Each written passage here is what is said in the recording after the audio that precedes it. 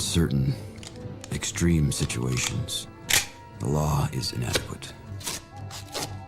In order to shame its inadequacy, it is necessary to act outside the law, to pursue natural justice. This is not vengeance. Revenge is not a valid motive, it's an emotional response. No, not vengeance. Punishment. Tonight we have a chance to say, yeah, you're right. We're too extreme, we're too wild, we're too out of control, we're too full of our own shit. Or we have a chance to say, hey, fuck you, you're wrong. Fuck you, we're right. Because you have all made it to the dance. Because believe me, this is the dance. Start the show.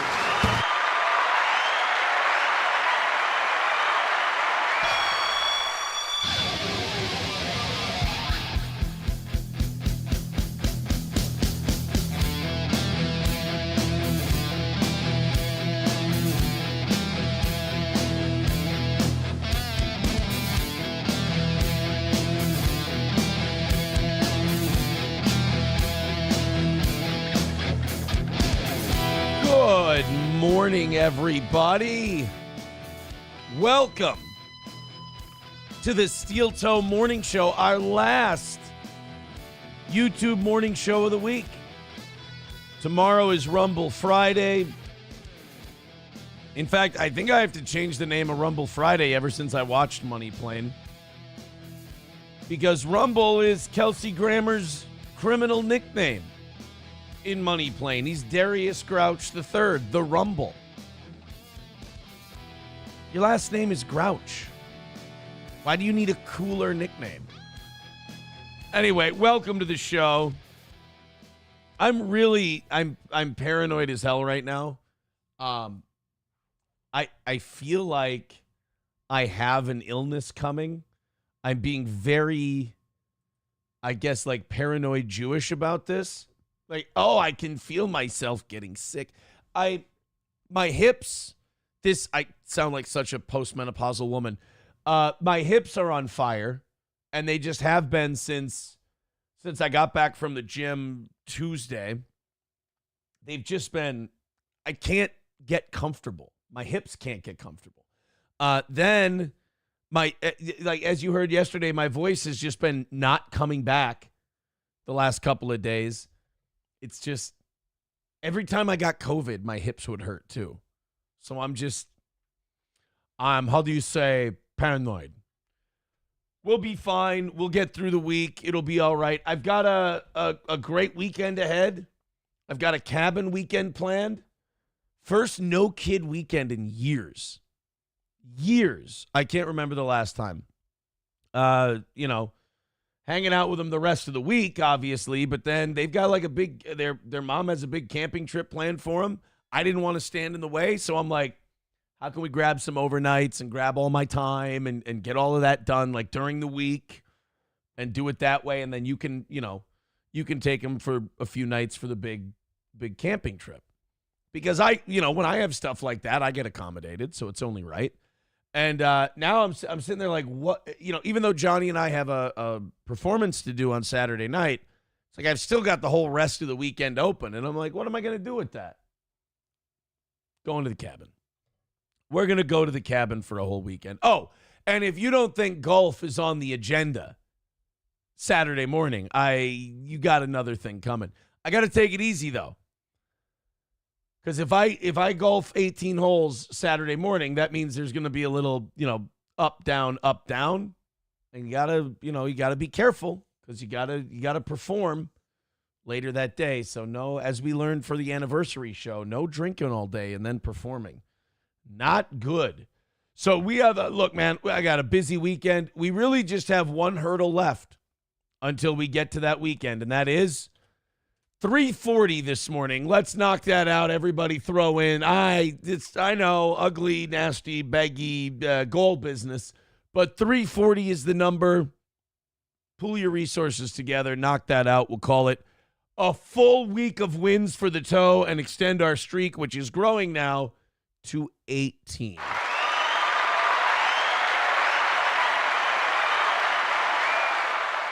18 straight shows of knocking it out. That means it's been almost 3 weeks since these poor steel toe fans, the seething steel toe fans, have been able to celebrate anything. You know what? I kind of like the idea. Don't give them anything to celebrate. Streamlabs, PayPal, Venmo, Super Chats, Rumble Rants. We'll get this thing knocked out. We'll call it another win. Let's put them out of their misery early. You know, it's hard to watch them struggle. It's just, it's like watching a cornered animal, you know? It's better to just put them out of their misery early and then call it a day. We also have Kevin Brennan talking some steel toe. We've got Nick Rekieta insinuating that, it looks like he's going to fight this thing, and he has his theory that he's going with. And oh boy, is it a lovely theory. It's not boneheaded and retarded at all, and it involves your humble correspondent. Apparently he went live yesterday. Look, man, I'll be honest. I was sleeping. I got up and I had some text messages, and they said you gotta check in on Kiwi Farms today. So I went and I checked it out before the show. Oh boy.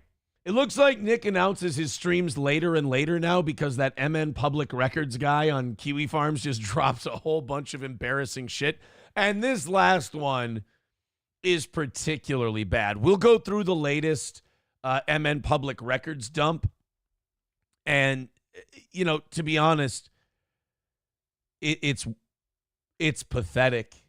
Not MN Public Records drop. I mean, what's in it is sad because not that you feel bad for Nick, but you get an idea of where he comes from and the lack of accountability he had growing up. And it makes all of his lying and obfuscating and all of that stuff, it makes it more understandable. You get an idea of where Nick came from. And you know what's crazy? The MN Public Records dump is Nick's dad's testimony at that child protection hearing.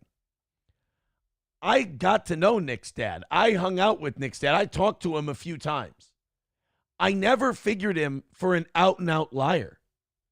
But, I mean, and I hate to call this out, but, like, when I'm in the same room as someone and I see what they see, and then I hear that they got asked a question and they just fucking out-and-out lied, when I've physically been in the same room as that person and saw what they saw, that's fucked up, dude. And then when they asked him about April and that relationship, I mean, the dude's in a group text with her, or at least he was in a group text with her the last time I was there. He's just he fucking lied. He fucking lied. And the worst part is he lied. Like, and he thinks he's protecting his son, but like protecting your son is making him take responsibility for the wrong he's done so he can fix himself and get better. All he's doing is enabling so that he can continue on with this stuff. So when I got up and I read the Minnesota Public Records thing, and I read the summary of it because the release is just in such small print. I wait for it to get re-released as, a bigger print kind of a file. It's, I read it and I was like, it's always uncomfortable when you read these things and you go, wait, I was there. Wait, I was there for this. Wait, he's not misremembering. He's just straight up lying to protect people. Which I understand it. I get it. JB Gunner TV says, to be fair, most of us would lie to protect our loved ones.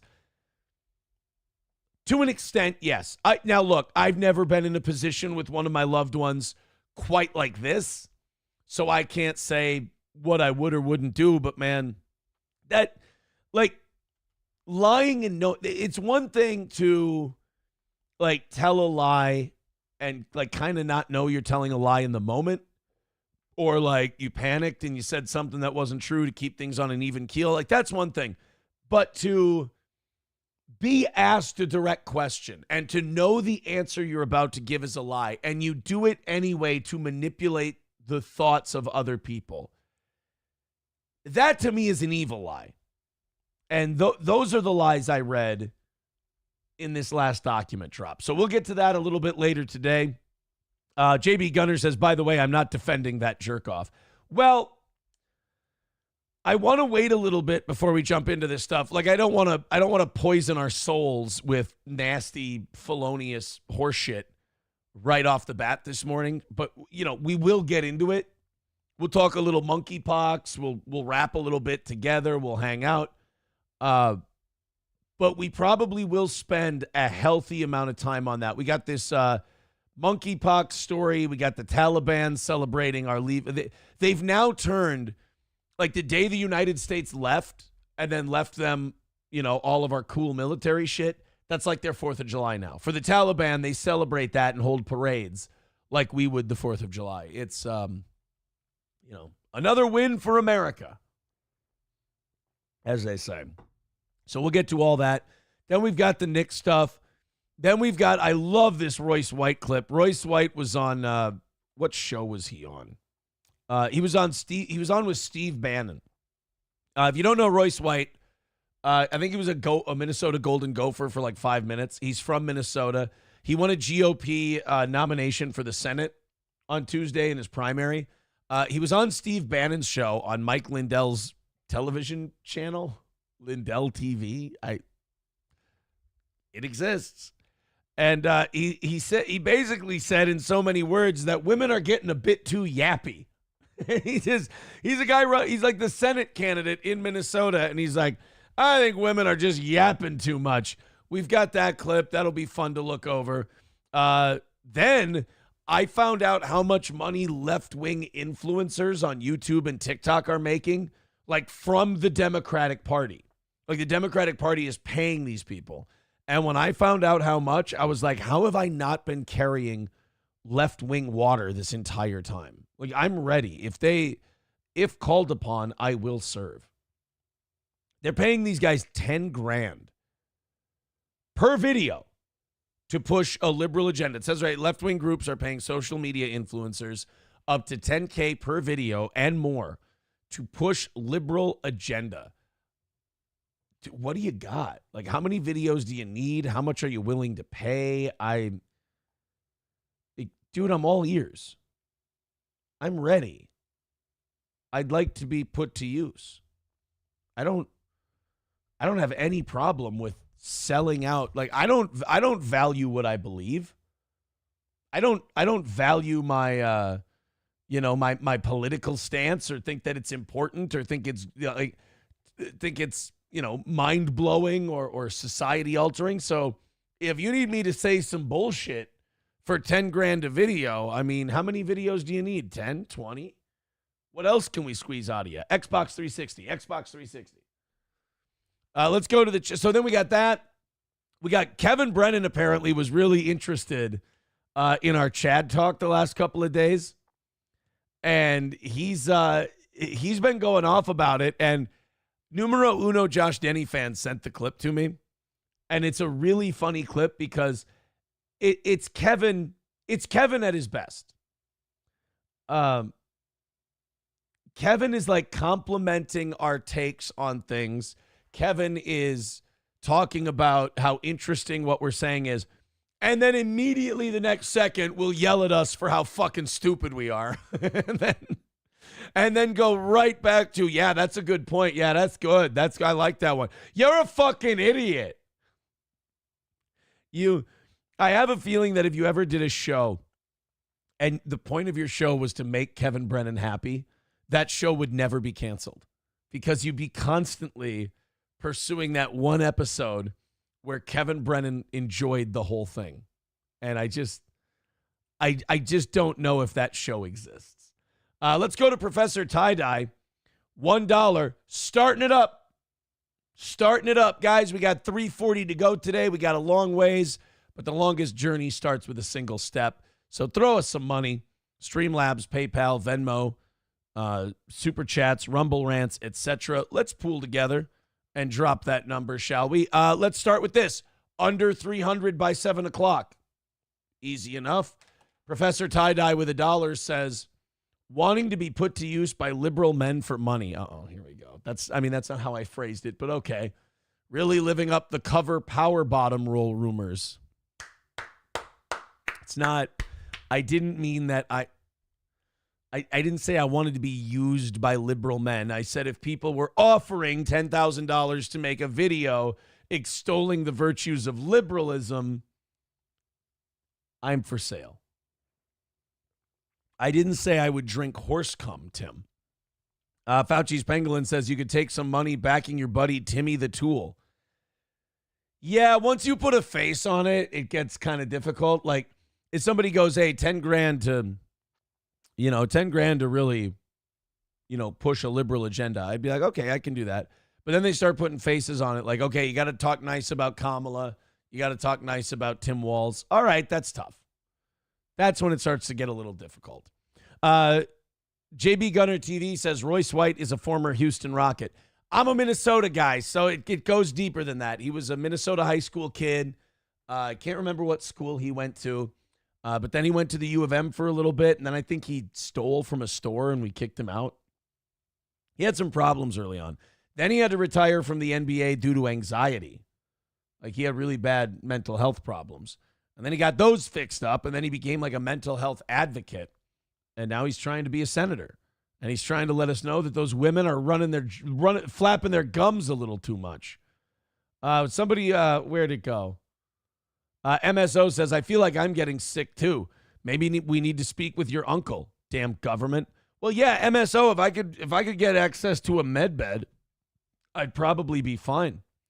JB Gunner TV says 10K is a little low to be seen as a libtard. I don't know. 10K, and then can you come back later and go, you know what? I changed my mind. No, because that's cheap. Then I feel like they can take the money back from you. Here we go. Isn't it greasy? 1776, becoming a member for his 14th month. Says the Baldo is definitely going to claim the nose beers were yours, like the cunt he is. I read that. We're going to get into that a little bit later today. I read that he is a chicken shit and a liar and a narcissist and a bad one at that. So Nick does this really cowardly thing. He's like a bad TV cartoon villain, where every time he has to like square up and do something on his own, he runs away. Like he's got these little henchmen of insinuation that he has, where he insinuates something and thinks everyone's retarded, or he is retarded and this is the best he can do. And judging by his dad's testimony, I think Nick's probably just a dipshit. But he's a dipshit way in over his head and thinks he's smarter than he is. That makes more sense to me now. But he does this thing where he insinuates something, and then you go, oh, we all speak the commonality of language. Clearly what you're getting at here is this. And then when you do that, he then goes, what? I didn't say that. It's really ironically, it's how bitches argue. It's like how bitches talk, where they say a thing. They clearly said it. But they didn't just say it. They put an insinuation out there. They gave themselves what they thought was plausible deniability. But they're not talking to a 3-year-old with Down syndrome. So the other person, the other adult goes, well, we both speak the commonality of English. Like, we both understand what you're trying to say there, and you're clearly saying this. And then they think they're being smart by going, what? No, I didn't. And it's like, you saying that doesn't make me think that.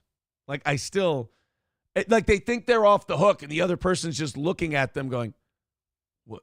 You're not out of this. Like, we all heard it, dipshit. So yesterday, and I saw a little clip of it on Kiwi Farms, he clearly insinuates that this is how I understand it. The grand defense that Nick is going with here, And this is funny because I feel like Samuel L. Jackson in Pulp Fiction. I feel like I'm just looking at Nick going, my name is Pitt, and you ain't talking your way out of this shit. Like, Nick is Brett right now.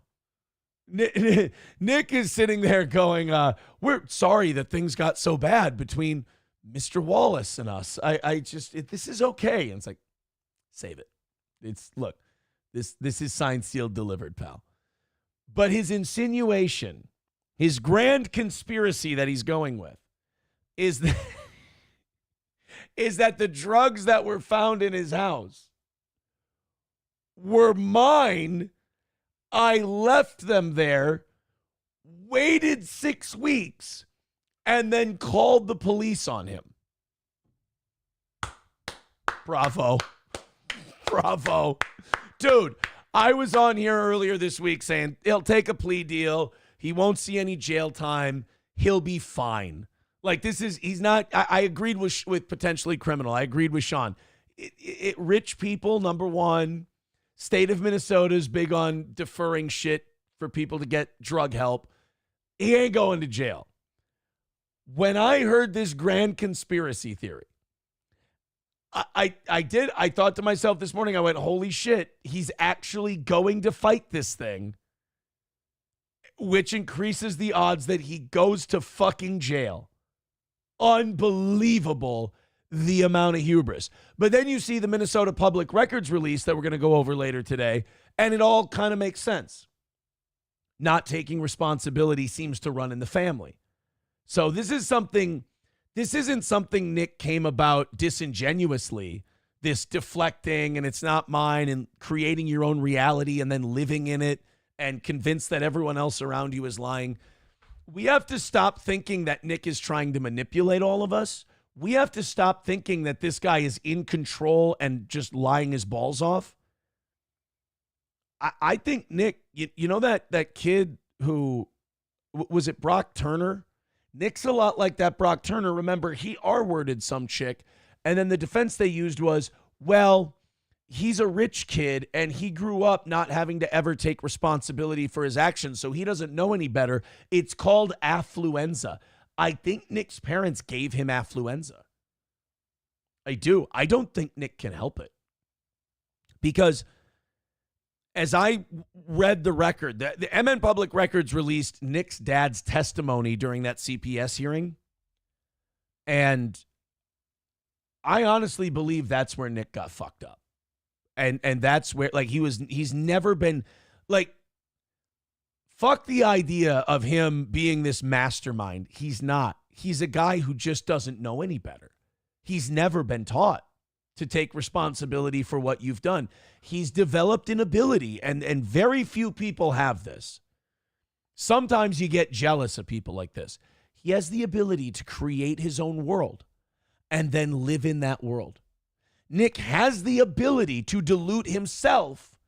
That's why he's so passionate about these things that we look at and they're clearly lies. Is because he believes them. That's why he's so threatened when you don't believe them. These are true to him. These are as true as a Christian's faith is true to them. He believes this shit. And it's because mommy and daddy gave him that ability through not holding him responsible for his actions, which they are not doing to this very day. So what he's going with, the insinuation that he made, now if you tell Nick he's going with this, he'll go, but I never said that. Nick, we're not as dumb as you are. Nick is going with, the drugs were mine. I left them there. Listen to how much of a fucking genius I am. Ready? Nick is insinuating that I brought those drugs into his home, left them there, and then called the cops on him. Now, great theory, right? Brilliant.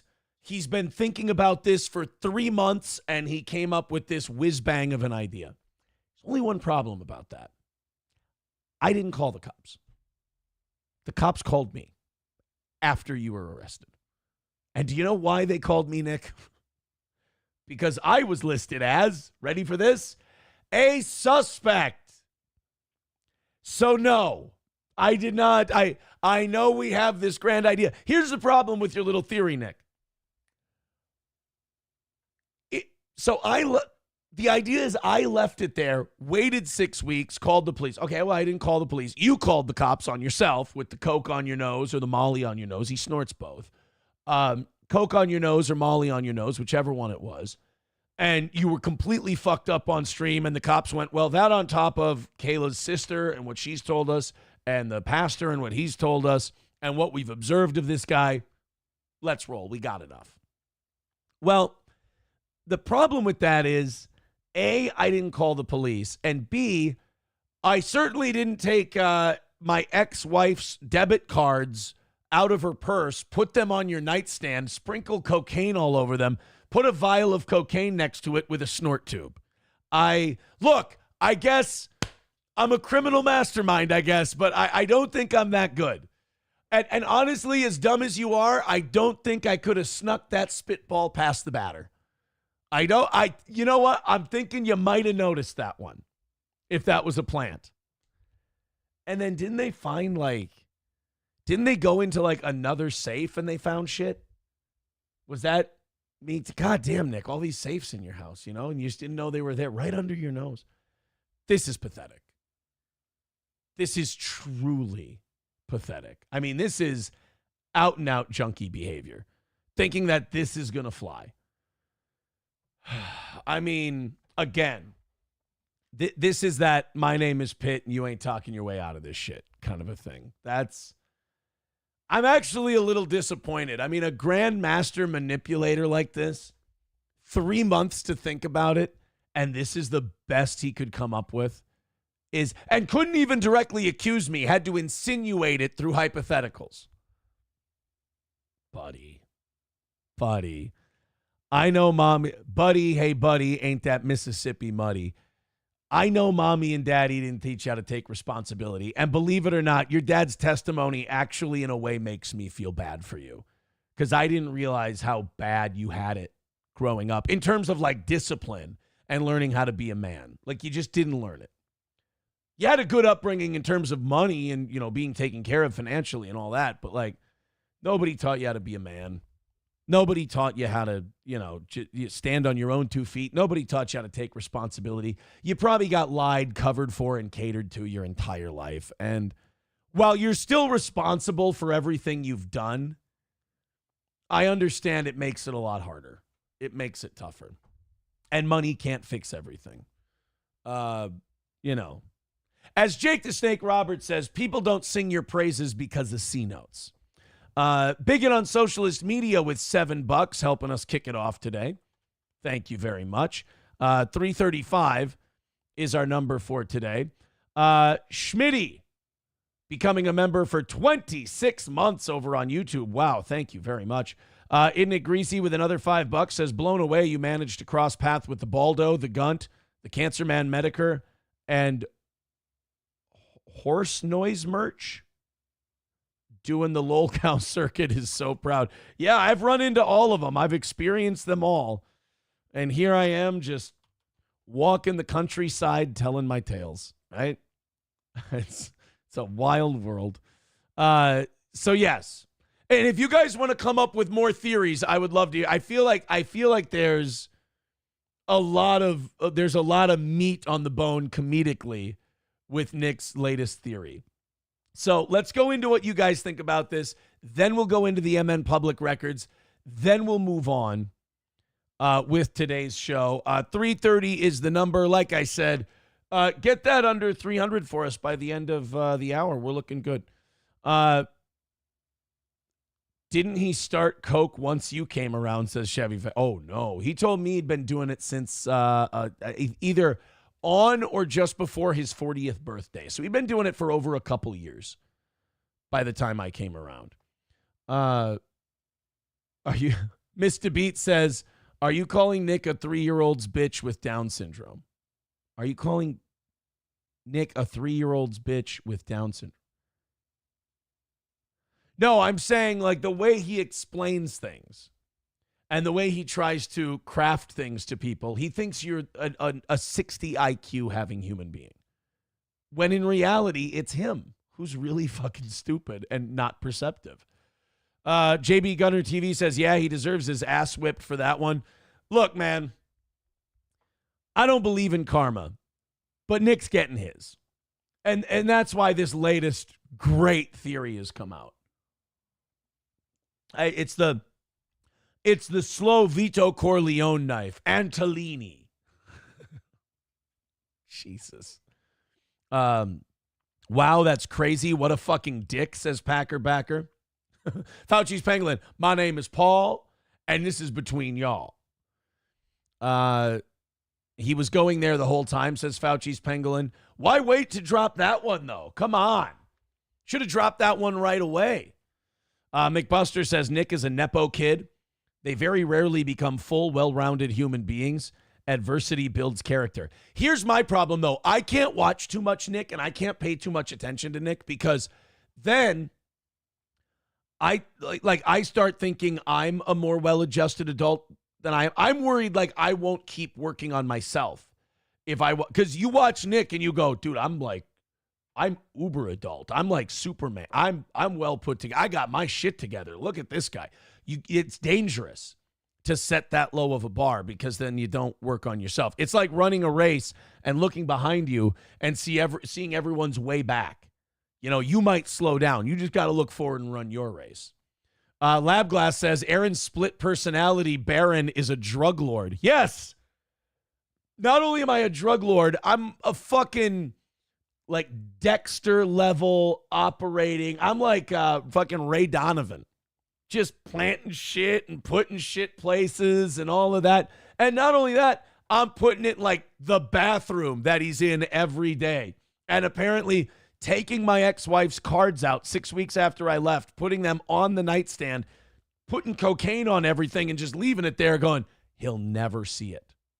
And then I wait 6 weeks and I go, yeah, police, move in. The chicken is in the pot. The chicken is in the pot. Move. Alpha Tango, Whiskey, Foxtrot, now, go. It's a solid theory. It just doesn't make any fucking sense. Especially the whole planted it, then called the cops. I never called the cops. And typically, if you're the guy calling the cops and setting the whole thing up, you're not a suspect. Did he? You know what? He might be watching Better Call Saul again, because I'm watching back Better Call Saul. He might be watching the episode of Better Call Saul where Mike Ehrmantraut calls the police from a payphone before he gets himself beat up by Tuco so he can get Tuco taken to jail. Maybe that, and he thought, wow, you know what? I'm going to pull an Ehrmantraut here. Bigot on Socialist Media says Nick could snort fat lines in front of his parents, and they'd tell Nick, you wouldn't do that. He's an angel. Well, we're going to go through this MN Public Records thing, and I'm going to tell you right now, that's not far. I mean, it's an exaggeration, but it's not fucking far from what happened. I mean, there are things that Bob said in this CPS hearing that I could have directly contradicted through my own personal experience with the man.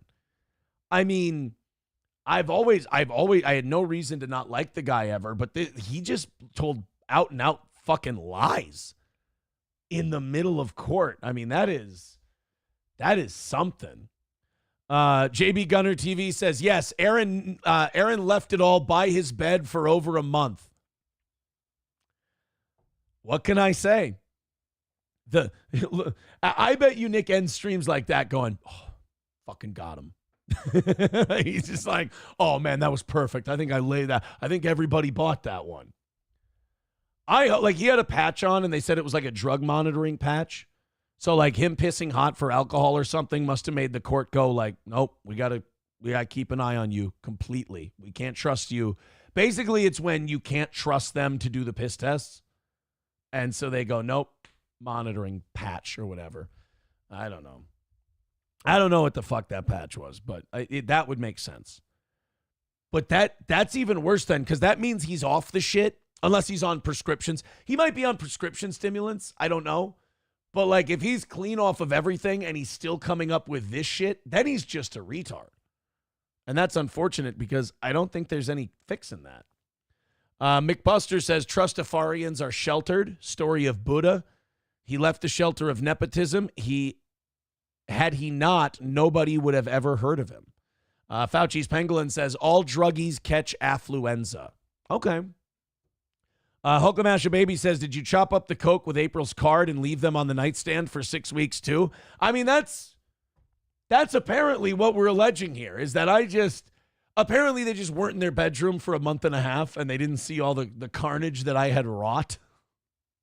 Jesus fucking Christ. MSO says 6 weeks. That shit would be gone in one night. Exactly. He was always going to use you as a patsy, says Fauci's Pangolin. That's like watching a man who's hogtied try to struggle, though. That's not exactly a threat. Packerbacker says if Nick went online claiming those were Aaron's drugs and Aaron called the cops on him and the cops know that isn't true, Nick is never going to get a deal. I mean, I don't know how that shit works. I really don't. You'd have to, like, I would listen to, if Sean goes live today, if Potentially Criminal goes live, listen to him. He knows all that shit. And Sean, for that plug, I want a Stoney's read today. But go listen to him. He'll kind of explain that. I don't know how that shit works. I'm just here to make jokes about how stupid he is. But as far as Nick is never going to get a deal because of all the shit he's talking, I mean, maybe if this was like Perry Mason or something, but I don't know, or like Law and Order, I don't know how that shit really works. Are they going to hold that against him? That he's, going online and saying all this crazy shit? Maybe. We did see documentation that Kayla got offered a plea deal. We haven't seen documentation that Nick did. That doesn't mean it didn't happen. But that's the other thing. Like, now Nick is going to force other people to back up his lies. Now Kayla has to fucking dirty her soul and go with this lie. If that's what Nick's going with, then she's got to dirty her soul. I mean, he really is putting a lot of people, like, this is one thing you learn about narcissism. There's no one, they don't truly love anybody. So there's no one they won't throw in the way, accidentally or on purpose, to save their own ass.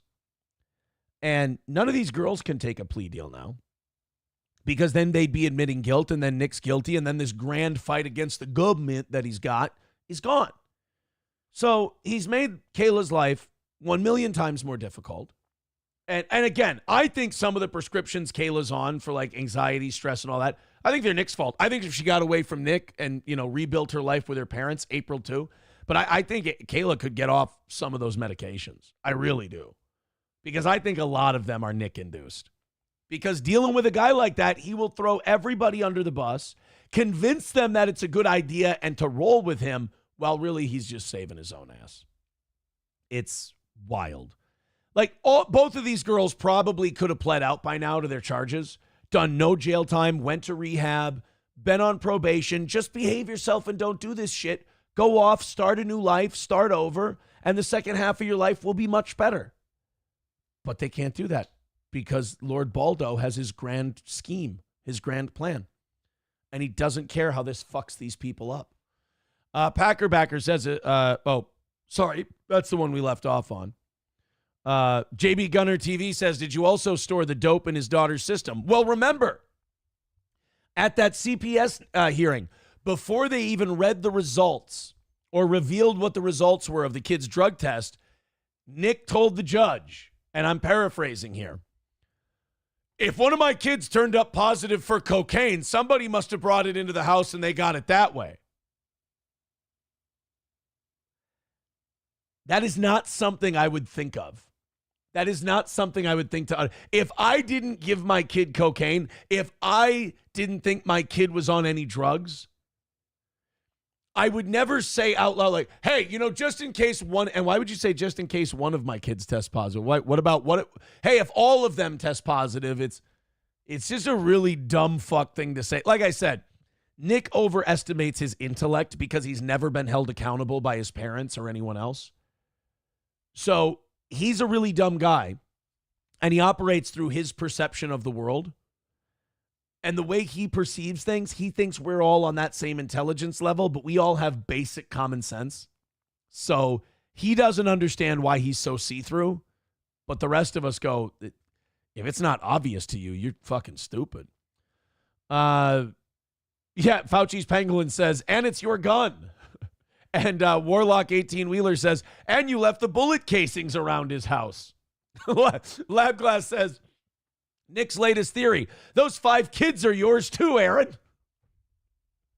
God damn it. How did I have blonde ones? He's still a boy if he can't take care of his kids. I mean, that's true.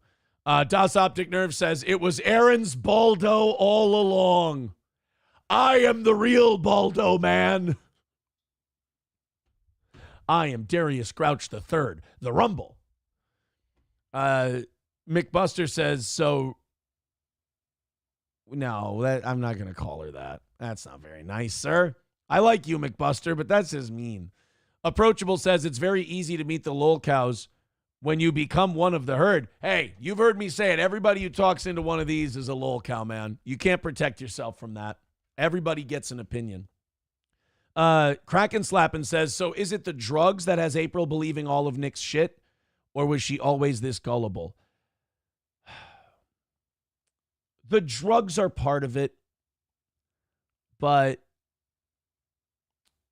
I've said this before. April is half herself. I don't think she knows who she is fully.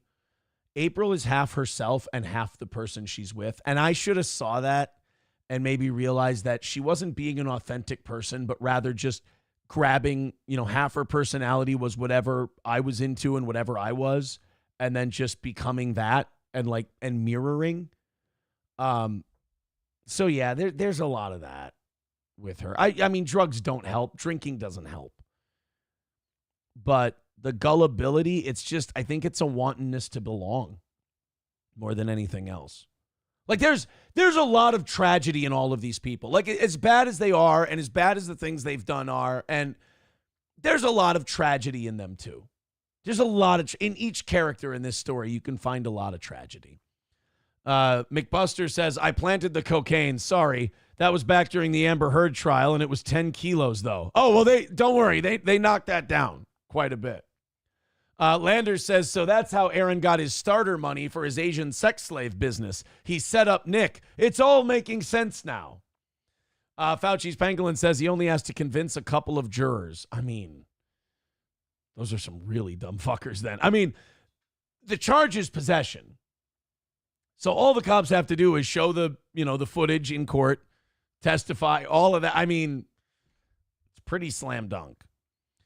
So Nick is not taking the plea deal, and we all get to have a lot of fun, says McBuster. I mean, his family isn't going to have a lot of fun. The people who now have to not take a good plea deal because of him, because they want to protect him, they're not having fun. Believe it or not, I do have some compassion for people who I believe, are kind of in Nick's wake, in Nick's path, But then again, they can flip anytime and they can abandon this retard, but they don't. So that's a good point. JB Gunner TV says Nick refusing to take a plea deal when he was caught red-handed is going to get him years. Drugs, guns, probably enhanced with trigger lock charge. Damn. See, again, that's past my know-how. McBuster says, no, likely Nick was dosing his kid with cocaine in lieu of psychotropics to treat a behavioral issue caused by being raised in a drug den polycule. That's one thing I wish they could acknowledge the damage we all did to people that weren't, consensually involved in the whole thing, because we did behave poorly. We were all bad parents, bad spouses, bad people, and you have to atone for that. And MSO says, and the Baldo was yours. JB Gunner says, only thing you left there was a disloyal wife. I mean, I was a disloyal husband. I can lay that chip on her and I can say, yes, she was indeed that thing, but I can't say that's something that makes me better than April. I was a disloyal husband. I was an active participant in the whole thing. I ran to the arms of another woman for comfort. I'm no better. I just didn't do drugs. I mean, at the level fucking they did. Los Federales says, I don't like the drugs, but the drugs like me. Diglett says, we're going to find out Aaron's DNA was on the Baldo. Oh, no. Johnny K says, so wait, you made Nick fuck your wife? Yeah, is that like how much of this did I put in motion? How much of this is the grand conspiracy? So what Nick's insinuating is that I left the drugs there, waited 6 weeks, and then told the cops, Team 6, move in now. I mean, how deep doth the rot go? Los Federales says Johnny has a date with Chris Hansen. What the fuck? Chevrolet JB says, you don't think she did what you wanted because everything she wanted to do was boring country shit? I mean, Vikings games are fun. A trip to Las Vegas every year is fun, but she liked that boring country shit. And I did that boring country shit with her. But there's another part of her personality that's just, look, she was in her 20s. A lot of people are incomplete at that point. I'm figuring out who the fuck I am at 37. I can't really talk shit on someone, who's still mirroring at 29. It's not like I'm in a good spot to, fucking go off on that particular topic. JB Gunner says, yes, Aaron, drugs and guns together enhance charges typically. All right. I'll take your word for it. Carlos Cameo says, would love it if they all got clean, but they have to put in the work and hold themselves accountable and get a therapist. Yeah, you got to get a therapist. I don't think you can get off that shit without replacing it with like prescription stimulants and shit, but then you got to get off that too. McBuster says, Nick was talking about how medicinal coke is, thinks has delusions of grandeur, is anti-establishment. Sure, why not give the kids coke too? I mean, we can all theorize. JB Gunner TV says the disloyalty wasn't the swinging. The disloyalty was her refusal to leave when you said it was done. We didn't want to be together at that point. I didn't want her. She didn't want me. I was the guy bugging her about drugs. I was being a prude. I was being a Swedish incel prude about drugs. And I was pissed off at her fucking behavior all the time. So there was no love lost there anymore. Landers says, in reality, if Nick had admitted guilt, most of these charges would be gone and he would be given a rehabilitation plan, maybe probation and some hefty fines. But like most retards, he thinks he can fight. Labglass says, Aaron likes boring suburban shit. Yes, I'm fucking Menard's dad. SMCJCK, I skipped you because what you said isn't pertinent to the topic. I skip a lot of people. Relax, buddy. You're not entitled. Los Federales says, I think April is just a small town girl that got swept away by the crazy lifestyle. That's part of it, too. McBuster says, tell Chris Hansen to watch Nobody Likes Onions. Oh, God, I think even he would be triggered. Posterior retention, becoming a member for 26 months. I taste my own pre-cum, becoming a member for 23, says, just popping in to have my name read, so when I listen later, I get happy. Gray Duckling with $10 says, after all, Nick is an agent of chaos. Well, that's true. How can you forget about that, right? I forgot that he's chaos, when he wrote us all those letters. I'm the pugilist and he's chaos. Can I get mine changed to douche? I think that would reflect better that whole situation, as it were. All right, guys, we are 3:25 away from today. Let's go to some of the listener texts, shall we? Then we'll catch up with the rest of the chat. And then we'll make some money. That's what we're going to do today. We're going to make some money. We're going to fly high. We're going to knock out our final goal of the day and call it the last win for the toe. Oh, boy. That's an interesting text I just got. I don't think I should read that one on the air yet. I should hold off on that deal. 3:25 away from today. Thank you very much. Would Nick give up his dealer as part of a plea? I don't know. I never talked to him really about the dealers, or I don't know where the dealer was. I know he was in the metro area of Minneapolis, St. Paul, probably Minneapolis, but needle meat haystack. I know one time we went to an Asian restaurant in Minneapolis, and Nick had to get up and leave for like 45 minutes to go see a client. And when I was sitting there, I was like, that seems like bullshit. He doesn't really have any clients. And I'm pretty sure he was going to reload. And he just left Kayla and April and I there, and we're just having drinks and eating some Asian cuisine.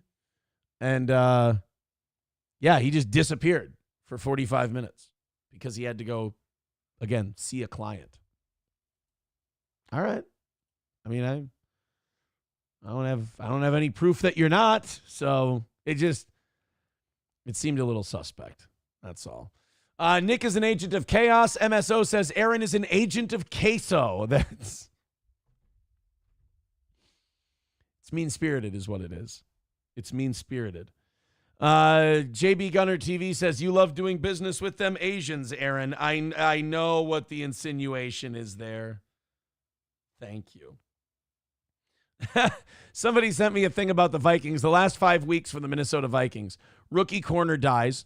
Starting receiver gets DUI. Starting corner tears ACL first day of practice. Other starting cornerback gets hurt second day. First round quarterback tears meniscus, out for season. Starting wide receiver carted off practice field. And then it's a meme of a person in a Vikings hat going, stop giving me your toughest battles. And Jesus saying, how are you still alive? Oh no, I just spilled my Coca-Cola all over the new charcuterie board that Matt gave me. Oh my. I wanted to use this at the cabin this weekend. I still can. I just have to give it a little washing. Oh boy. All right, guys. Oh, you know what that means? I made a spilly. You know what that means I have to do? It's been a while since I've made a spilly.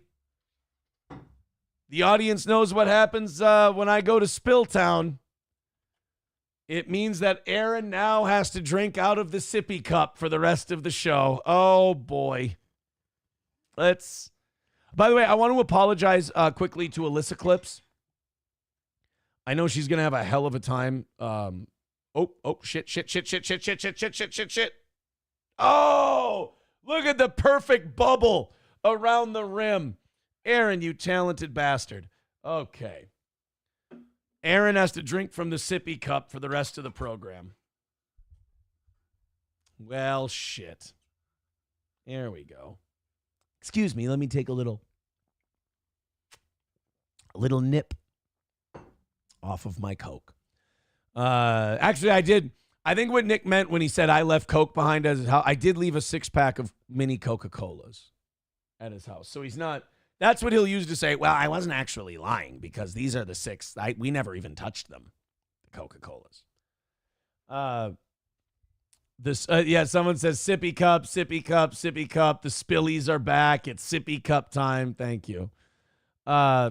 Mild says, where does Keanu and Chrissy fit into the mastermind Aaron theory? Are they your recruitment agents? Keanu and Chrissy are so fucking up Nick's asshole. I'm pretty sure they're going to believe that theory. They're going to go with it. I mean, if they don't, I'd actually give them a lot of credit. They wouldn't be as dumb as they have been. But if they go with that theory, I mean, that's going to be worth a good laugh. Bigot on Socialist Media says Nick won't use the Coke with his whiskey. No, straight up. He might as well just pull it right from the bottle the way he drinks. Honestly, I don't even know why you dirty up the glasses. Well, because you don't fucking wash them anyway. All right, let's go into this matter of public record. Here we go. MN Public Records dropped this from on Kiwi Farms last night. I was asleep. I was laying in my bed, counting sheep, dozing off, and MN Public Records released more documents pertinent to the Rekieta case. Now, this one is back to that June CPS hearing. You know, the one where Nick said, yeah, you know, if one of my kids tested positive for drugs, you know, that was somebody else, wasn't me. Like, what? We don't know if your kids have tested positive. Why? That's a very odd thing for a man to say, but okay. You never know, you know, that's all I'm saying. Interesting new matter of public record attached. The state rests. So we're like, MN Public Records is doing this like a Star Wars movie, you know? He's just cutting it off at certain points and releasing the next episode later. The state is rested, and finally the defense gets a chance to present their star witness to prove once and for all that Nick's a good boy who didn't do nothing. Yes, notwithstanding a prior transcript's expressed concerns that both sets of grandparents were in the home the week before the removal, Grandpa Bob is here to assure everyone that he has never, ever seen any unsafe parenting by Nick. Now, he might be right there, because usually when Bob was in town, he never saw any parenting by Nick. Nick would unload those kids on Bob and Celeste when they got to town, and damn near if they didn't just throw them on the off the plane to them as they left the airport. So that I mean, there's one thing. This is going to get... There's at least two things in here, because I've already read this. There's at least two things in here where it's going to make me uncomfortable, because Bob was always very nice to me. I like Bob. I did like Bob. And then I read this. There's two instances in here where I'm going to have to call him a liar, because I saw what he saw at the same time he saw it. And I know too much to just let this guy fucking bullshit, especially when I mean, again, it brings up that term affluenza. Let's not forget, we're not talking about some abstract concept here. We're talking about the safety and well-being of 5 children. And we're talking about a man who has a choice to tell the truth and protect 5 children, or lie so that his drug-addled child can get his 5 kids back. And I can appreciate that that's a tough spot for a father and grandfather to be in, while at the same time saying, you pulled a spineless fucking yellow-bellied chicken shit move here.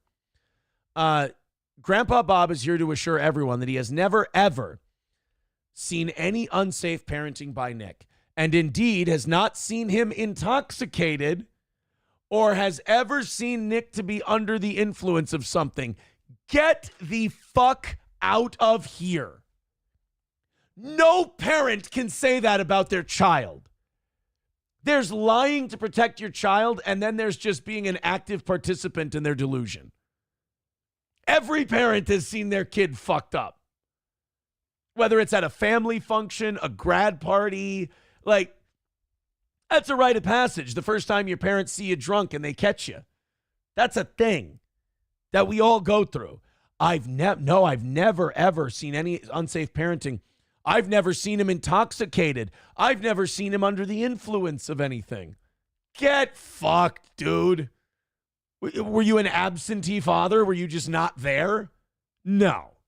Never seen him under the influence of never seen the kid with a drink in his hand. Don't know why his sink was full of fruit flies and whiskey glasses.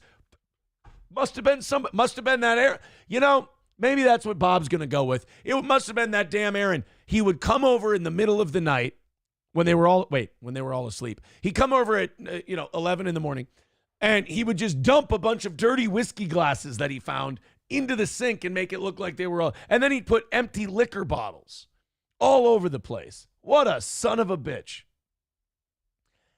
I mean, you didn't see your kid under the influence. The minute you walk into Nick's house, you peek around the corner, there's a Lazy Susan full of whiskey bottles. I mean, you never saw him under the... Stop it. If you've never seen Nick under the influence, you've never seen Nick. So that's a lie.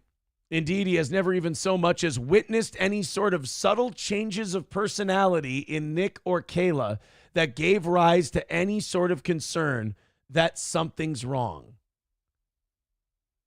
You never saw any of his streams. Now, and Kiwi Farms, they were saying, and they're autistic enough to pull this, they were saying, Bob's been in Nick's chat before. Now, I don't know if that's true or not, but he's never seen one of Nick's streams where he's all fucked up. Okay. I'd actually find that more believable than, oh, no, just watching him, I've never seen him. Well, I got to ask Bob a question then. How the hell did this fucking model citizen who's never even appeared to be a little bit tipsy, I mean, you've never seen the guy with a drink in his hand in your entire life, how did he end up with that white powder on his nose whacking off on stream, Bob? I mean, Bob, you and I got to sit down and get to the bottom of this. Something's going on here. Somebody's drugging your boy, Bob. I've never... on the other hand, Maybe there's just, this is MN Public Records now. On the other hand, maybe there's just not much of a keen eye for those sorts of things, as he's apparently lived so sheltered in existence as to, quote, not know what someone who uses drugs looks like in the first place, such that he would need YouTube videos brushing up on what you and I might call basic common sense. Remember, the court said that maybe it would be a good idea if the grandparents watched some videos of what a fucked up person looks like, because these two apparently have their heads so far up their asses they can't see that these people are junkies. So maybe he's telling the truth, and I mean, it's not a good look for you either way. I mean, either you're fucking stupid and you don't know what an intoxicated person looks like, or you're lying. I mean, to the point where in your fucking 60s, you need to watch a video on what an inebriated person looks like. Sweet Christ. Now, MN Public Records continues, but that Mr. Magoo routine seems less credible when considering his acknowledgement that he saw cocaine in person in his younger days, along with what a joint looks like, and a bong or needles being the sorts of paraphernalia to look for, only to backtrack to how, quote, a lot of this knowledge is pretty much from television as opposed to personal experience. Wait, which one is it? Have you seen cocaine and needles and shit like that and joints before? Or is your knowledge from television? Well, he wasn't acting like Leo DiCaprio in The Wolf of Wall Street, Your Honor, so I just thought he was fine. It's just, my boy's just jumpy. Signs of drug use aside, back to MN Public Records here. Signs of drug use aside, at least he had no choice but to acknowledge messes of clothes in piles waiting to be washed, which apparently was such a problem that when anyone would stay at Bob's house for a couple of days, Bob can, quote, see the messiness proliferating from house to house like a virus spreading from host to host. That checks out, but don't worry, surely it will all be... Now, this was a big lie by Bob. This was a big fuck lie. It will surely be swept up by April, whom Bob considers a mere replacement for their old nanny Cheney with no awareness of any other complexity to that relationship. Bob, you're a fucking liar. No offense. That's a goddamn lie. Because you met us, you knew us before Cheney left. Bob, I was at your house when, now, I was this before Christmas or after Christmas, but the kids, you were going back to Florida. The kids were opening up their Christmas presents. I was there. We had dinner. We met. This was December, January at the latest. Cheney was still there. April and I were hanging out with your son and your daughter-in-law. So stop it with the fucking, she was the new nanny. Horse shit, Bob. Fucking horse shit. I was at your lake home. Cheney was still very much in the picture. We were introduced to you as, these are our friends, Aaron and April. So stop. You knew that when you were watching the kids, we were staying over at their house.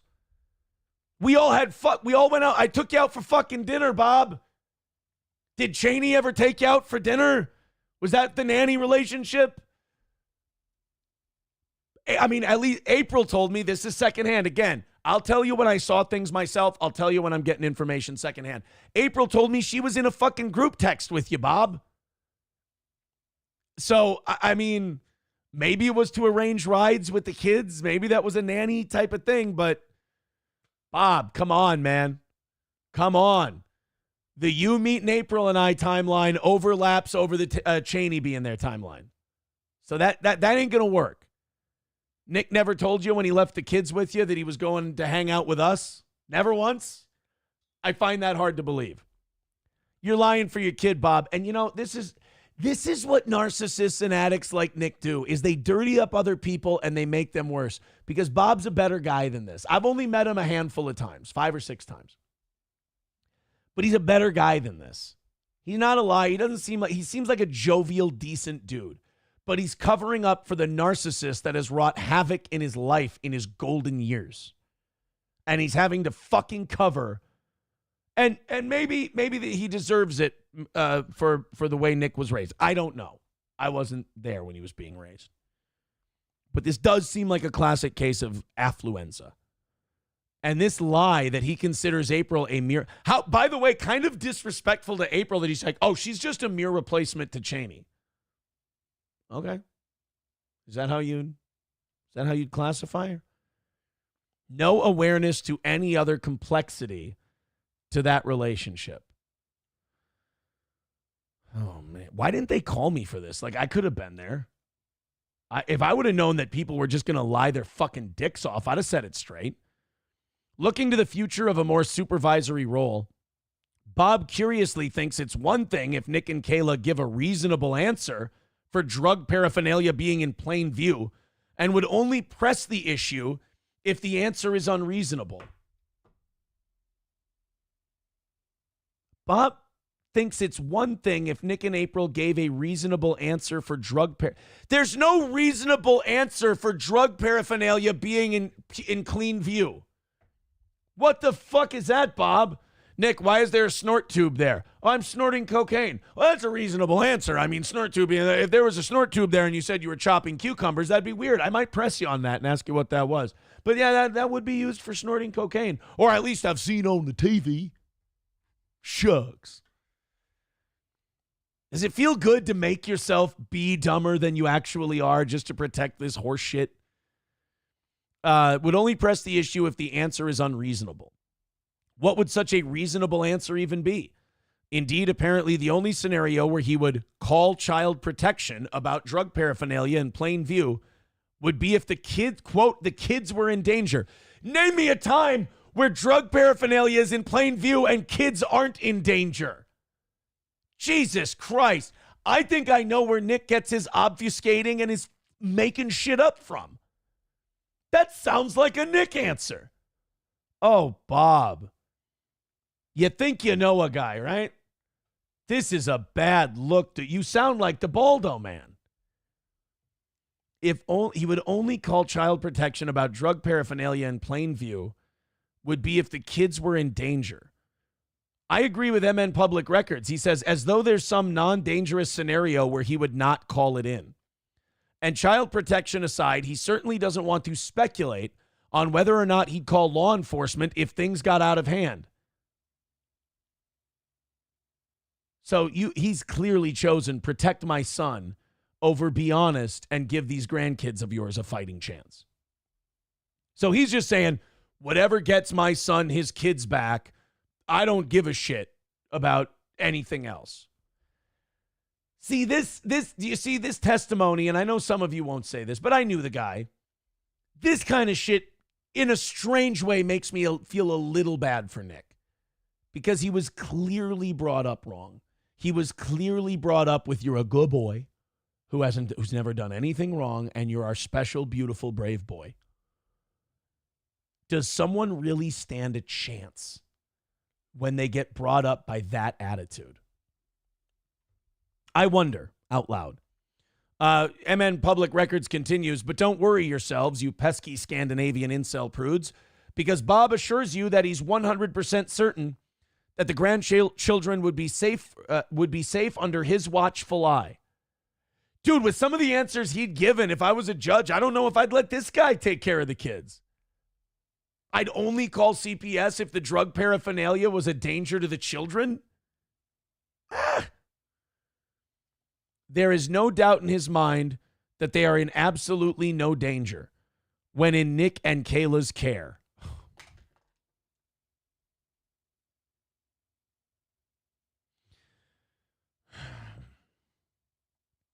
I'm just honestly, I want one fucking redemptive character in this whole fucking story, please. I just want one goddamn character in this whole story who's not a ball-washing piece of shit. Lying cunt. I'd like one non-lying cunt to be in this story.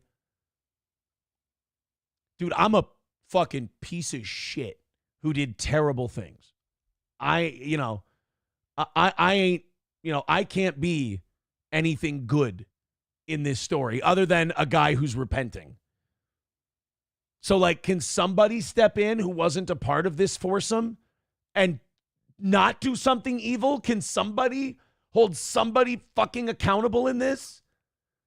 Because, Bob, if you don't hold these fucking grown babies accountable, this county in the state of Minnesota is going to. You're going to walk your child down the primrose path to the penitentiary. So, MN Public Records continues here. Yep, there is complete confidence in their ability to take care of their kids. Fuck. Despite what we've all seen. And in any event, reunification is utmost priority, whereas a healthy, good environment is right under that priority. First things first. Did he really say that? That's in quotes. Reunification is utmost priority. A healthy, good environment is right under that priority? Wow. Then MN Public Records ends it with, how about a show of hands if and when the time comes for Bob to bear witness to a relapse? Who thinks he will immediately do the right thing and report it to the county? And who thinks he'll be just as likely to give Nick a high five? He'll cover. I mean, as far as sweepers goes, I'm going to say that Nick's dad might have the biggest broom of the bunch. That's pretty fucking bad, dude. Yikes. Let's go ahead and get to the audience thought in all this and see what you guys think. Yeah, Chevrolet JB says, you're right. I've seen my daughter fucked up and she's 11. It was after surgery. Yeah. Like, everybody's seen their kid fucked up. You know what? I think my parents might have even seen it a time or two. I know. Hard to admit. I have used alcohol. McBuster says, I figured it out. Aaron is the coke kingpin. Corey is the mule with the truck shuttle business. Johnny is a street hustler. All right, that's where your theory starts to fall apart. It all makes sense. Nick is innocent. Deutsch Chad says, they seem like oblivious enablers. Nice people, just clueless.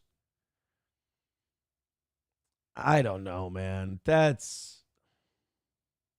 Is that clueless? That seems a little intentional. A little intentional. McBuster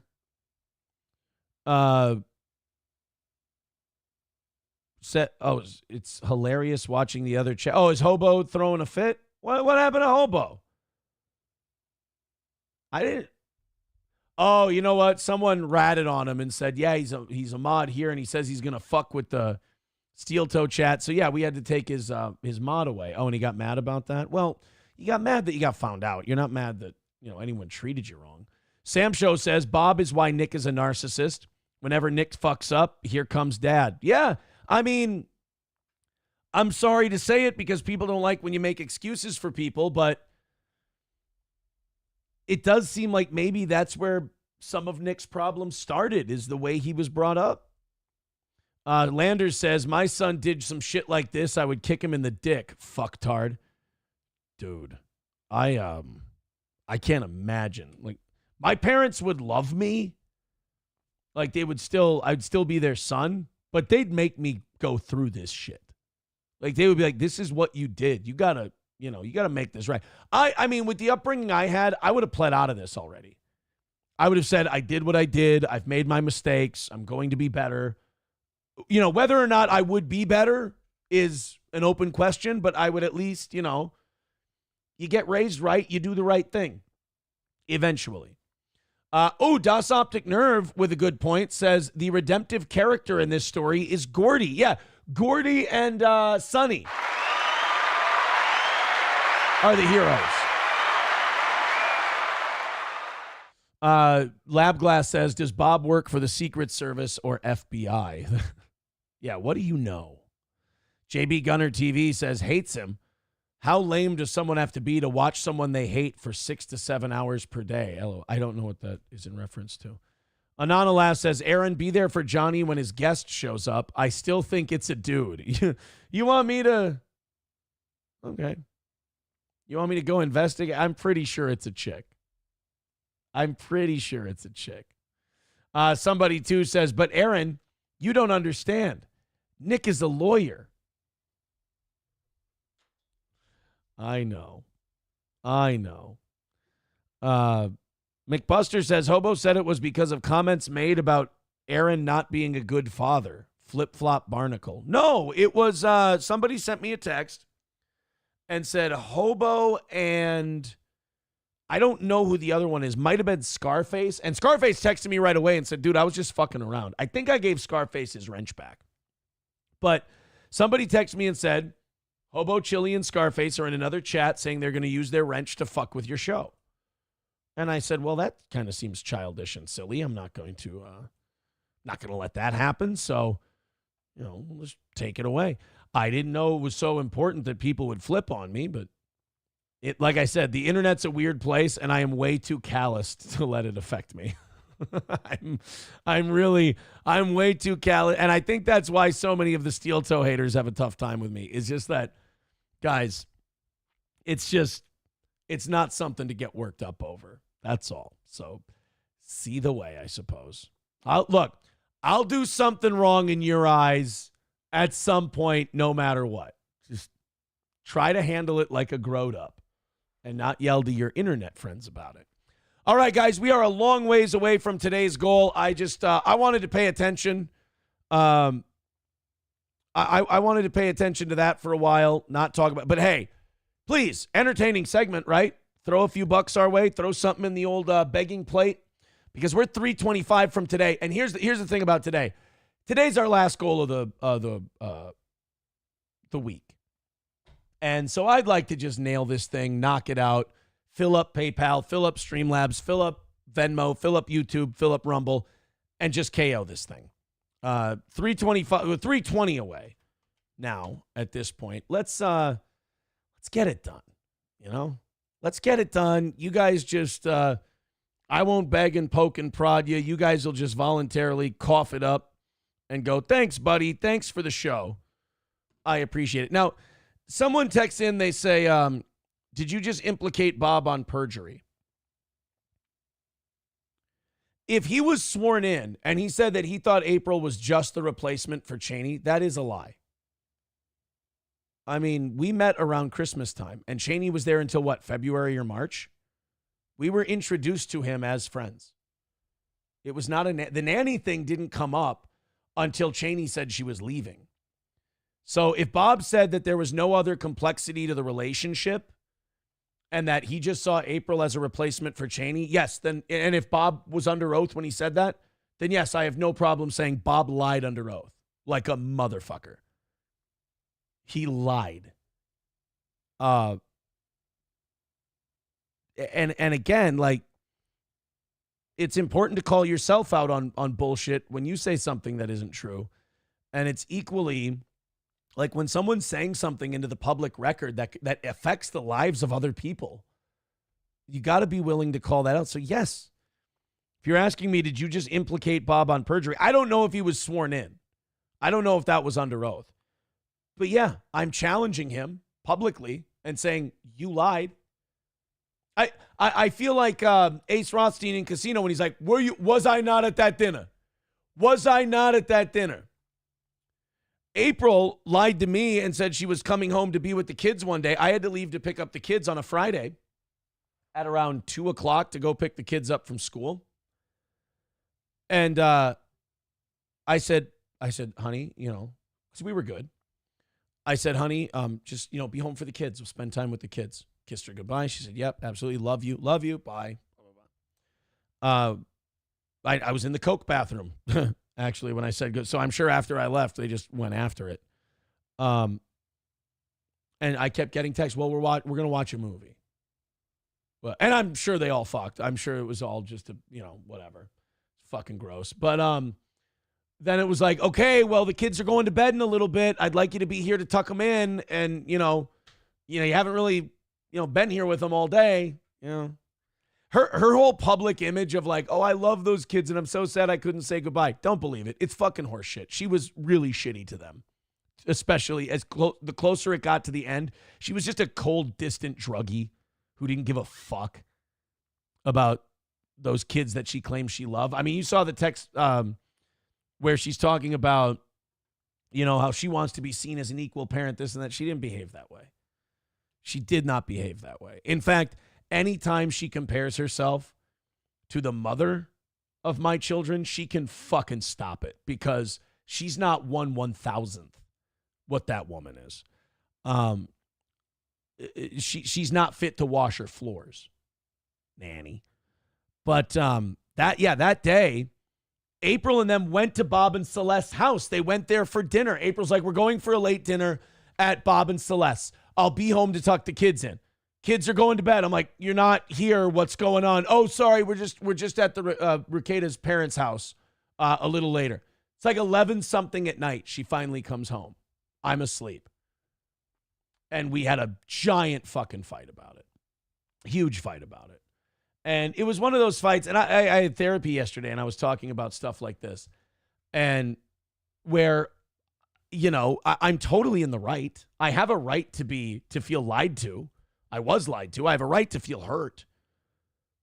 And she would just flip it on you. You know, she would just turn it on you like, you're a real piece of shit. I was just hanging out with my friends. And blah, blah, blah. And you'd be like, the problem is not you hanging out with your friends. The problem is you saying that you would be there to spend time with me and the children today, and you fucking lied. And you went off and you did drugs and all this stuff. Then it was, I don't do very much, and it's just a little bit at a time, and it's fun, and I like it. And how dare you fucking try to get me to stop doing that? And that was the famous conversation where I told her, honey, she's like, it's only like this much at a time. I go, it's going to become this much at a time. Then it's going to be this much at a time. I said, then it's going to be multiple times a day.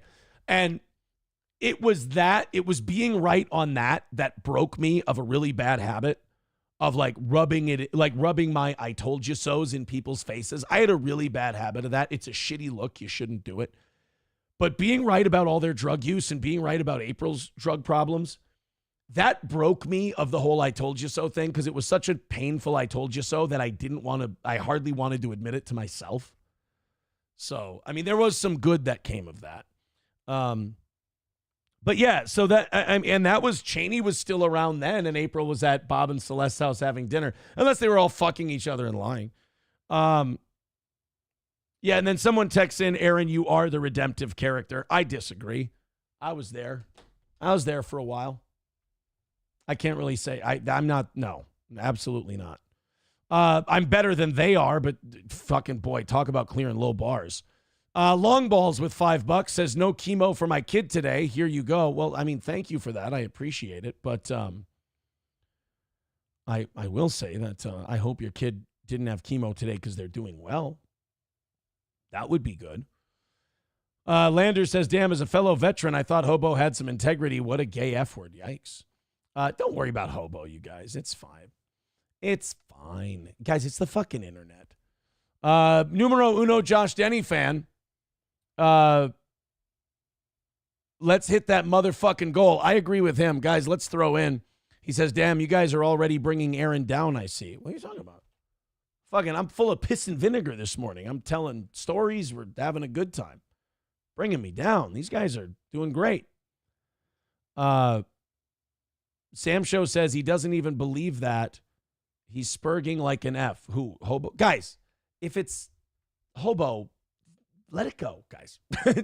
I got to be honest. It's a little too internet-y for you guys. Let's be honest. Approachable says, where do I send the bill for this therapy session?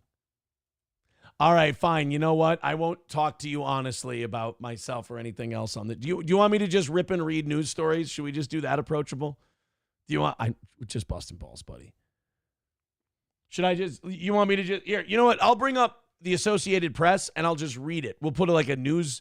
Can we do like a news sounder? Let's put a news sounder behind me and I'll just read the Associated Press news. Here, news ticker music. Here we go. Here. We'll do this. Breaking news coming out of the Baldo bunker.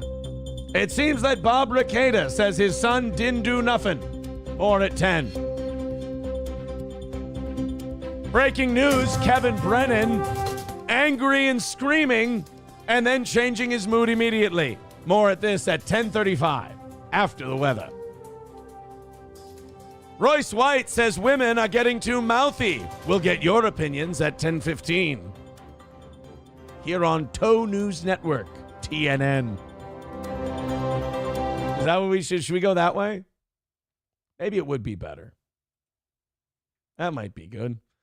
Sam Show says, come on, you can't tell me it's not funny. I keep glancing at YouTube chat. He just sounds like a retard at the moment. Oh, he's like spurging out now? Oh, fun. It's like he's lost all his humor. Dude, that's what happens. I told you. When you leave Steel Toe, you stop being funny. Like, you take the internet so seriously, you lose your sense of humor. People who actively hate Steel Toe, and this goes back to the radio days, not even blaming internet people for this.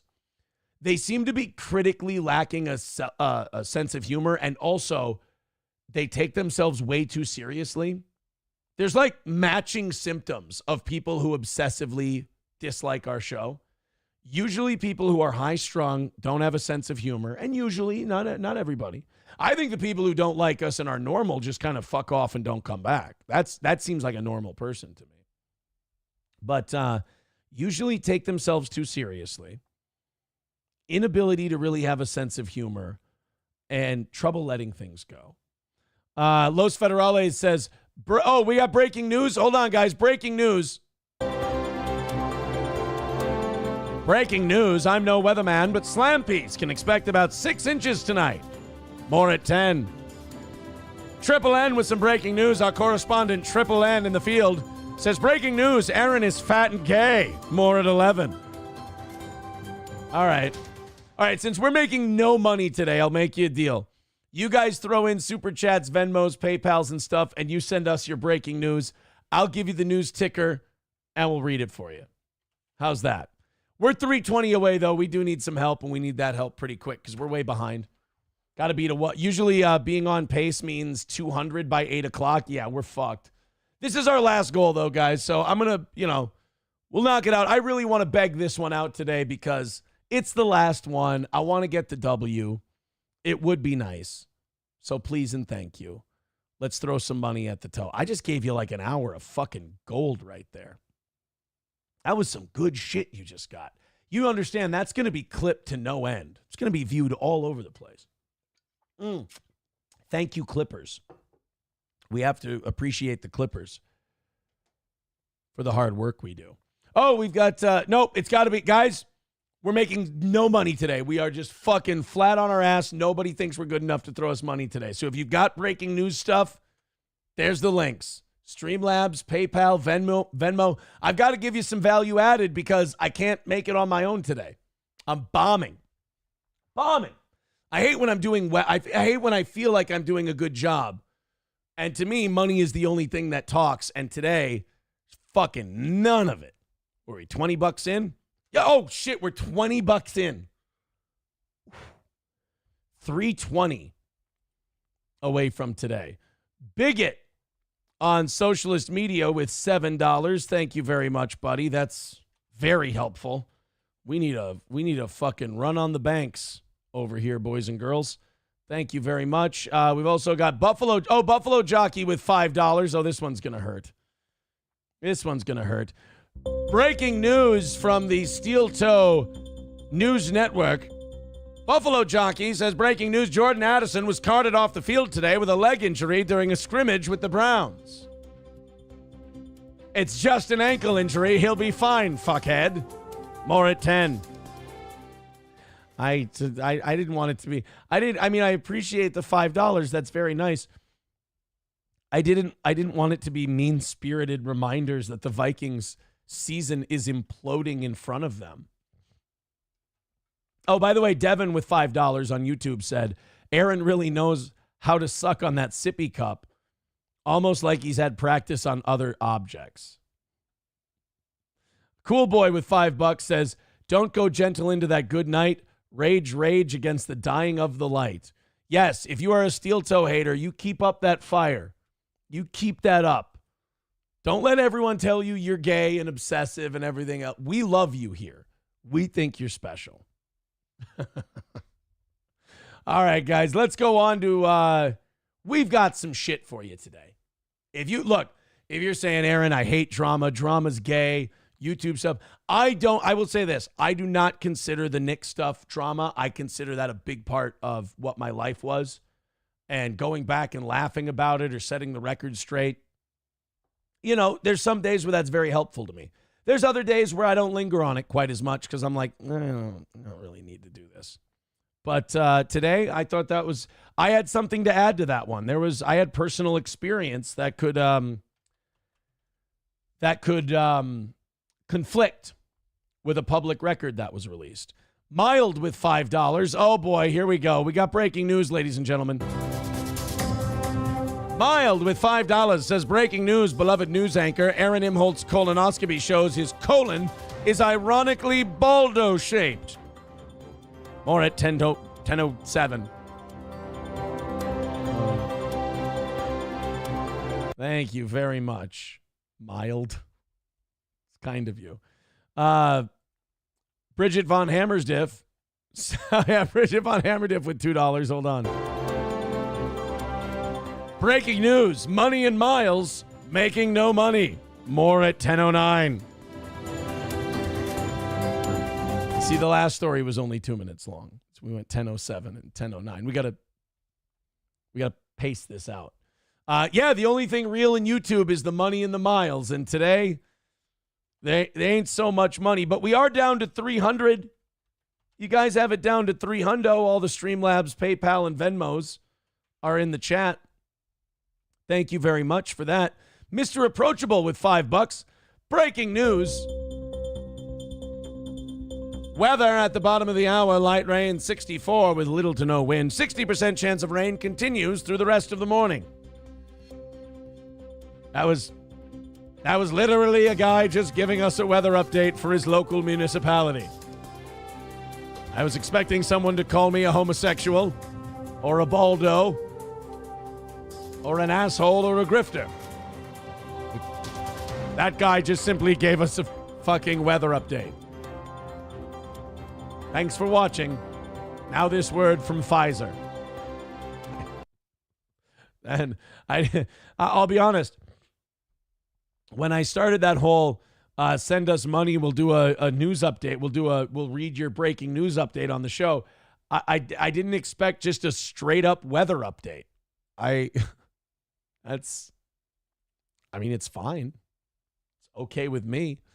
Let's go ahead and knock down another 100 in the next half hour, and then we'll be back on track again, guys. Thank you very, very much. Hey, speaking of breaking news, ladies and gentlemen, here from the Steel Toe News desk, gay butt-fucking diseases are back in season as the World Health Organization warns that monkeypox is making a strong return.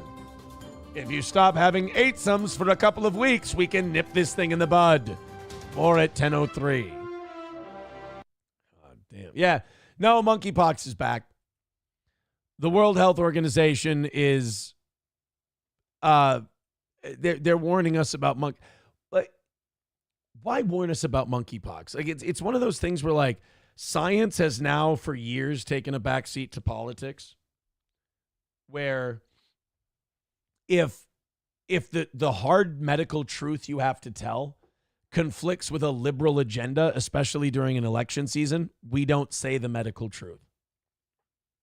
I would say it started with lying about where COVID came from, because that kind of clashed with the interests of the Biden administration because they were in bed with China. So saying that it came from China, and what's worse is that we even helped China develop the virus. We gave them money to do this gain of function research. So we might be complicit in all this. That wasn't going to be a good look. So we lied about that. Fauci lied about 6 feet being an official distance. That's just something they pulled out of their ass, and they didn't admit that till earlier this year. How it spread, whether or not masks would work, like all this shit, the impact it would have on school kids. If any of the actual truth of the matter conflicted with an agenda at the time by the ruling political class, they just wouldn't tell us about it. Monkeypox was the same thing. Monkeypox came out and they went, oh, guys, monkeypox, it's dangerous to everyone. And then we all started looking into it, and people had to kind of do their own research, which I know is discouraged. But people started doing their own research, and they went, hey, wait a minute. It seems like the only people getting this are gay people who are having orgies. Like, we looked into how monkeypox got to Europe and then to the United States. It was at a gay music festival where there was lots of unprotected dude sex. And then it came to the United States and it started spreading that way. So then the media had to start reporting, even though they probably already knew this. The media goes, they couldn't even say gay. They went, well, it seems like monkeypox is spread primarily through men having sex with other men with multiple partners. And to most of us, you would go, oh, well, good. We know how this spreads. Now we can stop the spread. Hey, gay people, hunker down with one guy for the winter and just cornhole him for the next couple of months, and we'll be done with this monkeypox thing. But you can't suggest that. That's anti-gay. Come on, if we can't have 8 thumbs, what are we supposed to do? Just fuck off and die? If you keep having 8 thumbs, fucking off and dying is basically going to be the beginning, middle, and end of the story. But monkeypox comes around. We need a pandemic. COVID's cooling down. Pandemics scare people and get them to vote our way. So, yeah, monkeypox is our pandemic. Hey, guys, seems like the LGBTQ community is the only people getting this. Ah, fuck. Well, maybe we can keep the scare up. I mean, just, subtly point that out, but then still talk about how monkeypox is spreading. Cool. Guys, yep. A kid and a dog of a gay couple got monkeypox. All right, shut it the fuck down. We are not talking about monkeypox anymore. You're saying that it's a gay disease mostly, yeah? And some gay couple's kid and dog got monkeypox. Yeah, we're not fucking talking about this anymore. There's a lot of implications that a lot of people are going to run with. No fucking thank you. Not good. Shut her down. Monkeypox to monkeypox. Like, one day it went from monkeypox is going to be all over the country to then an underage kid and a dog got the gay sex disease, and the media immediately went, monkeypox? Never heard of it. I don't even think it exists. I don't know what you guys are talking about.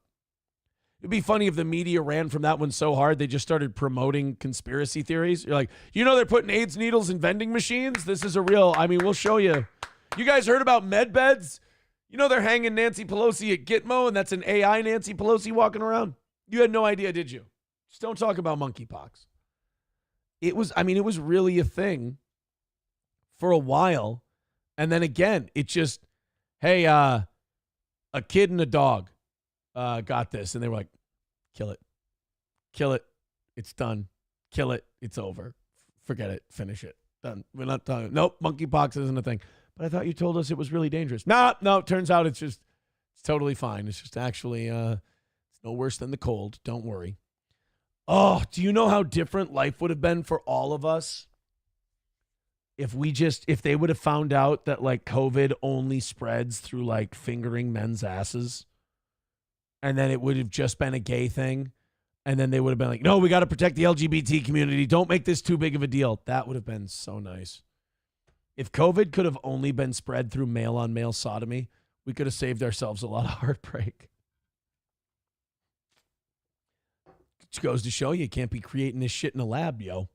All right, let's go ahead. We got some breaking news here real quick, and then we'll play the World Health Organization's, monkeypox part 2. Let's do a little breaking news. Buffalo jockey with $5 says, breaking news from the Toe News Network. Fauci lied about 6 feet, while Aaron only lies about 6 inches. More coming up at 10.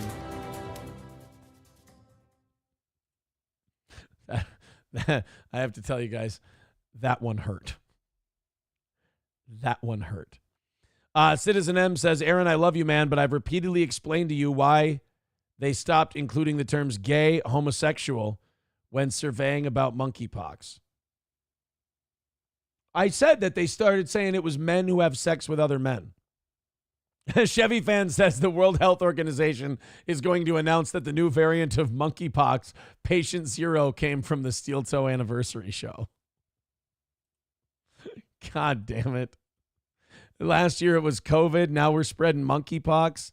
Son of a bitch. More breaking news.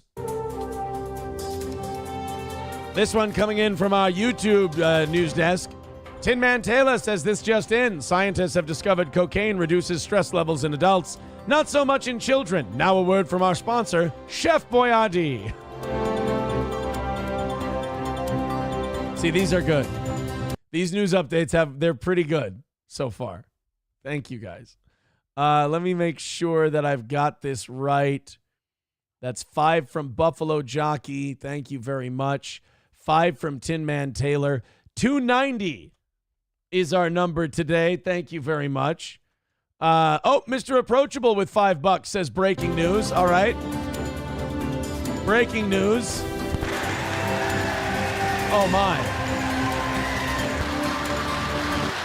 Breaking news, guys. Where is it? Oh, there it is. We have breaking news. And representatives, I have the distinguished honor of presenting the President of the United States.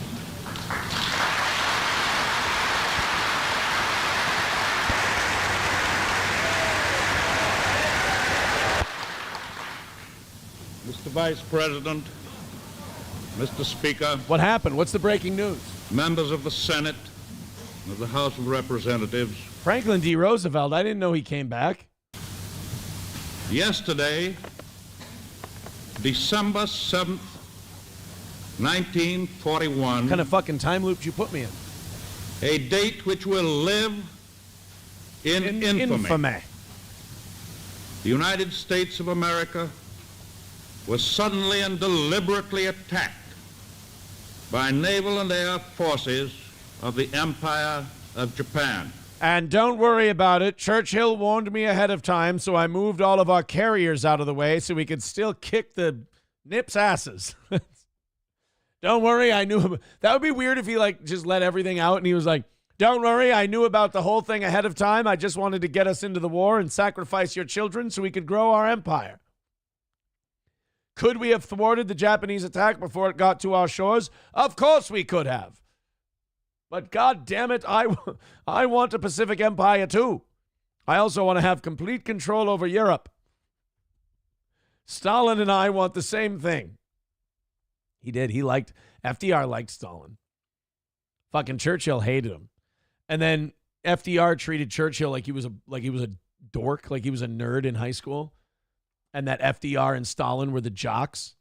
Great job. Great job, Franklin. Way to pick your buddies. Way to pick your friends. You know what he used to call Stalin? Uncle Joe. Uncle Joe. That's because politically, Stalin and FDR were not that far apart. Like, who's the real hero of World War II? I think it's Eisenhower and MacArthur. I don't think FDR. I think FDR was the president when we went to war.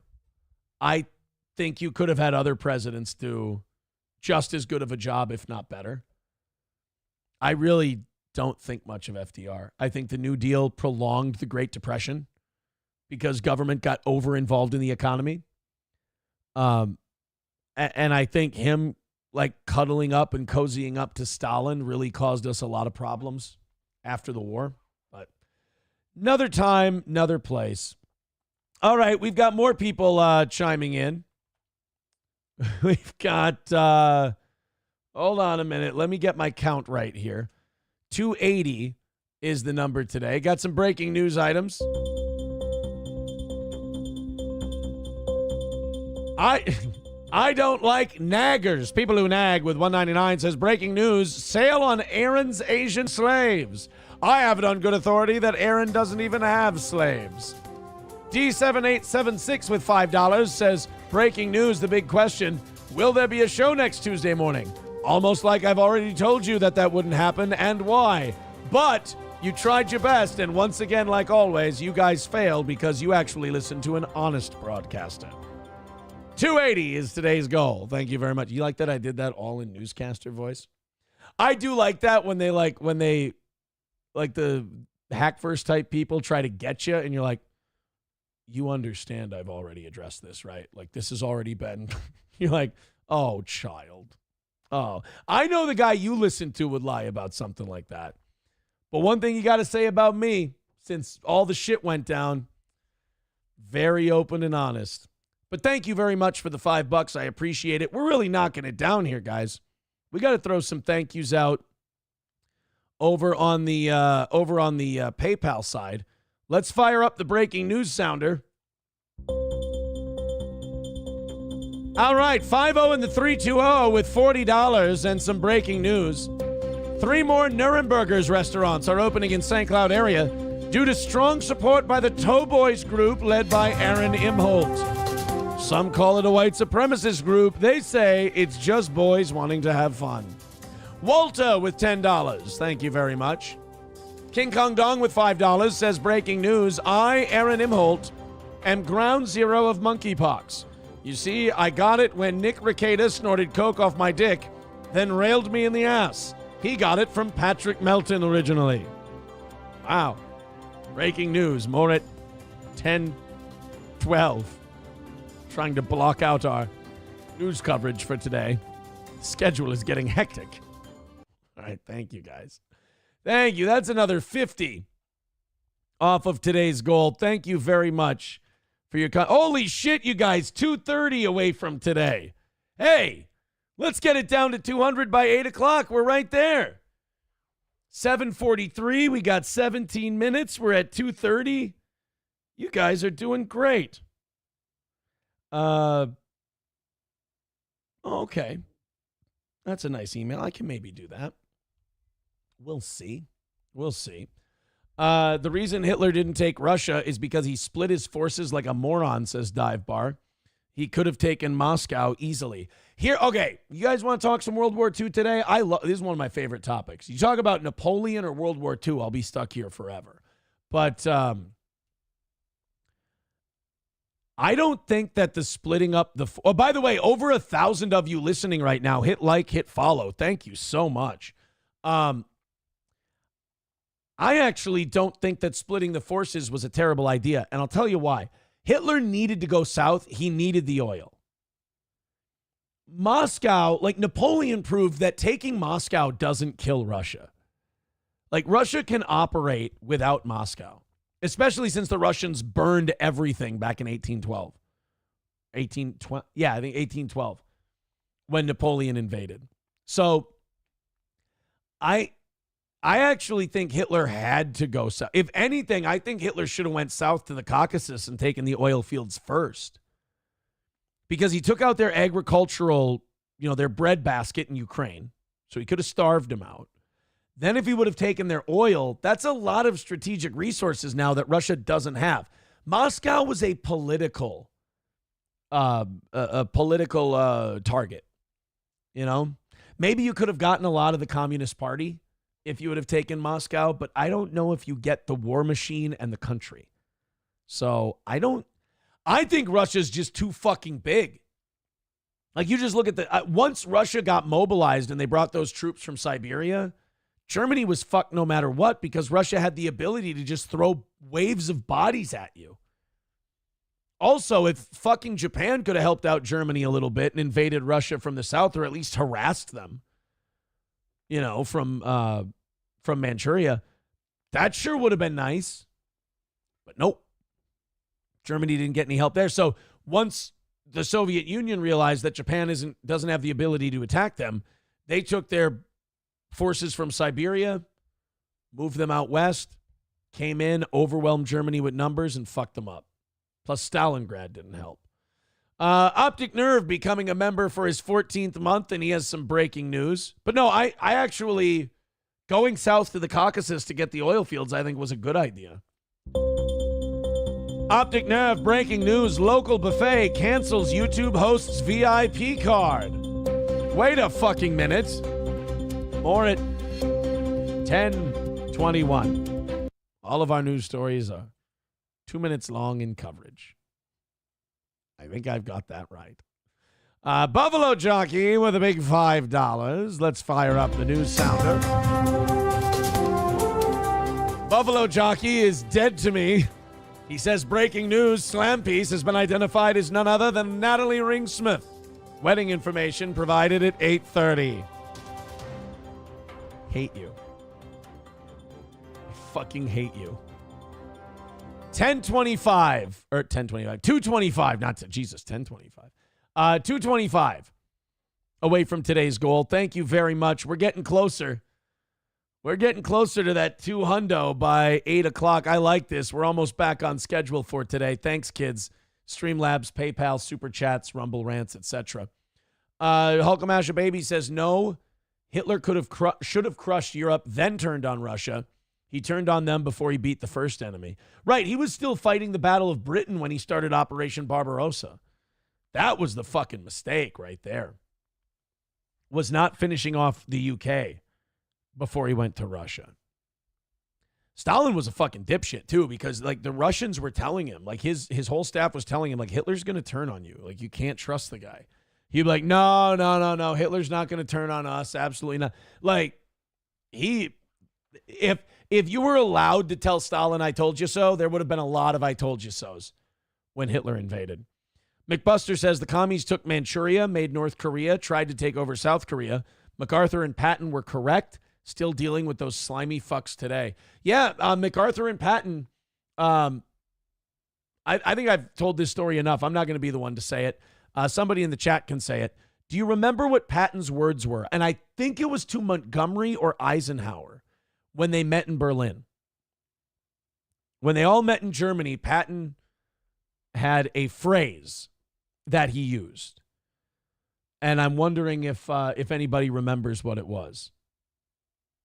Dive Bar says possibly, but when he split the forces, the supply point was too far away from all three. It was a horrible logistical move. I agree. Having Army Group A, B, and C was a big mistake. But I think the bigger mistake was not being done with the West before you went east. Trucker 18-wheeler, we got, $5 in breaking news. Breaking news, Slam Piece is a male. He slams Aaron's ass to pieces. More at 10:23. It's going to end up being a 3-hour fucking newscast. Thank you. Thank you very, very much. Good old JR with more breaking news. $5 from good old JR. Breaking news, 600-pound white man yells racial slurs on street corner in central Minnesota. More at 10. Thank you. Appreciate it. Guys, we are 2:20 away from today's goal. Thank you very, very much. 2:20 is the number for today. All right, I've got these breaking news items in. Wild Card with $5. This is an easy one. Breaking news, Aaron is gay. More at 10:24. They're both short stories. Thank you. Thank you, Wild Card, for the $5. All right, guys, let's throw in a quick 20 piece in the next 10 minutes, and then we're right on track. Facts, he'd waxed them before going, we'd all be speaking German. Ablo Pacheco says Hitler should have studied the Ottoman Empire and took notes. I don't know. Hitler wasn't around long enough to really learn that much from the Ottoman. I mean, they were around for... When did the Ottoman Empire start? I want to say 1340-something. When did the Ottoman Empire start? It ended in 1918 after World War I. When did the Ottoman Empire start? 1299. Okay, so I was off by about 41 years. I thought they started in the 14th century. It was the late 13th century. 1299 is when the Ottomans started. Okay. Das Optic Nerve says absolutely correct. The two-front war became atrocious for Germany. They had the best commanders. Heinz Guderian, Erwin Rommel, Mansfeldt. Goering was a very good Air Force commander. He revolutionized air warfare. I mean, maybe they could have all done a little less meth, but you got to stay up when you're fighting a war. Who else? Oh, Kesselring was great. Even Paulson, who, got fucked up in Stalingrad, he was really good. Paulson, Kesselring, Rommel, Guderian, Mansfeldt, all of them were really, really good commanders. I mean, smarter than a lot of the guys the Allies had. And then the equipment they had. the Messerschmitts, the Stuka dive bombers, the Panzer tanks, the Tiger tanks. I mean, then like the Me-109, the fucking jet airplanes that they had late in the war that, you know, it was too late for them to make a difference. Those things would fuck Allied planes up. The problem is Germany didn't have the oil or the manpower, the pilots, to fly those Me-109s. Those were badass fucking planes, dude. Like, fighting the Nazis, especially early on, was the closest thing to fighting aliens that we ever got to. They were so technologically advanced in terms of engineering and stuff like that. We went after the wrong fucking enemy, says Dead Game. Yes, give me tips. Has the right quote from Patton when he met. Who remembers? Was it to Eisenhower or Montgomery? When he said, on to Russia. Churchill and Patton, and I think MacArthur too, they all wanted to rearm the German military and retrain the German military and use them as allies and invade Russia. Patton and MacArthur saw the problem that communism posed, and the rest didn't. JB Gunner TV says, what are the odds Hitler made it to Argentina with the rest of the crew? Almost impossible, because Hitler waited too long in that fucking bunker to be able to get out of the country. Dive Bar says there is no difference. Oh, that's not about the World War II thing. Sorry. Bigot on Socialist Media says, wouldn't you rather be friends with Russia than enemies? History might repeat itself again. Being friends with communists is like, you know, being friends with a scorpion. There's no way. They're bugs, Wyatt. Ain't no living with bugs. McBuster says the Ottoman Empire sold out to the Kaiser, lost the Middle East. The Muslims have only themselves to blame for Sykes-Picot and Israel. Yeah, that's true. That Sykes-Picot agreement, though, wasn't no, there's two different treaties, and they contradict each other.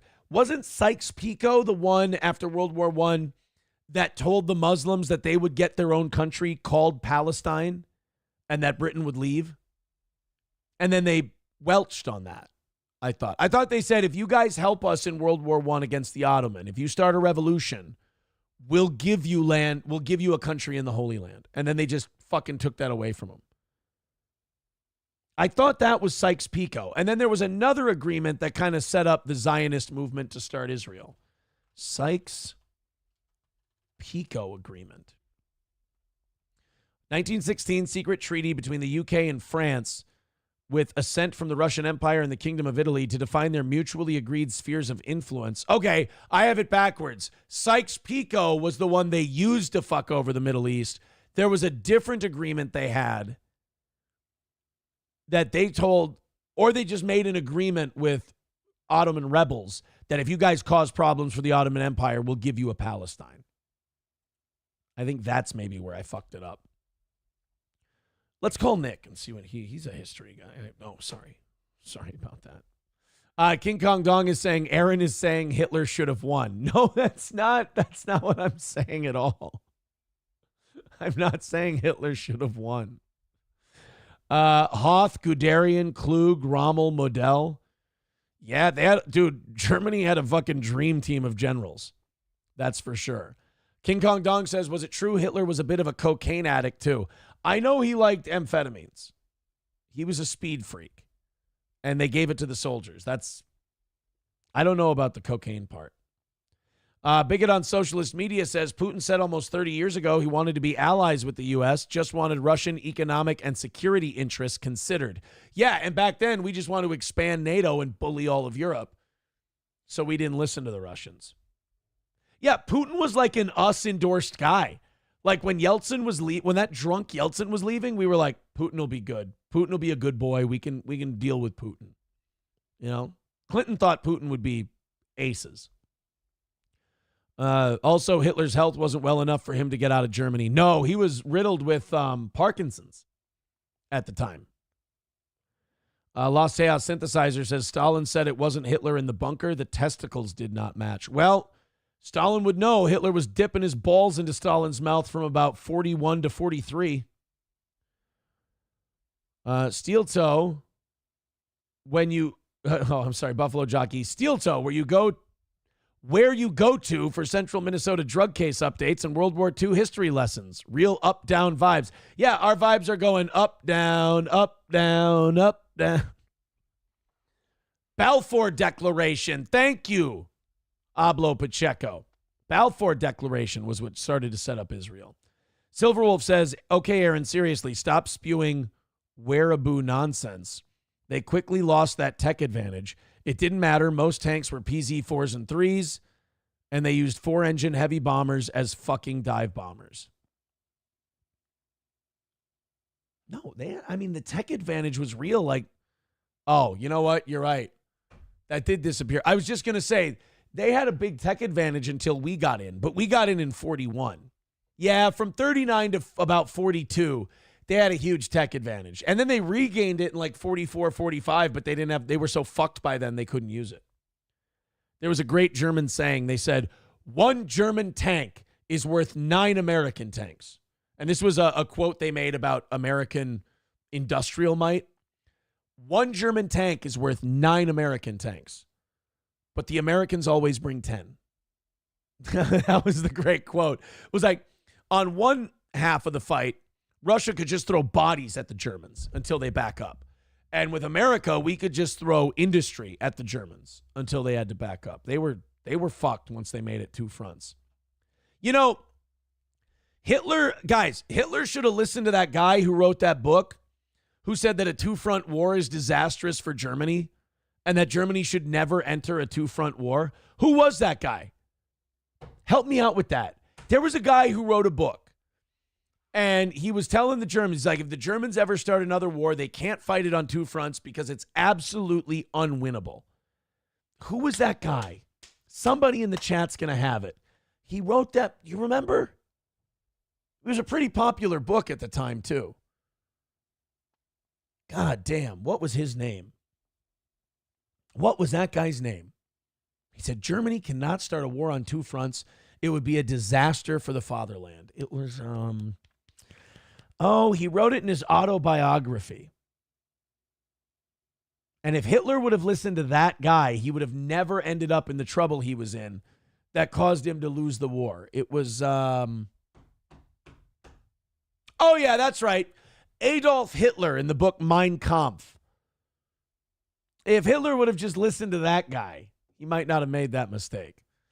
GFR with some breaking news. Here we go. GFR with $2. Breaking news. Aaron failed in school for American and international history. I have it on good authority that Aaron was an advanced placement history student. More at 11. Yes. We had to skip 10:30 to 11. There's a rerun of Love Boat on then. We have Gray Duckling with $5. Gray Duckling, breaking news. Aaron has salami areolas. This at 11:02. That last one was our top story. My cunt smells like fish with $1.99, says breaking news. Aaron loves the man, the meat. The man, the meat. And now a word from our sponsor, Menaeus Meats, where you'll love the man and the meat. Visit a Menaeus location nearest you. It's actually, I just actually did a read for somebody. Fucking weird. All right. Well, thank you guys very much. 215. I feel like we're 210 away. Let me check. Let me check on that.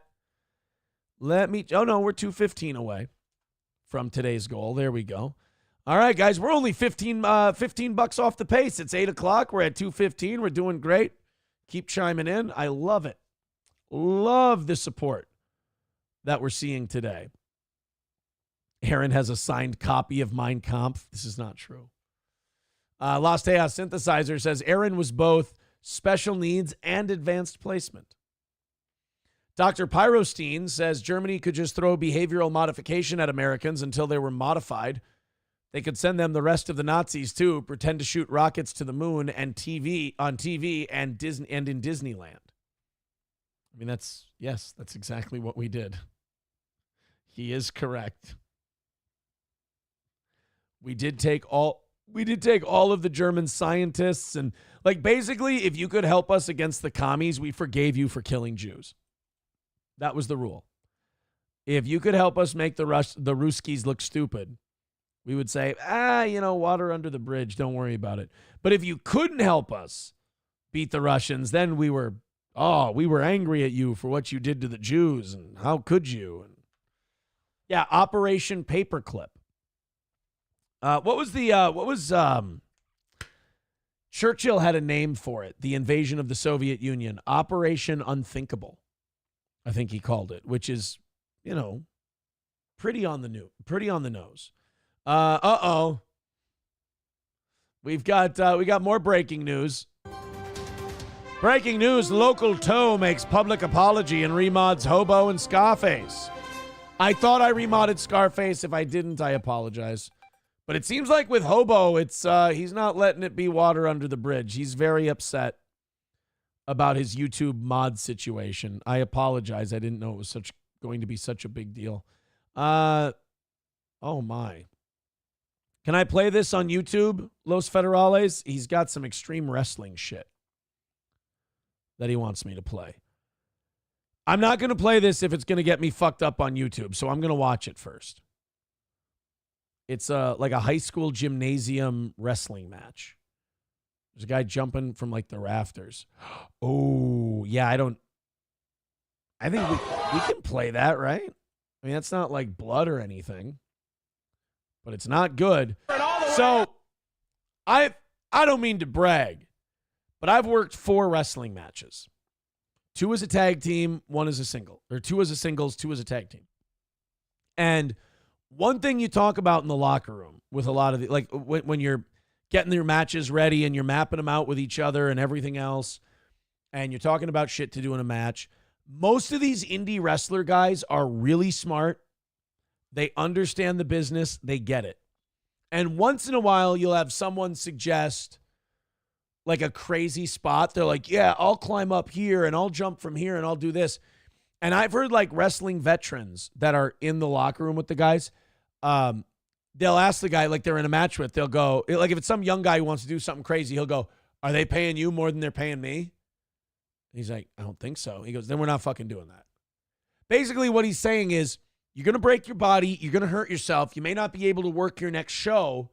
And you're only making like, say, $100 for this shot. So no, we're not going to do thumbtacks and tables and shit like that. We're going to put on an entertaining match. It's going to be fun. It's going to be interesting. And we're not going to hurt each other. And we're going to get to the next gig. Let's check out this clip that Los Federales sent. So this retard is climbing up the wall to jump on a guy who's prone on a table. Now, there's no reason to do this. It doesn't help storytelling. It doesn't help the quality of your match. It's purely for shock value. And these guys, judging by the venue, are making between $100 and $200. There is no fucking reason to do this. Even if you're Roman Reigns or Cody Rhodes and you're making millions a year, there's no reason to do this. Oh, my God! Holy shit.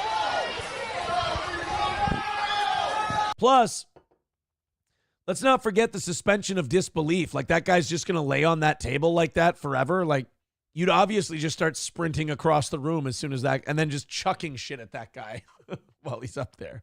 Holy shit! Holy shit! All right, dude, we got it.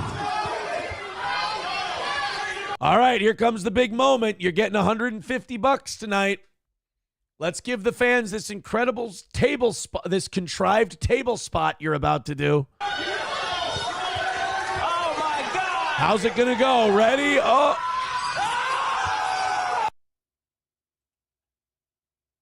Dude. Now you gave yourself Arn Anderson arm forever. You ain't coming back from that one. Yeah, McBuster just writes, dope. Sam Show says, there's plenty of reason to do this, Aaron. I'm bored. JB Gunner says, I agree with Cornette. It's garbage wrestling. They're exposing the goddamn business. And it's goddamn bullshit. And Jim Cornette is my dad. And I trust him too, goddammit. He's a good fucking man, and this is goddamn horse shit, and it's a goddamn bunch of bullshit, and everybody come in, they want to expose the fucking business. Everybody wants to come in, they want to jump around, they want to flip around, do ballet, and then jump through a goddamn fucking table, and they want to put thumbtacks on it and light themselves on fire, and I'm like, sodomize me with a goddamn stick. This is horse shit. I fucking love Cornette. I can't get enough Jim Cornette. He's my favorite guy to listen to when it comes to wrestling. Buffalo Jockey with $5. Uh-oh, where's my breaking news sounder? Breaking news sounder. I fucked up. I closed it out. Sorry, guys. Here we go.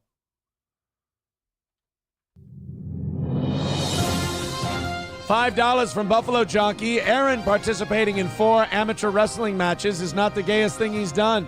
Keep donating to find out what is the gayest thing he's ever done. Kraken slapping with $5. Breaking news, 4 YouTube shows taken down this week for playing Olympics in gay country. Yeah, we had another one taken down last night. The evening show from I don't know what the fuck I did last night. But they took down our... yeah. They took down the fucking episode from yesterday. I don't know what I did. Anyway, guys, 205 away from today's goal. Thank you very much. Let's keep that going. Hey, let's get it to 100 by 9 o'clock. You guys are great. Good old JR with $4.99 says, oh, sorry, whoopsie daisy. Hold on a minute. If some dickbag would stop closing my news drop thing.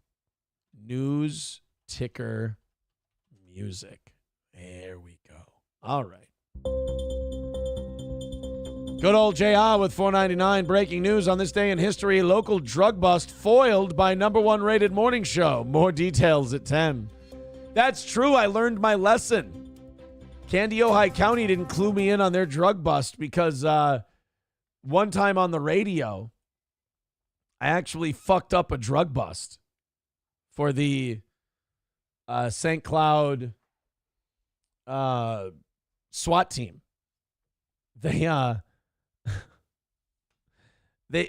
Somebody wrote into the show and they said, "Oh my God, the SWAT team is heading this way towards Sartell," and told told where they were going and everything else. And I read it on the air. I got a call from, I think, a police sergeant that day. And I guess all the SWAT guys were fans of Steel Toe and they were all listening to the radio.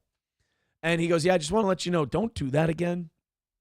If that happens on the show, because we got to surprise these guys and we don't want these fucking meth tweakers grabbing guns and shit because they think we're on the way." So, I mean, not a great compliment that he thinks all the meth tweakers are up listening to my show, but, an ear's an ear, I guess. I mean, they're more productive than Melton fans, I suppose. That part's true. But he was like, "Yeah, we were all listening." I just found it really cool that all the SWAT team guys were listening to our show on their way to a meth bust. They weren't listening to drowning pool bodies. They were like, "Let's turn on some Steel Toe and let's go bust some meth heads." But yeah, I got chastised for ratting them out. And honestly, I didn't even think about it when I did it. No, numero uno Josh Denny fan says, "I'm an hour behind on the show, but this spill would have never happened with a Josh Denny horse chiz tumbler." That's true. That's true. JB Gunner TV, I listen to Corny every day. I listen to clips, but yeah, I fucking love Jim Cornette. Pablo Pacheco says, "Steel Toe, the accidental lookout boy." I know, right? JB Gunner TV says, "One of my favorite pay-per-views, oddly, was Battle Bowl, the Lethal Lottery in WCW, even though everyone hated it." That's how I feel about WrestleMania 9. Everyone else thinks WrestleMania 9 is horseshit. I loved it. Hulkster coming out, beating Yokozuna. Fucks yeah, that's me all day long, boy. I'm a Hulkamaniac from way back in the day. All right, guys. Thank you very much for your rally. Keep throwing it in. We've only got about 200 to go until we knock it out today. Thank you so much for your contributions. The links are in the chat. Streamlabs, PayPal, Steel Toe Media Inc. on Venmo, YouTube, Rumble. Thanks so much. Bigot on Socialist Media says JC clips are the way. His full shows are a bit hard to get through. Oh, Jim Cornette. Yeah. JB Gunner says, I loved Mania 9, but I went to Mania 8. Oh, that's the one where it was supposed to be Hogan and Flair. Okay. All right, let's move on. The World Health Organization, we were trying to get to this about, 45 minutes ago, but we got distracted. The World Health Organization has officially declared a global emergency over monkeypox. Guys, monkeypox is back, huh? We missed it. Everybody's favorite gay disease. It's making a comeback just in time for election season. This is going to kill Democratic turnout, If they start saying that you can't, go anywhere or do anything if you've got monkeypox, I don't think the monkeypox crowd is really going to hurt Republicans. Chris with 43 cents on Venmo and writes, the goal. Thank you, Chris, for that 43 cents. Every little bit helps. Let's go ahead and listen to this. Monkeypox is upon us. The election is upon us. Let's take a listen. Today, the emergency committee met and advised me that, in its view, the situation constitutes a public health emergency of international concern. I have accepted that advice. How much do you want to bet that the Director General of the World Health Organization, like this guy, just by his accent and where he comes from, and what I'm about to say is very racist and presumptuous, so listen closely. How much you want to bet, just judging by his accent, he comes from a place where, let's say, monkeypox disgusts them? Like the Ugandan president. Of course, they are disgusting. Because listen to how he's saying it. He's like, the emergency committee met. And he sounds depressed that he has to announce this. He's like, the emergency committee met and they talked about the super gay disease. And they found out that there's been so much sodomy going on that everybody is getting sick again. And it looks like they've told me that I have to call this an emergency. So if you could calm down on sharing each other's jizz anally, it would probably help make all of our jobs a lot easier. Thank you. Like, it sounds like someone's making him make this announcement with a fucking gun to his head. And probably because the World Health Organization emergency team is probably like, fuck, we got to stir up some drama in the virus community so that people get scared around election time in America. We can't let Trump win. So this guy's being dragged into this announcement. Agency of international concern. I have accepted that advice. The detection and rapid spread of a new clade of Mpox in eastern DRC. Oh, by the way, they won't. That's the other thing. They will not call it monkeypox because that's the gay thing. It's now Mpox. Pox, dip, dop, da, do, pox, dibby, dop, da, pox, da, da, butt sex, pox, da, da, butt sex, dibby, dop, ba, pox, come in my mouth, pox. Sorry. I make songs in my spare time. Its detection in neighboring countries that had not previously reported Mpox and the potential for further spread within Africa and beyond is very worrying. In addition to other outbreaks of other clades of Mpox in other parts of Africa, it's clear that a coordinated international response is essential to stop these outbreaks and save lives. Well, I mean, you can send missionaries down to Africa and have them tell them that, God will send your immortal soul to hell for that kind of behavior. I don't know. How do you get people? I mean, how do you stop monkeypox, right? You kind of just have to, tell people like, hey, could you try not to butt fuck each other like rampantly? That would be good. Like, just please stop. That's the only way we're going to get a handle on this thing. Dive Bar says Mpox, no relation to Tupac. Oh, okay. See, I didn't know. Thank you for that information. But yes, Mpox is back. It's back with a vengeance, 2.0. It's a new strain. But I think you still only catch it from gay shit. Somebody texted in, Speaking of wrestling, I saw these yesterday in a shop and thought of you. Oh, it's the old school WWF wrestling ring with like Hulkster, Jake the Snake Roberts, Ultimate Warrior, Andre. Let me know where you saw that. I might go see if that's still available today. This person writing in, say hello to bone chips floating in your elbow forever. Oh, the guy, yeah, coming off the thing onto the table. Yeah, that's you're probably not going to. No, yeah, you're not going to be able to shake that lifelong pain. Guys, I got a long message from Hobo. Do we want to read this? Do you want to hear from Hobo Chile? Here's my thing. I like Hobo. I don't know what the fuck I did to the guy. I've always treated Hobo with respect. I've always thought he was great. I thought he was good for the show. I thought he was fun. It's just, it's the fucking internet. And I think, we got like 1,000 people listening at a time, and you maybe just don't spend as much attention on certain things, as the show gets bigger or what. I don't know. I'm sure I did something to upset the guy. I mean, I'm sure he just didn't flip out of nowhere, but maybe I just didn't understand that I'd done anything. Let's see what Hobo thinks, and then we'll get back to the news. Listen, brother. All right, listen, brother's a good start. I'm just going to be straight up with you. I'm pissed off that the show that was so fun to be a part of the chat, interacting with everybody, and you taking insults, even though they're not personal, you would take them on the chin like a champ, has now become a cesspool for hate. Well, that's not me, though. He says, I have no hatred towards you. Oh, okay. But what bugs me is that you weaponized your kids. I got the fuck out of a bad situation to save my relationship with my children. I weaponized. You're a father. You shouldn't do that.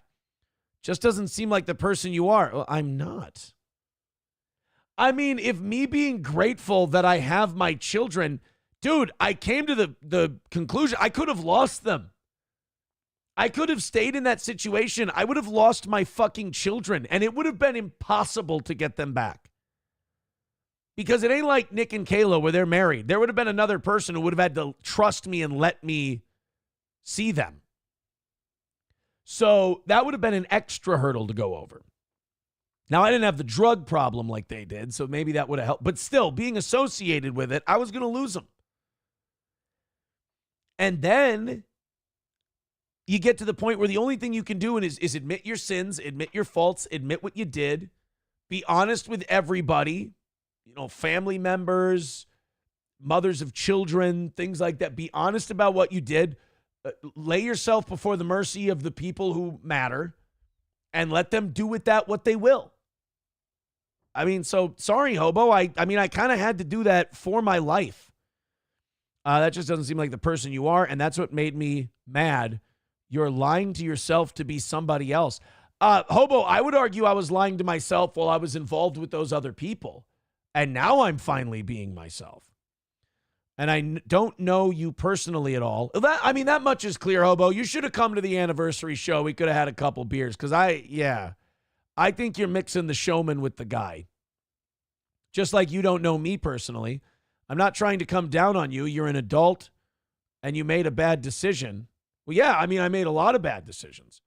I couldn't imagine dealing with your situation, and I might not agree with your method of coping by putting out all your dirty laundry. That's just how I am, buddy.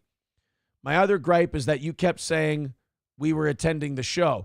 I heard from a couple Aristococks that you guys were coming, so I just said the Aristococks were coming. I verify it and keep a correspondence. I don't even know why my name is said. I'm a nobody, and my name is being uttered on other shows. That's just fucking retarded. So I'm going to give the show a rest a while. I don't want my wrench back, and this is not an apology. I just wish you Godspeed, and I will say a prayer for you, man. Believe it or not, I'm completely different in real life than I am on the internet, just like I'm sure you are as well. Good hunting. Hobo's a good guy. Why were you guys saying that Hobo was like trashing us and shit? Why were you guys saying that Hobo was being a bad guy? Doesn't sound like he's being a bad guy. Sounds like he doesn't like all this internet horse shit. God damn it.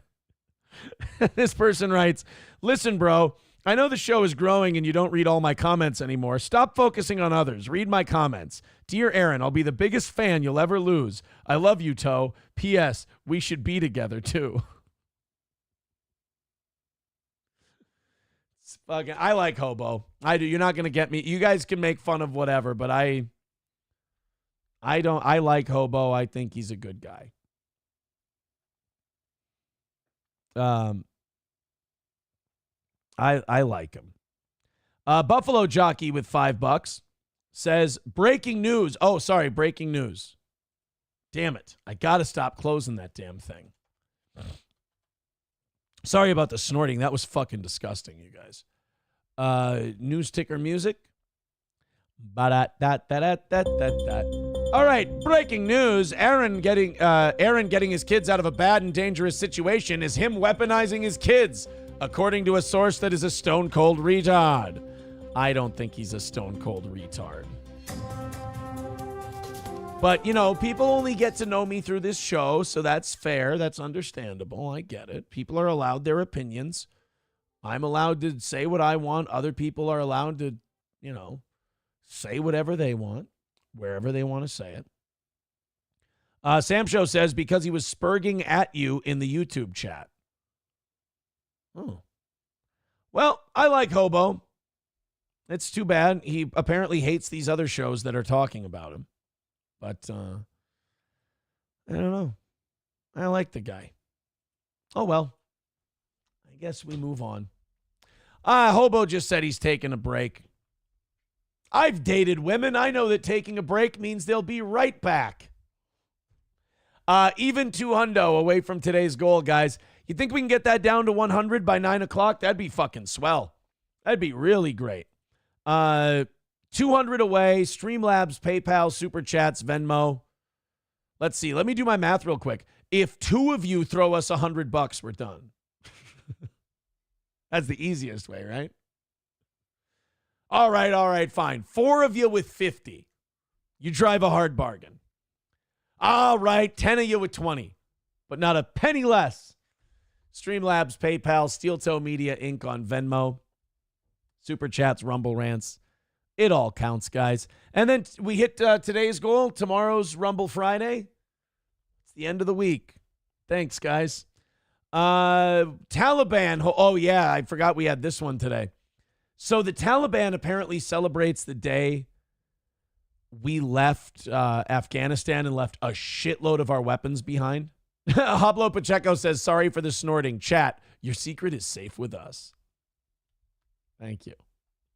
Lost Chaos Synthesizer says, Aaron, just go take a quick piss and donate yourself $200. Oh, wait, Trucker 18 Wheeler with $5 and a clip. Thank you, buddy.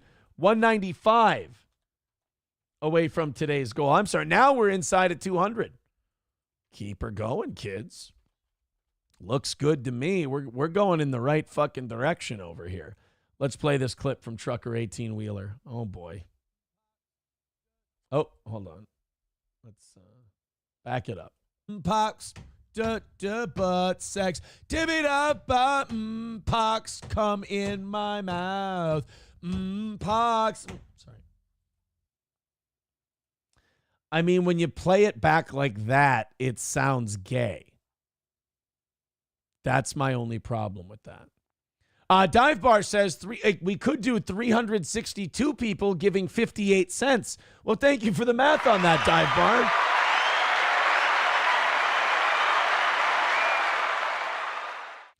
JB Gunner TV says, no one that's a good person comes on internet and is a completely different person. No good person moonlights as an internet troll. No, I mean, being an internet troll is probably the saddest possible existence you can think of. But I don't think Hobo's an internet troll. I think he was a guy who liked to bust balls. Yeah, check it out. This is what the Taliban does. You talk about rubbing our failures in our face. Every year the Taliban gets together and throws a big parade in Afghanistan. And look at the military equipment that they use. That I'll be honest with you, that fucking stings, dude. And I'll be honest, I didn't think Taliban Muslims could learn how to fly Black Hawk helicopters, but here we are. Those might not be Black Hawks. I'm going to get military people now going, "Aaron, you fucking idiot. Those aren't Black Hawk. Black Hawk helicopters are way bigger. Those are fucking little birds or whatever." Now I'm using 1990s military jargon.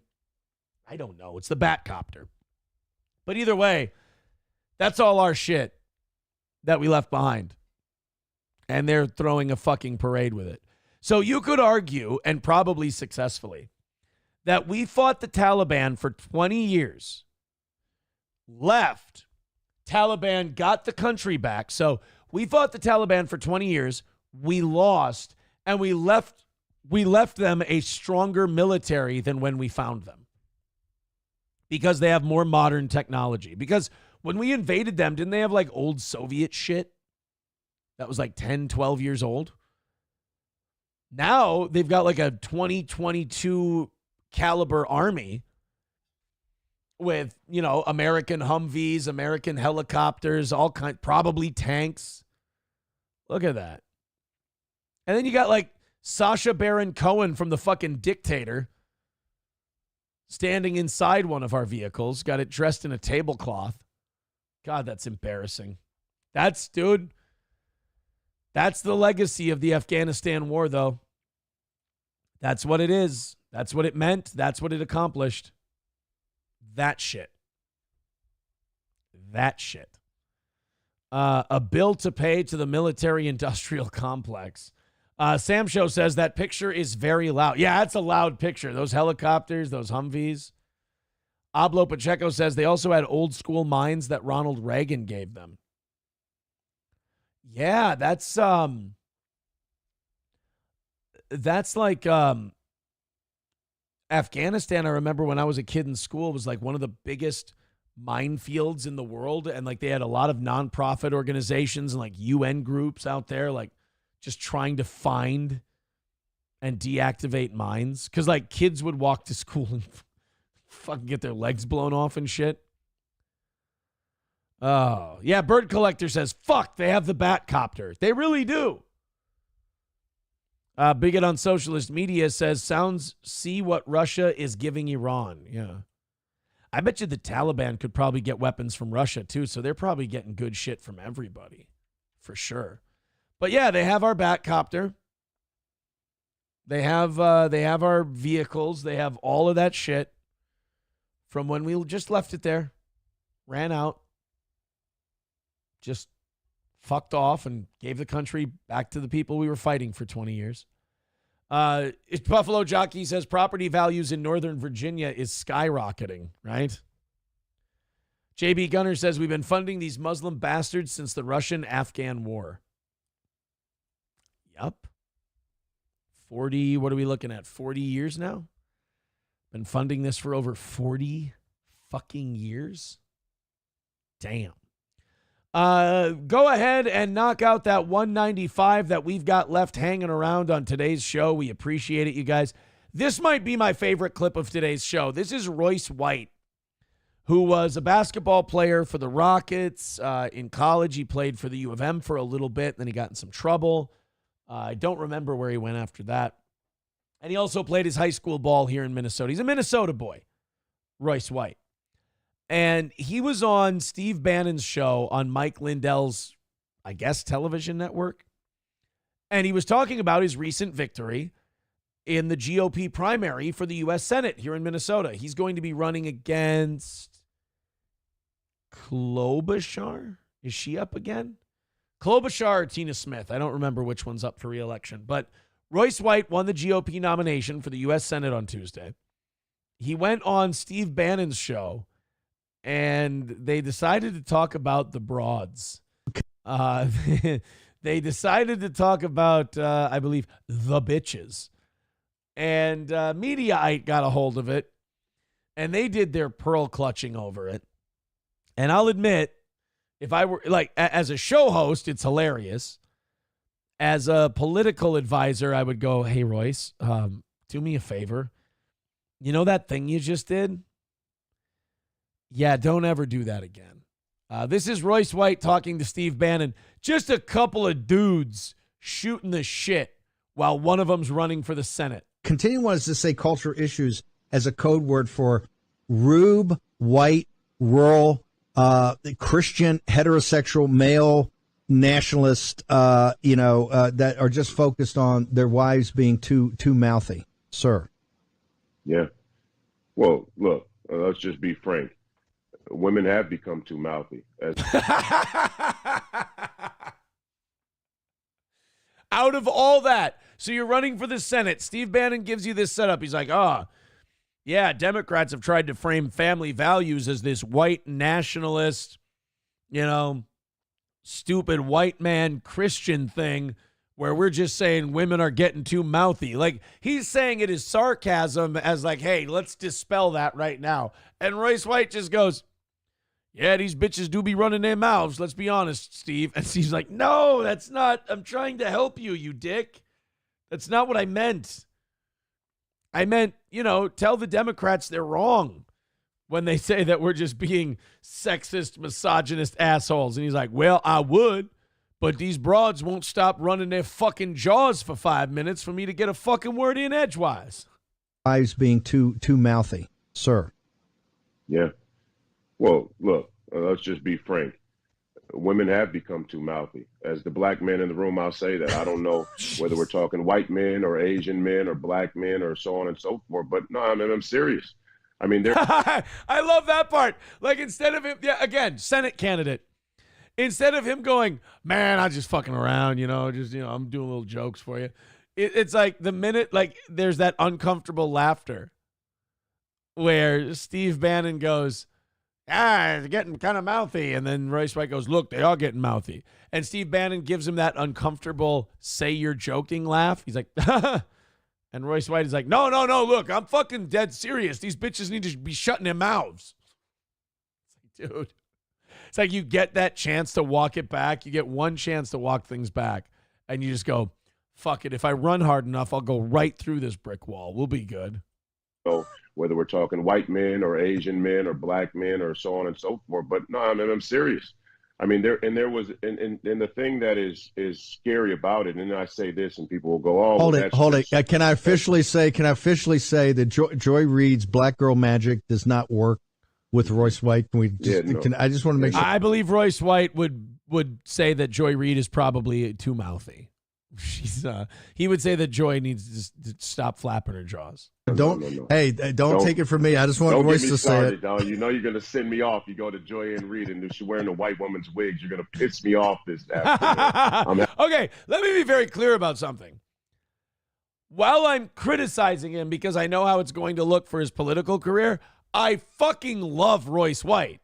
He's great. He's never going to get elected. He's never going to win if they play shit like this. Having a beautiful day without thinking about that scam. But I love how he's going like kind of like black nationalist on her. He's going like Nation of Islam. Walking around wearing a straightened white woman hair. Fucking got to tell the devil the truth to his face. What I'll say is, you take a operation like the Rockefeller Foundation and their grassroots fundamental support and sponsorship of the early women's rights movement and their involvement with the inception of the Federal Reserve and the ability of the Federal Reserve to tax the American working class twice with the insertion of women into the workplace. Now, I know we could look at World War II and say, hey, women had to step into the workplace because of the war. But when you look at the inception of the war, there might have been an economic incentive there as well. So, I mean, these things have a history. And the people like... By the way, Democrats, that is why Democrats love working women so much. And also why Democrats fucking hate stay-at-home moms.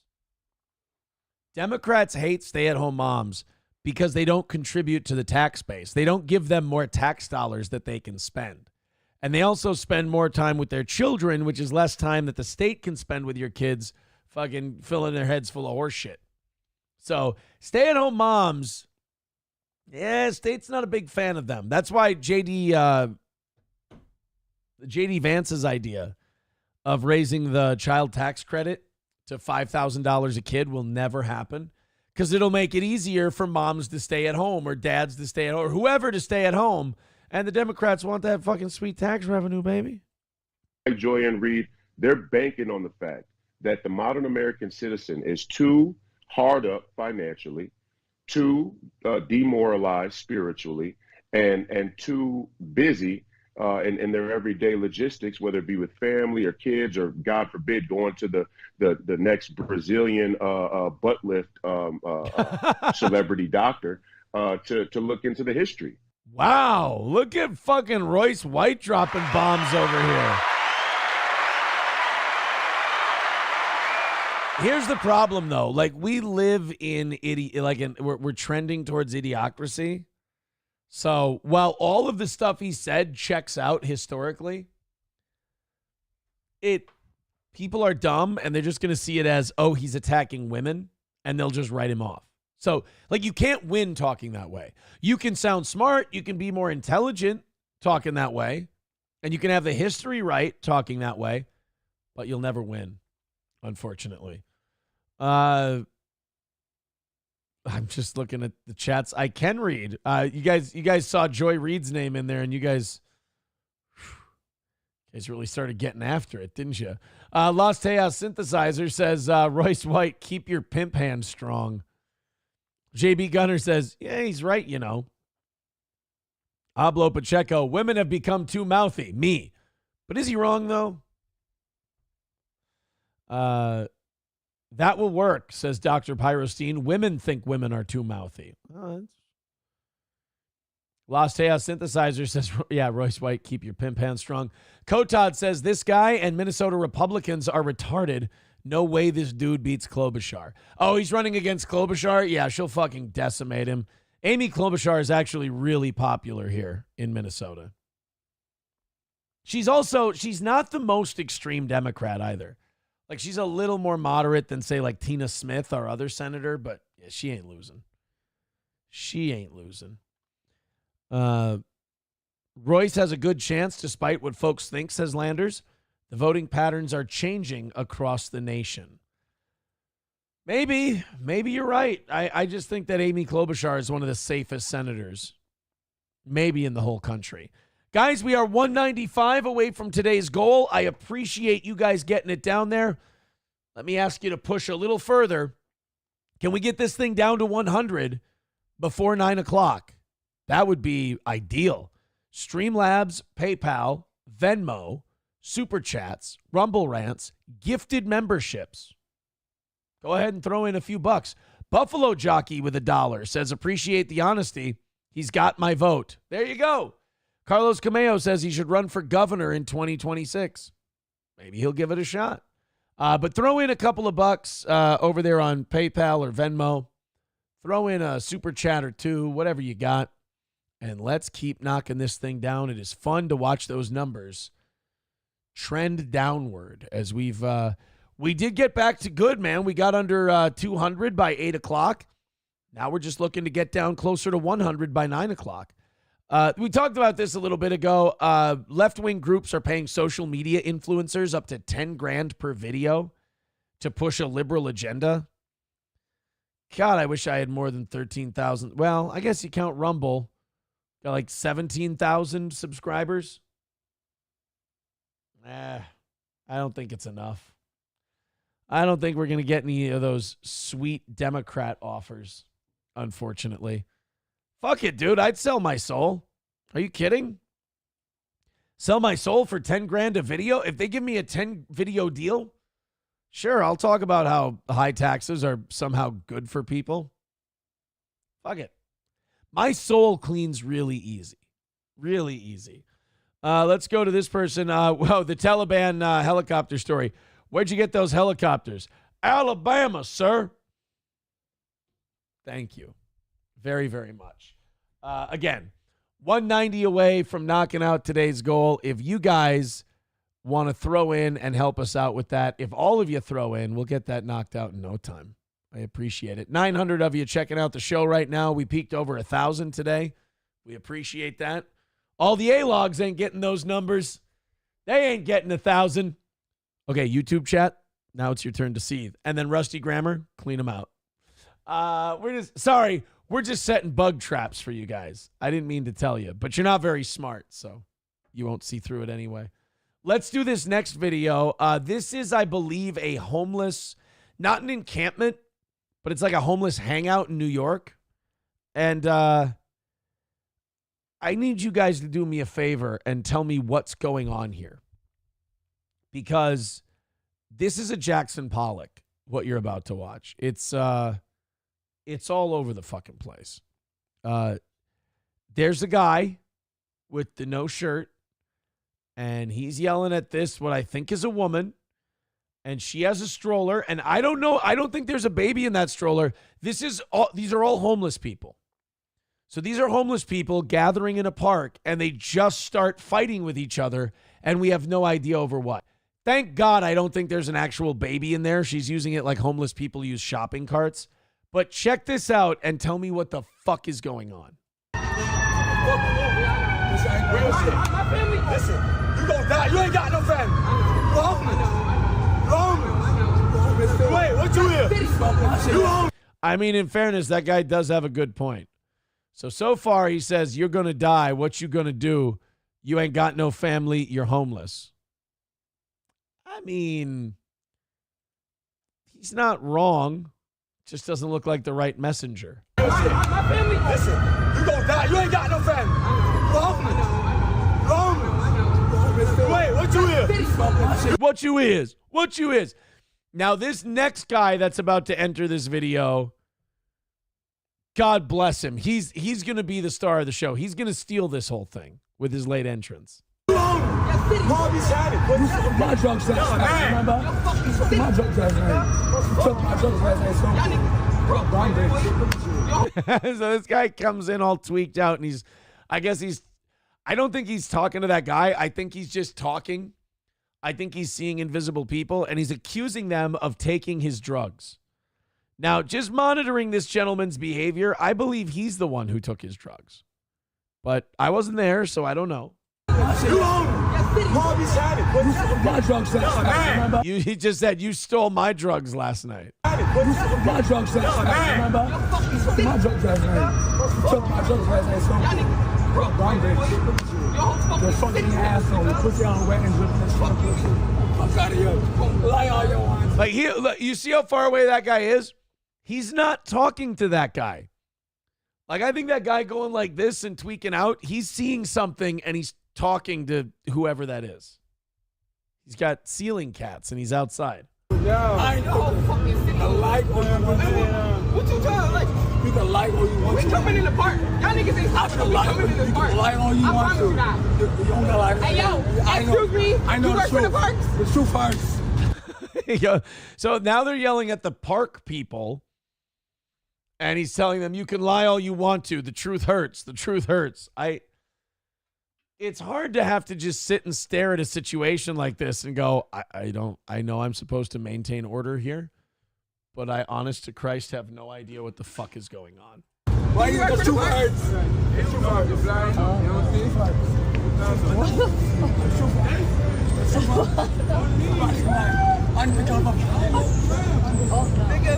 What does she have, a fucking a beaten stick? Good God. You know what I think a great policy has been for this country? Leaving the homeless alone and just letting them congregate. I think it's, I mean, to be honest, it's, I think it's been really good for the country as a whole. I think we've been doing well. We haven't taken a backward step at all. Hooters Girl says, translation, please. I can't understand a word any of them are saying. I think what they were trying to say, the one guy told her, you gonna die. Nobody cares. You ain't got no family. You're homeless. And then the other guy was accusing either those people or an invisible guy of taking all of his drugs, which I would argue his drugs do seem gone. They do seem taken, but they seem taken by him. It was a lot to process. A lot to process. Somebody says, you know what's good for the world? Getting rid of middle class and making everyone other than the elite to live off the government. Yeah, they like that too. What's better for the world is about 24 Moabs detonated in Marianas Trench. Jesus, dive bar. Ablo Pacheco with a good point. That guy was yelling at that woman saying, "You're homeless." Me, what does that make you? Clearly, he was going to a Shirts and Skins pickup basketball game. Somebody says, how do we know they aren't all talking to invisible people? That's possible too. They may not be talking to each other at all. Or at least whatever they're seeing as them is not them. Buffalo Jockey with $1 says that shirtless bum has smaller man tits than you. Oh. That actually hurts my feelings. Buffalo Jockey. Why? I'm glad I live in the mountains and don't have to see these people, says JB Gunner. Somebody too says, how about taking all the homeless and putting them in a hole and putting a cover on it? Sometimes it's Occam's razor. Sometimes the easiest answers are the best. Deranged Lunatic, a.k.a. DL with 199, says, Aaron, you sell your soul for a lot less than that. Oh, how dare you? How could you say something like that? Do we want to get into this KB has a lot of thoughts for Steel Toe clip? So we have Kevin Brennan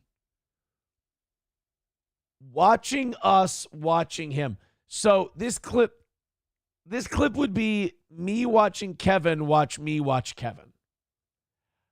I'm willing to try this for like a minute or two and then see if I don't get sick of it, because a lot of times when it's someone watching someone else, oh boy, is that a lot.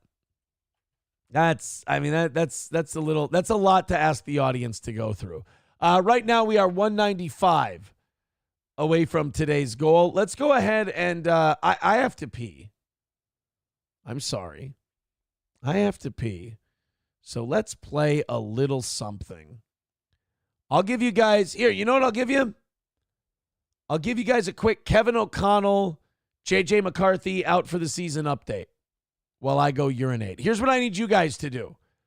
We got about an hour and 10 minutes. The goal is completely stalled out. We're 195 away. We need to knock this. It's the last one of the week. That's it. 195 is the last one. I'm fucking pumped. If you got money to throw at the show, throw it at us.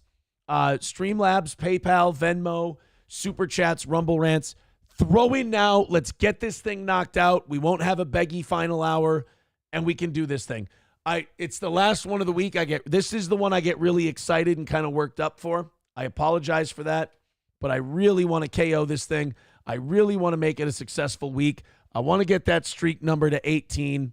Tomorrow's Rumble Friday. Basically, the weekend starts after this one. Let's go ahead. I'm going to play you this little thing. Oh my goodness. I have messages to respond to. They're good messages. Good messages. Lost Chaos Synthesizer says, Aaron's off to piss. Here comes the big goal-getting dono. Wait a minute. Okay, now I'm in a pickle. I need you guys to contribute and make me feel a little more comfortable about where the goal's at. But also, if you guys give these donations while I'm off pissing, people are going to think I did it to myself. Uh-oh. What a conundrum we have. Yikes. All right, here we go. Kevin O'Connell. Good afternoon, everybody. There you go. I'll be right back. Very excited for these joint practices. It's one thing to, put them on the schedule, and a lot of planning goes into this, but I just have to say the Browns organization and mainly Kevin Stefanski and his staff, who you do these things are as important as actually getting them scheduled, and I think he's, just phenomenal. I got so much respect for him. Detailed, organized, but he's got a great way about him. Great to work with. I think we're going to get 2 really good days of work in here. Did want to provide an update on JJ McCarthy. He did, undergo surgery actually this morning on that meniscus. It was led by our team doctor, Dr. Chris Larson at TCO. It was a successful procedure, but it did reveal that a repair was necessary, which will end JJ's 2024 season. As crushed as I am for our team and the excitement that we had in our building. I know our fan base felt the same way, especially after seeing him perform really well the other day at US Bank Stadium. I'm the most crushed for JJ, but as our fans either have already come to find out or will in the future, this guy is so motivated and so dialed in. As excited as I was to draft him, he's confirmed everything that I hope to see, not only early on through training camp, through his performance last Saturday, but our fan base and everyone should just be, excited about the fact that we've got our young franchise quarterback, I believe, in the building. And now it's about the unique aspect of continuing a very critical development process for him. Nice shades, Coach. I like it. All right, we're back. Final YouTube show of the week. This is going to be fucking daunting to get through this Kevin Brennan thing. I'm going to be honest. Chevy JB sent it to me. Or not Chevy JB. Numero uno Josh Denny fan. Joe Smash with $10 says, this is for Johnny's date with Chevrolet JB. If you know, you know. I don't know. So I don't know. All right, guys, 185 away. I like that something came in. I hope that starts a rally. I want to see it go down. I want to see us get to 0 today. I want a perfect week of steel toe, and we are so close I can taste it. 185. It's just a few more big drops, and we got this thing. All right, Kevin Brennan talking about us. I'm going to open the 7 o'clock hour stories up just in case this is a bust, and it sucks. I'm not saying numero uno Josh Denny fan has bad taste, but I got Walls JD Vance stuff. JD Vance actually said some interesting things about grandmothers that people are worked up about, but I don't think he's wrong. And then we also have a story that hackers have apparently stolen everyone's social security number. Yikes. And then we've got a police shooting that we got to talk about. A cop got indicted like a year after a shooting because there was a lot of like social pressure over it, which is good. That's how you should do justice. That's how you should do like charges and shit like that, is if a bunch of people get mad, even if they don't have all the facts and everything, you should definitely just charge the guy. That's the smartest way to do things like that. But we'll get, oh God, I thought my phone was like vibrating out of control. It's the fucking yard service people outside. Woof. That is noisy. All right, let's get to this KB thing. You guys throw in money. You guys throw in a bunch of dollars, and we'll get this thing closed out. Hooters Girl says, heard a rumor Trump is thinking about getting rid of Vance and picking a female. You know what's funny is my uncle, okay, before we get to Brennan, my uncle, my realrawnews.com medbeds done baby uncle, he did tell me last week, he said, Trump actually just made Vance his running mate so he could humiliate him and so he could make him humbled because Vance used to shit on Trump. And then Trump's going to get rid of him and pick somebody else. So your conspiracy theory is shared by my uncle. So maybe you guys get together. You'll learn more about, hanging people at Guantanamo Bay. You'll learn more about the shit under the mountains in Colorado. And maybe you'll find out about, all the other interesting stuff that my uncle knows. See? You never know who you run into these days. All right, let's do JD Vance in drag pic popped up this week. I'm interested. Is it real or is it like the Tim Walz horse cum thing? That's still my favorite. He ingested horse cum. You would think the police or the doctor would be the last people you'd call about something like that. And then to drink so much of it that you need medical attention. I mean, that just seems like you have poor self-control. All right. This one's titled, Kevin Brennan has a lot of thoughts for steel toe. So 2 days ago, Johnny and I talked about how Chad Zumach's been calling a lot of shit lately, and we gave Chad some props. And then Chad got all paranoid, and he's like, what does this guy want from me? What is he, this, that, and the other thing? And it's like, I don't want anything from you. I'm just talking shit on my show. I got 4.5 hours to fill. And, you know, I'm talking some shit. I don't really have an agenda. And then Kevin starts going, you guys should do a show and just shit on Melton. And I'm like, you understand Melton is nothing without me. Like, me shitting on him is just me watching me. Like, Melton is my bitch. Melton and his fans are my bitches. They come to me. I don't come to them. And I think that drives them nuts a little bit. That's why they try so hard. The effort is adorable. And we laugh about it while we're on the show. And then, unfortunately, like, you guys are Ginsburg and we're Don Draper, we go, I don't think about you at all. Sorry. So let's go ahead and see what thoughts Kevin. Now, Kevin's the opposite of me.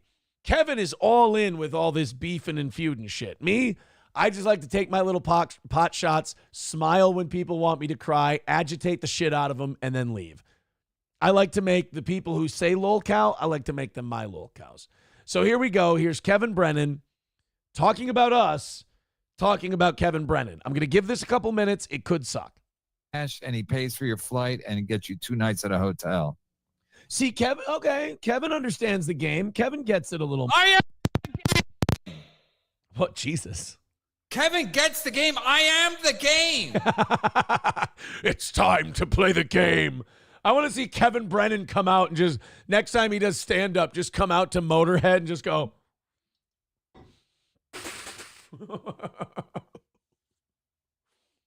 Just fucking do the Triple H Waters. Oh, God, I actually missed it all over the place.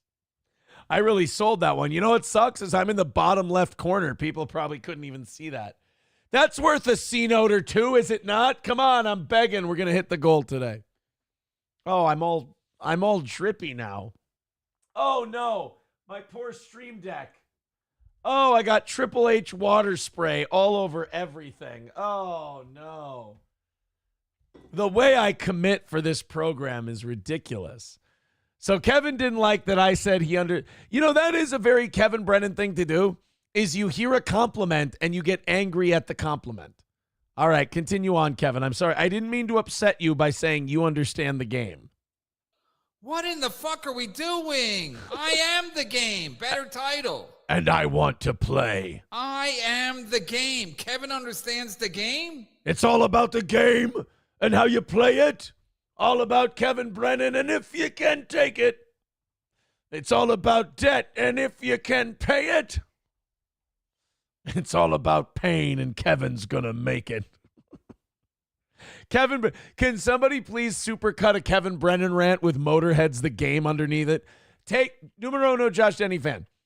Take this clip, just the part of him yelling about being the game, and I want Motorhead underneath it. I invented this game. What in the fuck? More. It's not bad. Yeah. That's, you know what? That's. If I could fix that neck.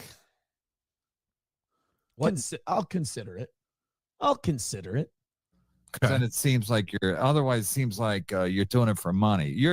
You'll make the money on the back end, like Rob saw. You make it on the back end with all the content you're going to get. And he'll make the money back, too. And somebody's going to crowdfund. And you guys should do a show once a week. I mean, listen. The problem you know what? Can I say what I respect about Chad? I like Chad's pride that he has, his dignity. You know, Chad didn't lose his pride and his dignity throughout all this. You know, Kevin's like, you guys could do a show together. And Chad could just see money in his eyes and go, fuck yeah, that sounds great. But instead he's like, whoa. I don't know if I want to do a fucking show with the guy. Take it easy. I like that. I like that he's got his scruples about him. I don't, would I do a show with Chad? I mean, once a week, maybe. It depends on what we do. Someone would have to pitch a good idea. And it would also have to lighten my schedule that I currently have. Like, if I could make a couple grand a month doing a show with Chad and I'd stop doing evening shows, fuck yeah, I'd do that. Well, here's my problem, Kev. Oh, Jesus. I don't want to do another show. When are we going to do this show? Yeah, that's what I get with people asking me to be on their show. Like, no one's asking you, Johnny.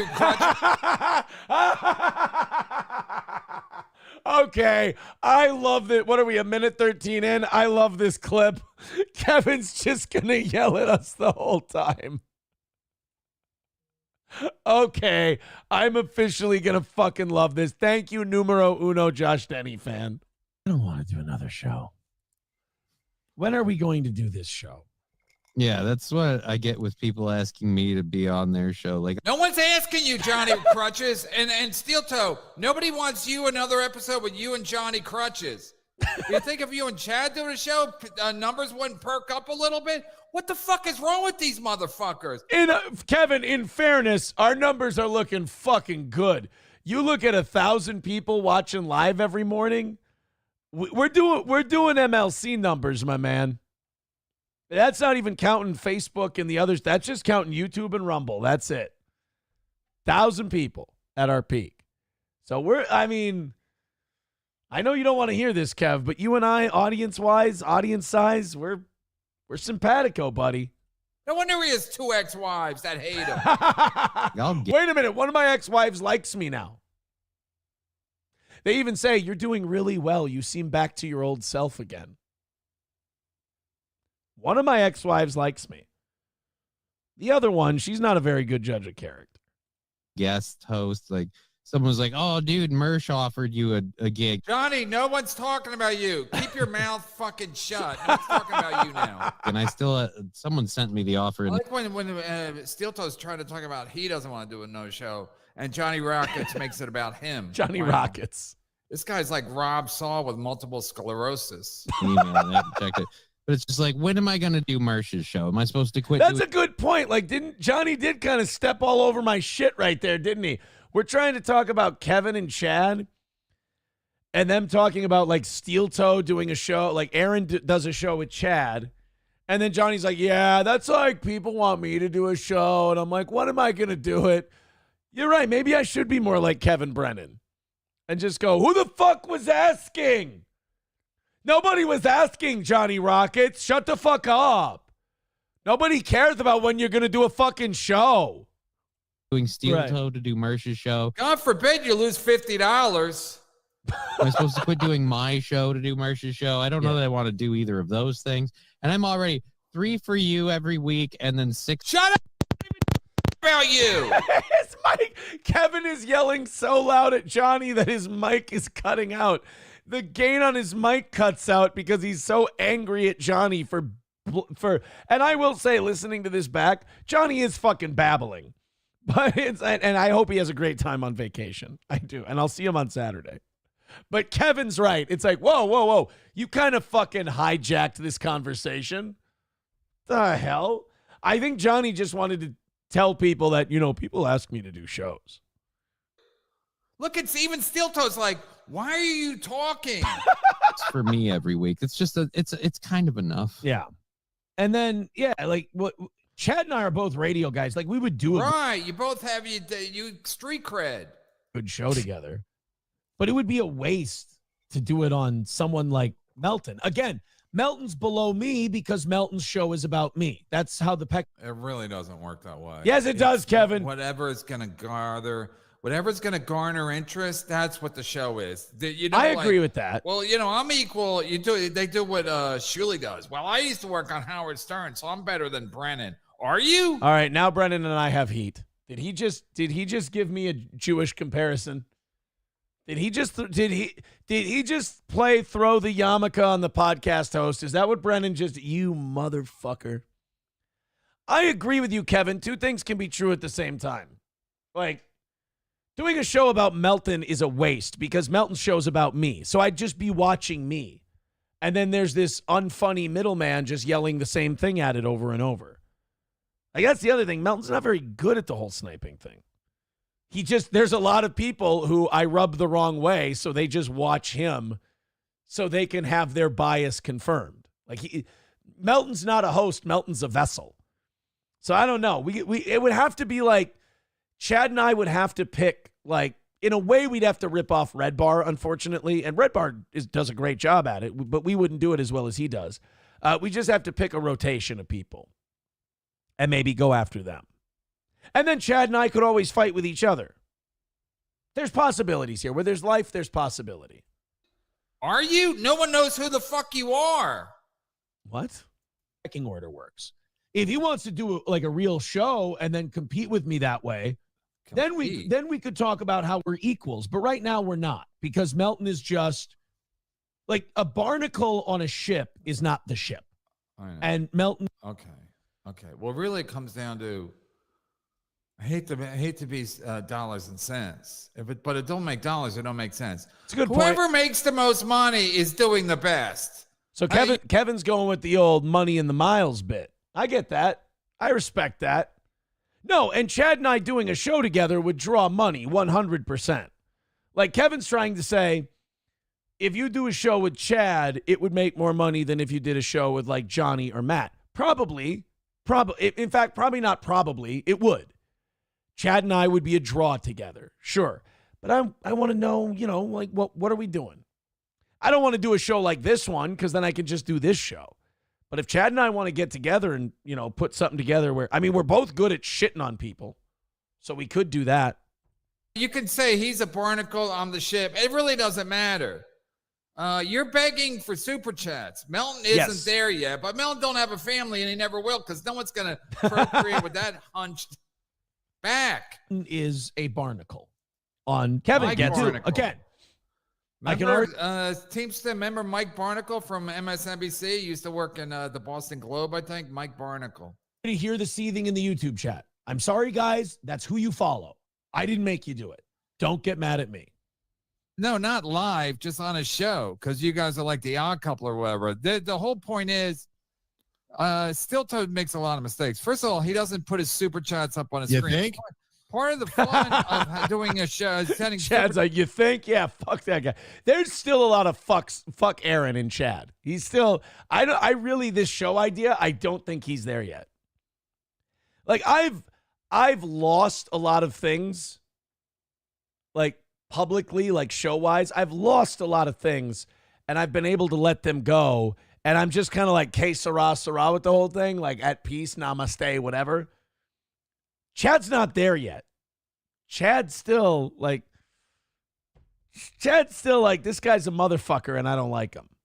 Super chats is seeing your name up there, right, Big W? I understand. Kevin, you're not wrong. I'm not wrong. Never I'm not wrong. I'm lazy. Haven't we talked about this? Like, how do you put super chats up on the screen on OBS? I don't want to use StreamYard. I think StreamYard sucks. Whenever somebody says, I think StreamYard sucks, I'm like, I would suck StreamYard's cock. StreamYard is like fantastic. I don't like YouTube I have issues with. StreamYard they don't give me any problems. None. But that's me with OBS. I love OBS. It's easy. It's user-friendly. I think it's great. We all have our things. And Kevin, you know what? How about this? I'll make you a deal, Kev. I will try really hard this weekend when I get back from the cabin to go with OBS and put my super chats up there. So I think Bobby Kelly was complaining, StreamYard, or somebody was like, StreamYard is basic cable. I'm like, StreamYard's great. I don't have a problem with Stream. Never had a problem with StreamYard, not once. I think StreamYard's gay. I like OBS better. OBS. So you'd rather make less money? What, because StreamYard puts the super chats up and OBS doesn't? Okay, part of the fun, it's just like calling out to Mike and Mad Dog. When they say your name, that's part of the fun. So I say that, Kevin, I say everybody's name. I'm arguing with a Kevin that can't hear me right now. Now who's the idiot? All right, we got another like 4.5 minutes of this. It is good, but Jesus Christ, I love when Kevin goes off on these rants. But it also, I will admit, it's weird watching someone watch you watch them. Like there's a lot of layers to this. That's kind of weird. And you listen back to yourself. Victoria gets her super chat put up. That's part of the fun. She wants the credit. She wants her name. She wants people talking about her. I mean, what the fuck? Well, here's what we're going to do. Everyone sends super chats here in the last hour. I'm going to put them up on the screen. How's that? You got to keep going. KB starts talking about the watch you, watch them thing too. Okay, can I fast forward a little bit then? Because now we're getting like pedantic and we're getting into the the whole, who does this and who's doing that and how's the like we're getting into logistics discussions. And it's kind of gay. But I'll do this for Kevin. I'm going to throw every super chat that comes in the rest of the show. I'm going to I'm putting it up on the screen. Don't say my name. This is from the Aaron Imholt. $15. Oh my God. I just gave myself $15. Thank you very much. 170 away from today's goal. Let's hammer out 170, boys and girls. It can be done. Let's do it through super chats, Rumble rants. Buffalo Jockey. See, I'm going to put it up on the screen.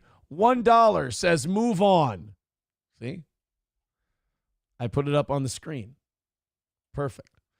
Super chats, Venmo, PayPal, etc. You guys throw in a couple of bucks. We'll do this thing. We'll knock it out. We'll do an extra 30 minutes of overtime. All right, I'm going to fast forward a little bit because he says that this gets really good. They want credit. They're giving you money. It out for you on my well, let's get back to Kevin and Chad here. Yeah, let's get back to neckitis. What the fuck was my neck? Kevin's not happy with Kevin. That's just aging, dude. You're just getting a little older. Shit starts sagging. You do a little. You figure out some neck exercises. There's one where you take your jaw and you just go. People are gonna call me gay for this. You tighten your bottom jaw and you go like this. And you like flex your neck while you do it. There's another one where you can just tighten kind of this area here and just kind of like, it's some dumb yoga shit, but like that'll help your neck a little bit. Tighten your neck and then just slowly turn this way, slowly turn that. You can do planks, and while you do planks, move your head up and down. That'll strengthen your neck. Side to side. You can do reverse planks where you're kind of laying like this with your arms like that. And you kind of like that. There's stuff you can do for your neck, Kevin. You'll be all right. Chad looks like fucking... As DDP says in DDP Yoga, you turn back the hands of time. Brad Pitt compared to me with that neck. Up to do a show together. I need a better pitch from Kevin than a Melton. How about making money? How about feeding your children? Is that a better pitch? Somebody clip that. How about feeding your family? Okay. That's a good pitch. I think your wives will go for it. Hey. I think your wives will go for it. I'm only financially obligated to one of them, Kev. But thank you. Should I try to make more money? I don't know. Huh? Show, though, because I feel like that's Kevin just getting his dig in at Melton because he thinks Melton's a fat, retarded whale, which he... I agree. I See, as long as I go that route, Kevin and I are friends again. I love the Irish flip from Emotions. He's like, how about feeding your family, you piece of shit? Melton's a fat retard. I agree with that. That's something I agree with. I do. I stand by that comment. But again, you guys both hate Melton. People would watch for that reason alone. And if the content is... He could... no, Kevin, I agree with you. He could be part of it, but I want to put more people in that group. Because he's, no offense, he's also boring. He doesn't do anything, and he doesn't do conflict. The minute he gets confronted, he goes into his little turtle shell. Well, it's gigantic turtle shell. But like, he's not a confrontation guy either. So we need like a roster of buffoons to go after, Chad and I. Even 20% good, they'll keep watching. Clearly is, and we all goof on him. But I need a better pitch than that. Like, if we're going to do a show. Every time I play a sentence of me saying something, I go, Kevin, don't yell at me. Like, I just go, I like it when he pauses and he goes, I agree with that. That's a good take. I'm like, yes. Then he pauses it and he goes, you fucking idiot. It's for the money. I'm like, oh, shit. Because, like, even shitting on everybody would get old after a while. What? Oh, Kevin's not going to agree with that. I've been shitting on you for 2 years, and his numbers are up. His live view numbers are up. I don't know what the money is, but his live views numbers are up. It's getting old. I didn't say it's. I said to me it gets old, Kevin. Jesus Christ. It's picking up speed, you fucking idiot. You steel toe idiot. Hey. Plus, with Now we're getting personal, Kevin. That's a little that hits home. On Melton, you're going to be watching a guy watching clips of you. Right. You can't really. That's fun. I'm doing it right now. I'm watching me, watching you. I love it. I like watching me, except for that neck. We shit on Melton other than what we already shit on Melton for, because again, sorry to his fans, because you guys are sensitive, but he doesn't do a show. He doesn't have content. It's just me. So it'd be a show of two people watching themselves. Right. And everyone would watch it. I know I would. And I'm everyone. I'm just saying I don't watch anything, but I would watch. You know what this is? This is me being like a prick artist performer type, and Kevin being like, just take easy money, you fucking dipshit. I get it. It's a good point. Like I said, I'm willing to do it if it allows me to drop evening shows. I like that idea. Because Kevin's sitting there going, you won't have to fucking do anything. It'll be easy. And I'm sitting there going, yeah, but will it be quality? Will it be good? It seems like it's just drama farming and horse shit. And Kevin's like, exactly. It's drama farming, you stupid piece of shit. And I'm just like, yeah, but that's gay. Who cares? It makes money. Kevin raised, we both have our legitimate concerns about this. Seriously, I used to watch Melton, but, of course, that ship sailed. But it got old, didn't it? It got old and it's fucking boring. See, Kevin, that's what I'm talking about. You stopped watching. Why? Because you're not stupid. You're a halfway intelligent guy. It got old. It got boring. I'm the same way. His fans are retarded. Like, they combined IQs of 60. So they'll sit there and they'll go, oh, I hate Aaron and so does this guy. This looks good to me. I mean, shit, half of them don't even watch him. They watch me. So he's so boring that hating me gets his haters to come over here, or my haters to come over here. So Kevin, you do understand that part of it. He is boring and bad at his job. What else did I use? I just provided him a bunch of fans because I rub so many people the wrong way because I can be a dick to them. Used to watch. I guess I used to watch Ray because he would go on at 10 o'clock at night. Ugh, Ray's awful. I used to watch little Pat Dixon because he would go on at 11 o'clock at night. It's all bad. But I would. So I basically right now I have nothing. So I would watch this. Chad and Steel Toe watching Melton. I would watch that. That's a fact. And I'm not alone. I mean, the stuff I watch, I don't watch just anything. I don't have that kind of time, or I just get bored. But I think this would keep my interest. Chad and Steel Toe watching Melton. See, that's where Kevin and I are just different. Like, when I'm bored, like I'm rewatching Better Call Saul now. I'll watch Vikings shit on YouTube. Stuff like that. Watching YouTube drama just makes me feel kind of gay. $1 from Buffalo Jockey. He says, move on. Numero uno Josh Denny fan with $5 says, KB, unblock Liam parody. This is all a misunderstanding. Bigot on Socialist Media says, KB and Steel Toe and the Mud Shark watching Melton. Oh. That was very funny. That was good. Thank you, numero uno Josh Denny fan. I appreciate that. I don't know. I liked it. Wow. Oh, my God. We got somebody accusing, I believe the person recording our anniversary show was Cheeseburger Pie. Wow. We've got somebody writing into the show accusing Cheese of being the footage narc. Ooh, boy. Now, ultimately, I don't really care, but that is a juicy little tidbit. That's interesting. Somebody said it was some fat, ugly, like, retard lesbian that was filming. I don't know. He says it was Cheese is a double agent. He's an anti-steel toe double agent, he's accusing. Gray Duckling with $2, and it's just a penis. That's all it is. It's just a penis. That's what I tell every girl I meet. I go, hey, stop crying. It's just a penis. That's all it is. Where does that put us? 165 away from today. Guys, let's fucking get this thing. Rally it up and let's knock out 165 and call it the final win for the toe this week. We got 40 minutes left.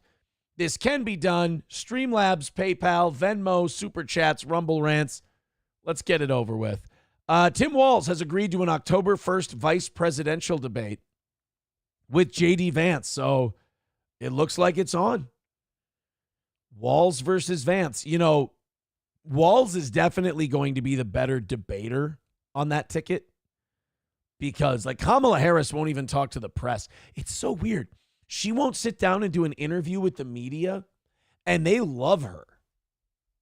Like, they think she's the greatest. They're just happy that Biden's out, but they think Kamala Harris is just so great and so awesome and so amazing, and she won't go and talk to him. Like, she's afraid to do a media interview because, again, she knows what the criticism is. She fucking blabs. She doesn't say shit. She just, these run-on sentences, these hodgepodge, mishmash, nothing statements that don't mean anything. And she sounds like she, hasn't read up on any of these issues. And she doesn't want to get exposed that way by the media. Okay, interesting. But you're going to have to talk to them at some point. And also, how bad of a look is it that these people have been doing nothing but sucking your tits the entire time since you've been named the candidate and you're still scared to talk to them? That doesn't instill a lot of confidence. Walz, on the other hand, look, we all have our criticisms of Tim Walz. We all think he's a piece of shit, whatever. Tim Walz is not an idiot, though. Tim Walz is not a dumb guy. Tim Walz is smart. Tim Walz can debate. And while I think Trump would walk all over Kamala Harris, I think Tim Walz would actually do pretty well against JD Vance. I think that would be a pretty even match, to be honest. $5 from Dive Bar. He says it's easy to figure out who recorded it. They were sitting at a table up front against a wall by themselves to the right of you as you were on stage. Well, then that wouldn't be Cheese. That's not where Cheese was sitting. It wasn't. I'm exonerating Cheese based on that information. Again, I don't really care because they were filming a bunch of drunks having a great time. I mean, look, you guys were yelling some stupid shit. And I've obviously voiced my disapproval both at the show that night and here on this program. You guys were being retarded. But we were all fucking hammered. Myself included. I started going into material and I'm like, I don't remember what I had ready for tonight's show. Like, I started telling jokes and then you guys started yelling shit out and I'm like, stand-up material's not going to work tonight. These guys are not here for it. And then I started doing other shit that I had ready, and I'm like, I'm so drunk I forgot. So it was, the whole thing was fucking snake bit from the very beginning. It was all just, someone writing in, do they think my friend and I were recording? No. These were people, I think, against the table. Someone writing in, anonymous person confirmed Cheese has recorded Discord convos before and sent them to other people. I don't do Discord. I find Discord to be kind of gay, like it's too internet-y. Like it's way too much like being involved in the internet to like be a part of it. People just say Discord, and I'm like, I heard a thing on Discord, and I'm like, go outside. Go do something. That means you had free time. And you spent that free time going on Discord and talking with other people who had free time and were on Discord. Stop it. But as far as Cheese recording people's convos on Discord and sending them to other people, good. I encourage it. Fucking anytime you can embarrass Discord people, fucking do it. Cheese says, hey, I may be behind on the vid, but I still heard that wild accusation. You would have heard me. Oh, we heard you, Cheese. I didn't see you recording. You made your presence. You always make your presence felt at these shows. No, I don't think it was Cheese recording. I don't. I think it was someone else. But numero uno Josh Denny fan says, what's Discord got to do with anything? Yeah, I don't know what the cheeseburger pie Discord accusations have to do with the filming the show accusations. All I know is everybody had a solid fucking time at that show. Too much fun. You guys had too much fun. I hate to be a prude, but the chanting the N-word thing, gah. And then I called you out on that, and then you started chanting the K word. And I'm like, guys, it is a downtown bar. Here's the problem. I had to yell at you guys as though you'd never been out in public before. I had to, like when you were at a toy store, you don't get your toy, and you cry to your mom, and she goes, "We are out in public." That's who I had to be. I had to be your mommy. Jesus Christ. But yes, I don't think cheese is the guilty party. All right, guys, 160 away from hitting pay dirt today and doing 30 minutes of overtime for you. Thank you very much. You know where to send your lovely donations to this program. I appreciate that. Blake Lively called out by reporter over uncomfortable interview. All right, I'm in. I like celebrity goss. First, we got to get to this JD Vance thing. So, you know how we played that Royce White clip earlier, and he said some really uncomfortable shit, but it was kind of true? We don't do well with that anymore. I don't know if we ever did well with that as like a society, but like we don't do well with harsh truths, especially if they're harsh truths that go against our beliefs. We have a really rough time with that. When I say we, I mean, I'm sure I still do it. I try to be more cognizant of it now. I try to be more aware when I'm doing it and, put the brakes on. But it's human. It's an impulse. You just got to check them. JD Vance was talking about postmenopausal women. And by the way, do you notice that, and I'm no Republican, but do you notice that Republicans always have to talk about shit that Democrats never have to? Like, JD Vance was talking about grandmothers and their role in society. And you're like, why? Well, because someone asked him about it. I'm like, did anyone ask Kamala, like, her thoughts on... It's almost like they ask these weird gotchas to Republicans to like, oh, they said something sexist or against old people. Whereas Kamala, it's like, how do you get your hair to stay that way? It's a little fucky. Let's go ahead and play this clip. This is JD Vance, and this is one that made its way around the world yesterday. He said, if you're a postmenopausal woman, you're now done having kids. Your job now is to raise grandchildren. And I guess some people got really pissed off about that. Where these weird spurgy family values Republicans fuck up, though, is they just talk about one group and they don't make it like a blanket statement. Like, here's how he could have avoided people, setting their hair on fire over this. He could have just went, hey, when you're grandparents, you're in your golden years and now you can help raise your grandchildren. And that's, if you would have put it like, if you're a grandparent, the biggest contribution you make to society is helping to raise your grandchildren. And we really appreciate that. That, like, nobody could get mad at that statement. But instead he goes, when you get through menopause, you dried up old hags, it's time to raise the grandkids now. It's like, messaging, please. Let's go ahead and, a lot of people rest on like what I said was correct. Therefore, I didn't have to say it in a better way. And that's not always the case. Like, if you're trying to convince people, you've also got to package it in a way that they're going to be accepting of it. It's like, you're going to give your dog medication. Some people wrap it in cheese or whatever, or some kind of food, and they give it to them. It's a little easier to digest the medicine. In this case, if you're going to like say that people of a certain group are good at this certain thing, you got to phrase it in a way that makes them not go, hey, fuck you, buddy.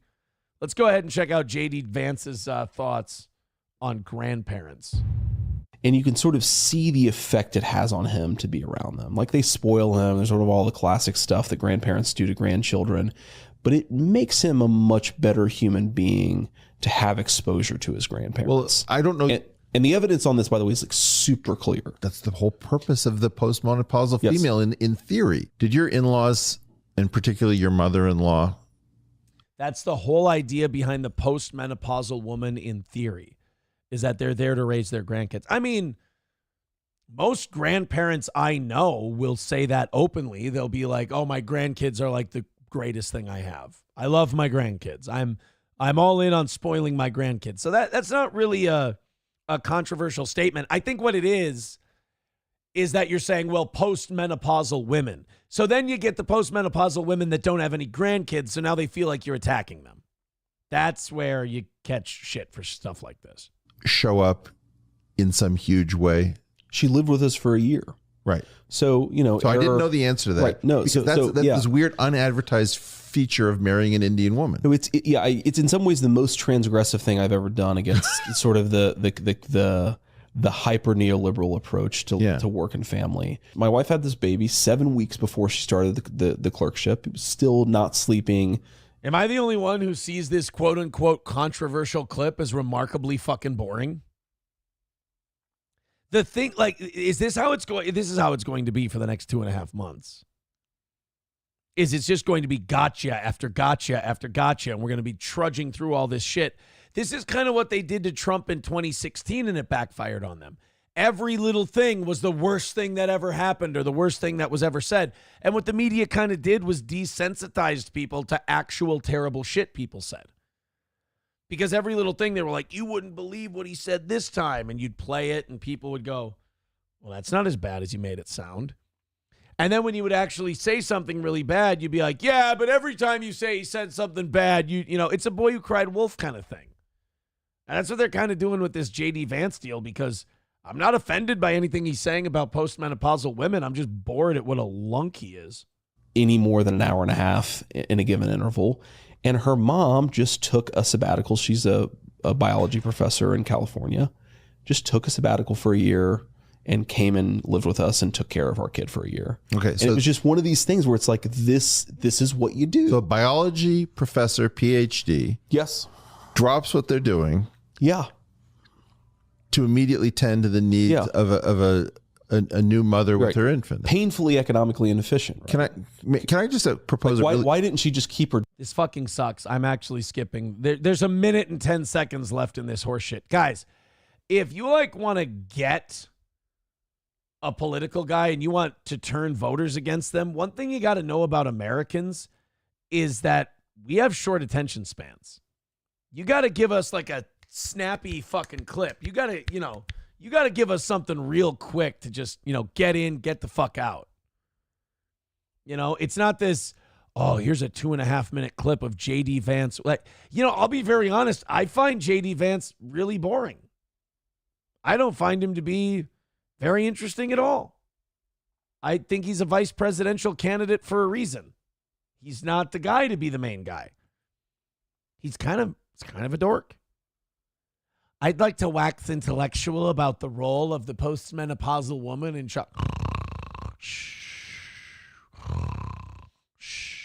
And now I'm kind of pissed because he put my audience to sleep a little bit. Hey, JD Vance, I still need $160 today, and I'm frozen out here on my ass. There's $160 between me and a perfect week of steel toe contributions, and now you fucked me up by being boring. You dick. I like when Aaron has definite opinions on a clip he won't listen to. Numero uno, Josh Denny fan says, 2.5 minutes. Best I can do is listen to 60 seconds. Yes, that's how radio broadcasting streaming works. You have a few seconds to get my attention, because if I'm getting bored, my audience is already fucking bored. I got to get out of here. This isn't about informing you. This is about entertaining you. And if I'm playing a clip where a guy's being a hump, I got to get the fuck out of there, because it's going to bore the shit out of my audience. Yeah, Dead Game says, I don't want to hear it. Exactly. It's just my Indian mother-in-law. She said, the blah, blah, blah, it's great. It's good. That's fun. Dive Bar says, I like JD. He's a Marine. Enough said. No, not enough said. You got to, enough said for being like a cool guy or whatever, but not enough for being vice president. Shit. Here's what I want to watch. Let's eat some candy. We've only got 25 minutes left, guys. We're 160 away. I hate to be Beggy McBeggerson, but it's $160 and it's a perfect week. We've nailed everything this week. So let's all contribute. Let's all throw in 20, 30, 40 at a time, man. Let's do it in big chunk plays. So in 20 minutes, I'm not sitting here going, please, sir, may I have some more? I want to do overtime today. I've got plenty of fucking material. I don't mind missing the goal on a Tuesday. That's, you got the rest of the week. Missing the goal on a Thursday, Last day, ugh, that's a fucking knife to the chest. So if we've done a good job for you today, and holy shit, we're 3 hours and 40 minutes into the fucking show. If this hasn't been a fast-moving good show for you that's worth a couple of bucks, I don't know. I don't know what to tell you. 160 away, hammer it out. Let's call it a win. Blake Lively did an interview with Kirsta. I don't know. Who gives a fuck? Are they really digging up 8-year-old interviews from Blake Lively to get... You know, TMZ... I'm thinking TMZ's probably getting a little low on drama content because, as I understand this article, and this wasn't prepped for today's show, I just saw this. I saw the headline, which was, Blake Lively made reporter want to quit due to icy interview. Reporter Kirsta Flaw uploaded footage from her 2016 sit-down with Blake to promote Cafe Society, and the journalist blasted their chat as her most uncomfortable interview situation ever. Fuck you. Really? You're uploading something? Here's what she's doing. She's uploading something from 8 years ago because her fucking husband has a $1 billion movie out right now, so she's kind of grifting on Blake Lively and Ryan Reynolds' name. Oh, this is so see-through. I hate this lady. I really hope Blake Lively was a cunt to her. Let's watch this clip. Oh, this is gross. There's no reason to release an 8-year-old video clip other than her husband has a $1 billion movie out right now. Ew. First of all, congrats on your little bump. Congrats on your little bump. What about my bump? Hey, you guys all have little bumps? Much like Mr. Rackets. Oh. You've got two nice ones. And they are kind of bumps, aren't they? No, not bumps. The lovely lady lumps. Check it out. Oh, God. Oh, this does suck. Oh, I do. I already hate all three of them. Oh, this is just bad. Don't say that. Don't quote that song from 2006. I'm uncomfortable now. Thank you. Thank you.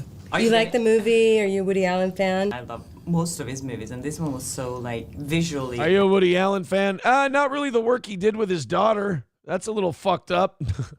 Not the shit that he's accused of doing to girls. No, I'm actually not. There's certain shit you can forgive people for and still watch their work. Like, you can watch Kramer on Seinfeld. You know, he had a bad night at the Laugh Factory. But, Roman Polanski and what he did to a teenage girl, and then Woody Allen and the shit he's accused of, no thanks. I can't overlook that because you make good movies. I can't even overlook what Mike Tyson did and fully appreciate his career. And I'm a fan of Mike Tyson as a fighter, but I also, that fandom gets held back by the fact that he did a really heinous thing. And the only thing that kind of redeems it is he paid his debt to society. He went to prison, and he's picked himself back up and put himself together. Amazing. Yeah, it's gorgeous. Did you guys love wearing those kind of clothes that you... Yeah. Yeah. And, working in digital... Everyone wants to talk about the clothes, but I wonder if they would ask the men about the clothes. I would. I love Jesse's suits and how... You know what? They are being... You know what? I agree with this reporter. They are being fucking rude. And are they lesbianic a little bit here? I don't know. Getting a weird vibe that they're a little too into each other. But they're not looking at the reporter. They're not looking at her and answering the questions. You know what they're being? They're being catty mean girls and freezing her out at the lunch table. And then she has to kind of budge her way into the conversation to pretend she's part of it. You know what? 40 seconds in, Blake Lively and I don't know who this is, they are being a little bitchy. I'm saying his wardrobe was beautiful. I know, Corey's wardrobe was gorgeous. Those high-waisted pants. He's so great. I wish men and wore sorry high-waisted pants like that still. Or their father with his tank top in bed. It's so good. It's just like Did you that. catch You could feel the it. tablecloth on the light in the Italian restaurant? Are they fucking? They're fucking with her. I feel like they've got to be fucking with her because They're not participating in this interview whatsoever. They're just talking to each other. I wonder if they didn't go into this and be like, let's just fuck with the next person we talk to. When they eat spaghetti. I didn't notice that. No. There's so much warmth of everything, you know. Yeah, it's not just the women that have the clothes. But I feel like the women get the conversation, but it's like every detail with everybody. Yeah, so, it was amazing. This reporter is kind of looking around like, should I just fucking leave? Like, is this... I can go if you two just want to talk about clothes the whole time. Kind of a bitchy answer, though. Like, would you ask the guys about the clothes? Yes, they probably would. Do you know how many times the Mad Men guys probably got asked about their clothes? It's a period piece. Amazing to look at. Steve's and then to white see suits. Yes. And then you notice in LA, like everybody's in cream colors and all the men are wearing like white and cream. And then you get to New York and it's a little bit more browns and moodier. And Susie really told such a story. Yeah, amazing. Alongside Vittorio, because it is a lot brighter and sunnier in LA. And New York has just a steaminess to it. And I think, the whole Hollywood glam, it's so glamorous and everything. Can you relate to the things they were saying about Hollywood? It's so easy to get seduced by the fame and the money and the glamour. You see it all the time. That was one of my favorite things about the movie, were the subtle turns to their own transition into... It's fucking awful, too. Jesus Christ. Why is the news, like, are news sites and, like, gossip sites and stuff, are they packing it in today? Are they taking a 3-day weekend? Because, like, everything they go, wow, you got to fucking see this. This is amazing. And it's just two vapid actresses being vapid actresses. And that reporter's like, this made me want to quit my job. Really? Your whole job is interviewing actresses and actors. And you're, like, two of them are really shallow together, and that makes you want to quit your job? That's your job, is interviewing shallow people. How did this one get to you? Numero uno Josh Denny fan says they are definitely fucking with her after she started asking them lame questions. It's as clear as day. Right. They, like, as soon as she went, oh, your clothes are beautiful. What about the clothes? And they were like, yeah, fuck this lady. Anyway, let's just talk to each other. And that's what they did. So I don't think there was anything wrong with that. Oh, guys, we have a concern troll in the chat. Look out, concern troll. Pistachio 19. Hold on. We all got to clutch our pearls with Pistachio. Aaron, I saw your stream where you were covering Johnny's drunk stream, and I think it was in extremely poor taste. I didn't know you were that type of person. My friend got hammered on the air, and we goofed on it. Shut up. Nobody cares about your feelings. Aaron the Nutless Wonder Boy with 199 says, just tuned in. Did you cover the Social Security hack? I mean, we will, but I think we'll have to knock out the goal first because we're running out of time.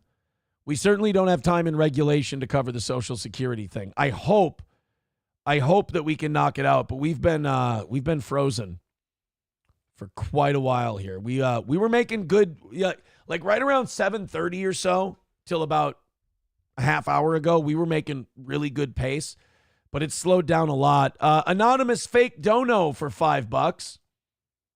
Thank you very much. All right, 155 is the number. Guys, we need your movement on this. If you've got some big drops to make, I suggest you make them now because we got to knock this thing out, and we're a ways away, and we've only got 15 minutes. And, yeah, I would like to do the Social Security story. Also, somebody sent me a story via the text line, man getting probation for his ATV rampage in Minnesota. We can talk about that a little later. Actually, the Social Security hack thing is next. We've also got the Harris campaign rewriting news headlines on Google to make it look like people were endorsing her. And this Ohio cop who shot a thief who was trying to run him over. This was like a year ago. We got all the dash cam footage and everything else. It was seen as totally legit, fine shooting. And then it became like this social rallying cry, and there was kind of this racial element that was put to it. Now they've decided to charge the police officer a year later. It's pretty fucking brutal. Pistachio says, I'm not a troll, and I don't have hurt feelings, my friend. Okay, then why? Are you a fan of our show? Because that's kind of a gay thing to say. No offense. Like, I thought it was in poor taste to watch Johnny's stream. I didn't pull up private video of him at fucking Christmas time and show it to everybody. It was a broadcast. So, Pistachio, I want to know where you're coming from because, honestly, you sound like you're just concerned trolling and moral gay F-wording. I mean, this is where the cowardice of people, and I'm not saying this is you, kind of bugs me, is that if you just think I'm a bag of shit and you don't like me and you don't like the show and you're not a fan, just be honest and say that part. But when you try to go into it by going like, I have a moral concern, that's disingenuous. I am not a fan of the show, so that may make sense as to why it was a gay comment. Okay, well, now start with that. Aaron, I don't like you. Here's where this is coming from, Aaron. I don't like you. So I don't like this thing you did. Well, naturally, if you don't like me, you're not going to like a funny thing I did because you're going to see it as mean-spirited. So start with that next time. And so, yeah, I don't know. The whole thing about like Johnny's drunk stream, it was fucking hilarious. And we called Johnny afterwards to tell him how funny we thought it was. So yeah, I think you're being a little too sensitive. And that, I mean, that's fine. But yeah, there's nothing about our coverage of Johnny's drunk stream that I don't defend. With absolutely no problem. Also, Aaron, you're bringing the F out. Slow down. We got this. Oh, I'm sorry. Were you guys were fucking with him yourself? Sorry. I apologize. I was apparently stepping on the audience's toes, and I didn't mean to do that. Guys, 155 away from today. Oh, there goes. I got the leg shakes. We got 10 minutes, and I got the leg shakes. Let's knock out the 155. If you got big chunk plays for the old toe, let's do it now so we can go till 10:30 today. That would be awesome. I don't want to miss. I really don't. I don't want to sound desperate, but I am desperate. We got 17 in a row. Our streak is going well. We've not only knocked out every goal this week, but we've knocked it out with no fucking problem.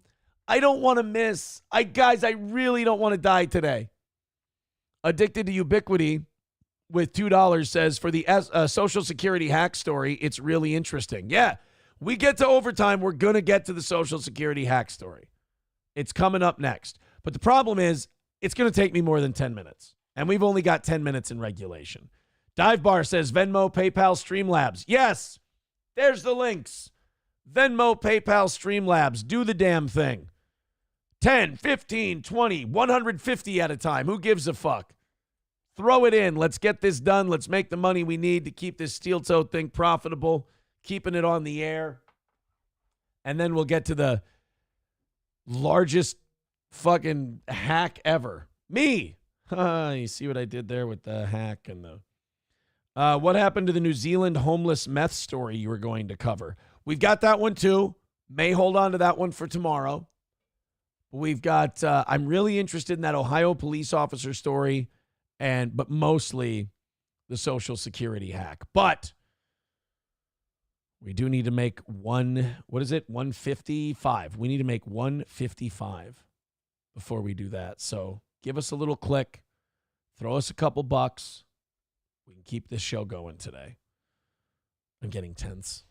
I don't want to. Stop me from getting tense and nervous. I am, because we got a good streak. I don't even care about haters today. That doesn't really bother me. But, we've got a good streak. I don't want to miss on the last day. I can miss on a Monday. I can miss on a Tuesday. That's totally fine. For some reason, that doesn't fuck me up as much. But we've made it all week. And it's just one more fucking day. That's it. To keep this shitty show hanging on by a thread. Thank you very much. Oh, got a couple of updates there that we'll get to in a second. Let's read this real quick, and then we'll beg you guys for money and see if we can keep our show afloat. The Harris campaign has been editing news headlines and descriptions within the Google search ads that make it appear as if The Guardian, Reuters, CBS News, and other major publishers are on her side. Huh. So they've been making articles masquerade as though they endorse her. Wouldn't this be considered, doesn't the media usually call this misinformation? Doesn't the media usually call this lies and shit like that? It's funny, if Trump were to be out there like manipulating articles and making it look like they liked him, I believe they would say that's misinformation. They may even say that Google possibly, needs to be censored for this, or that we need to, we need to monitor Google, or the government needs to fact check Google. It would be so bad. Let's go to Buffalo Jockey with $10. Says Social Security hack sounds like extremely entertaining content. It should be good. I like it. Trucker 18 Wheeler with $20 says piss off pores. Wow.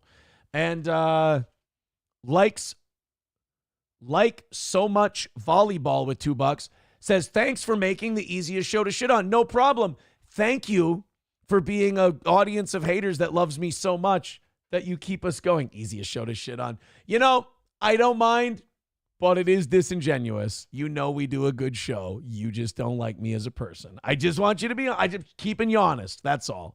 JB Gunner with $5 says this is for being white. Am I allowed to accept that? I don't know if I'm allowed to accept. Are you allowed to accept money for being white? I got to check it. You know what? I'll check the bylaws and I'll get back to you. All right, we got $10 from John. Thank you, John, for the 10. Okay, guys, $120. We can do this. 120 is doable. Keep it going. Numero uno, Josh Denny fan with $2 says, gift me a YouTube membership, you hacks. There you go. Gift the man a YouTube membership. Somebody come up big for old Josh Denny, numero uno fan. Dead Game says, Adonis Paul does a good show. How dare you? I love AP. When did I say AP doesn't do a good show? All right, 1:15 away from hammering this thing out. We got 6.5 minutes left here. Let's do a little bit of this before we start rattling the cans again. Axios was quick to note that this is a common practice in the commercial advertising world that doesn't violate Google's policies, and that this technique has been used by campaigns before. The Trump campaign is not doing this, however, only Harris's. So, even when this bothers me because, even when they bust these people for being dishonest, they still just try to do they try to conflate it with, everybody in advertising and politics does this. Oh, really? How about Trump? Well, no, Trump doesn't. Oh, interesting. What if Trump did? Would you give him the same deference? Would you give him the same everybody does this. It's a common practice and it's not against the rules. Or would you go, more misinformation from the Trump campaign? It just sucks when you notice these things because you wish you could stop noticing these. I wish, I wish I wouldn't notice that these people are being rat fuck pieces of shit, but it's hard when you see them pulling rat fuck piece of shit moves. Thank you, Need Trump, for gifting 5 memberships. Numero uno, Josh Denny fan. There were 5 memberships just gifted. Did you get one, sir? And do you have them turned on? 105 away from today's goal. All right, guys, 5 minutes left. Out come the cans. Let's see if we can do this. Michael says a hack dono for a hack show and throws us $20. Thank you, buddy. What does that mean? That means 85 away. Here we go, guys. We can do it. Last day of the week. We got Rumble Friday tomorrow. Free of a goal. $85 away. We're right there knocking on the door. 4.5 minutes left. Finish it up. You guys are great at rallying right at the end there. Numero uno, Josh Denny fan says, no, I did not get one of them. Oh, you didn't get one of the shit. You didn't get one of those gifted memberships? Can somebody gift enough memberships so that fucking numero uno Josh Denny fan can get one? This is going to be my life's work. Pistachio says, math ain't mathing. Yeah, it is. It's simple subtraction.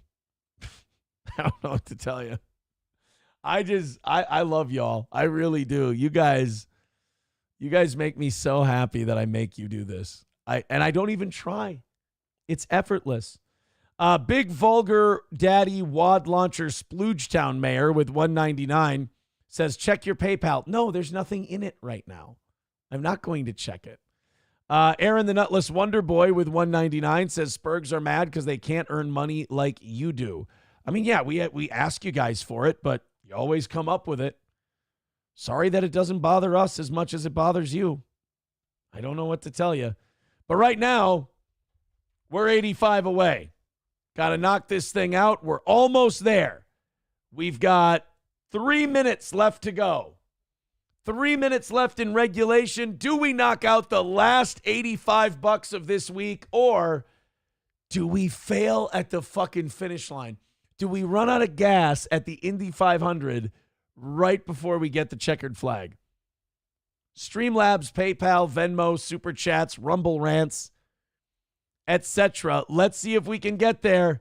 85 is the number. 85. Who wants to throw in and help us get there? If we get inside of 50, it buys us an extra 30. 2.5 minutes to go.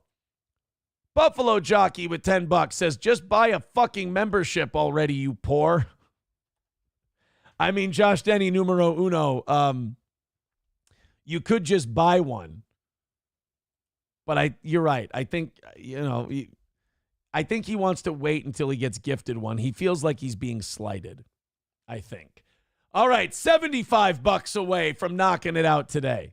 75 away. 2-minute warning. 2 minutes to go. Let's go, everybody. 75. Streamlabs, PayPal, Steel Toe Media Inc. on Venmo. Super Chats and Rumble Rants. Fauci's Pangolin says, check your asshole. There might be some gold. I pull it all out of there for the show. We got the Social Security hack story coming. If we knock out, if we get to overtime today, Pistachio says, will the streak be broken? Let's find out. Numero uno, Josh Denny fan with $2 says, YouTube has blocked me from super chatting and membership buying, you retards. Yeah, so there you go, guys. That's okay. We take a bigger cut of the Rumble stuff anyway. All right, minute and a half. No, we're not going to fail. It's $75 away on the last gold day of the week. There's no way. 1 minute and 10 seconds. Links are in the chat. Oh, Steffi with 10 gifted memberships. That's 25 off. And then Fauci's Pangolin with a gifted membership. So we're 45 away. Hey, there you go. Let's go, everybody. Let's go. 45 away from knocking it out today. 45 seconds left in regulations. Numero uno, Josh Denny fan, did you get one of those 10? I think that's got to be the last effort people put in if numero uno, Josh Denny fan didn't get that one. 30 seconds. Can 45 be done? King Kong Dong says MSO so close. Hey, we're only inside of 50. We're not home yet. We just bought ourselves an extra 30. That's all. MSO can still get his win. All right, guys, getting close to the buzzer here. Mike with $15 over on PayPal. $30 away from knocking out our final goal of the week. Oh, this is the fun part, isn't it? All right, 10, 9, 8, 7, 6, 5, 4, 3, 2, 1. All right, regulation done. Overtime on credit. $30 away. Can we extend the streak? Buffalo Jockey with $5 says, if you're blocked, you don't deserve to have a membership, you retarded F word. Jesus Christ. Now, MSO says it's a hollow win without Hobo. I love Hobo. I think he's great. You can't do this job as long as I've done it without rubbing people the wrong way. It happens, you know? It happens. All right, $25 is the number officially. Guys, let's make them cry and finish it up for the week. I love it. Hackers have stolen the Social Security numbers of every single American and dumped nearly 3 billion records onto the internet. Guys, I think it's too late to delete our search histories. Is all of that connected? I don't know. What I do know is that this could be really fucking bad. You know, you have to put your Social Security number on everything these days for security. Well, Hackers may have stolen the social security numbers of every American from national public data, around 2.9 billion records, according to the LA Times. Oh, I really hope they're wrong. About 4 months after a notorious hacking group claimed to have stolen an extraordinary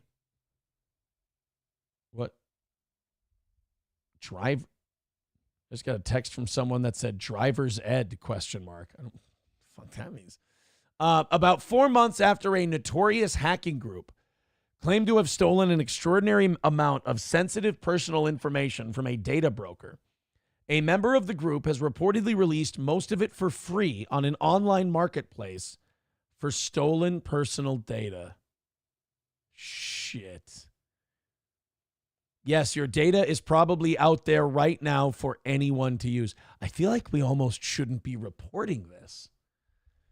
Monetization Coach tweeted out, any chance there are ethical hackers looking to send us money? Is there like an ethical hacker out there that could like get all of these records and just like remove them? Or is this, this is fucked, isn't it? You know, I'm so glad that the government gives you a tracking number at birth. And then they're so good at protecting that tracking number that you get at birth that basically informs your every decision and move in life. Thank you so much, guys, for giving us that. Oh. The breach, which includes social security numbers and other sensitive data, could power a raft of identity theft, fraud, and other crimes, said Teresa Murray, Consumer Watchdog Director for the U.S. Public Information Research Group. Yeah, you think? It's all just out there? People can grab it whenever they need it? If this, in fact, is pretty much the whole dossier on all of us, it certainly is much more concerning than prior breaches, Murray said in an interview. And if people weren't taking precautions in the past, which they should have been doing, this should be a 5-alarm wake-up call for them. What can you do? It's your fucking social security number. The government is supposed to lock that shit down and protect it. We shouldn't have a fucking tracking number on us in the first place. How great. And by the way, this is not front page news. And the reason it won't be front page news is because the fucking media is in bed with the government. And what they're going to do is they're going to protect this and hide it because they'll be like, well, we don't want people to turn against Social Security because that's the fucking Ponzi scheme that a lot of these politicians make money on. And if people find out, wait a minute, Social Security number, so wait a minute, a number that basically tracks us our entire life. You guys lost it to these identity thieves, and now all of our information is available. Well, then people might get the idea maybe Social Security isn't worth it after all. Or maybe we should get rid of Social Security numbers. They don't want people to start thinking that way. So we just won't report this. Quick, there's got to be some distraction story. Trump said something. It's got to be something some celebrity did. Come on, let's get that out. Let's get something out there that divides Americans. Let's push that as the news. Not something that might get them to band together and be pissed off at all of us. Like their fucking Social Security numbers got stolen. Now, this article says, I'm so glad the adults are back in charge and that we have diversity to protect us.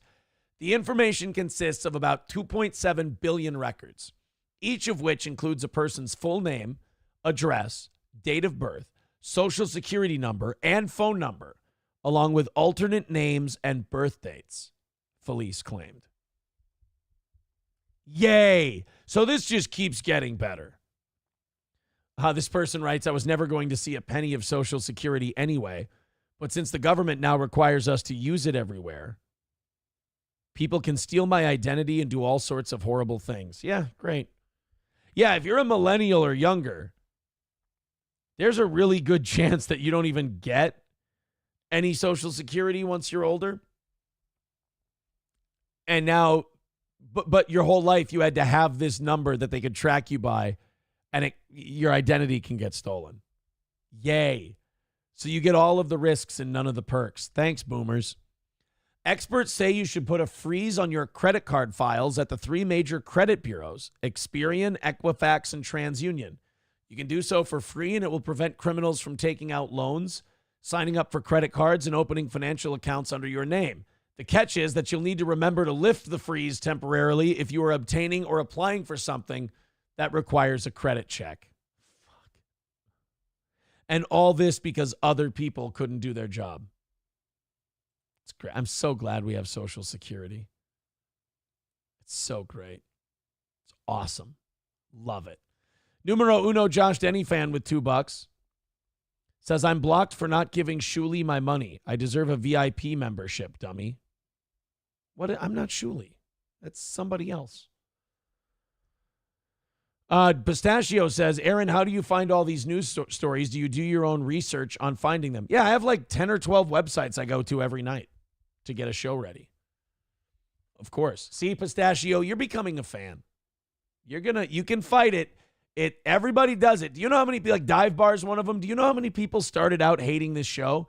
And then they realized, oh, Aaron being kind of a cunty dick is just kind of part of the charm of the program. And they get it. People who don't get it, they get really angry with me. You got to just let them be. But you're starting to get it. Pistachio says, how can I donate more than 500 through Rumble? You know what I say? Just do the 500. You'll be fine. 500 is good. Silverwolf gifting a membership. Thank you. Aaron, the Nutless Wonder Boy with $1.99 says, set up. Why pay borrowed money if it's gone and broken? What, Social Security? Yeah. I mean, there's nothing there. I mean, it's pretty. I mean, if you did Social Security in the private sector, it would be called a Ponzi scheme and you'd be thrown in jail. For sure. Let's go ahead and get to your guys' thoughts on this. We're only $20 away from knocking out today. There's the links in the chat. Finish it off, boys and girls. Finish off that 20 and call it a win for the week for the old toe. It ain't hard to get somebody's Social Security number, especially if they served in the military, says Dive Bar. If you know their name, you can Freedom of Information Act, a DD 214 unredacted. Well, fuck. I didn't serve. Everyone's watching going, we know. Landers says it wasn't a hack. It was a massive info dump that the government did itself. Wow. Thank you, guys. Thank you so much for protecting all of our information. Anyone who takes my Social Security number will give it back once they start receiving letters from the IRS, says Dive Bar. I mean, that's one advantage, right? Packerbacker says the government either did this directly or allowed the leak to impact the election, instead of using a bunch of fake Social Security numbers like they did last time. Oh, so this could have election implications. Interesting.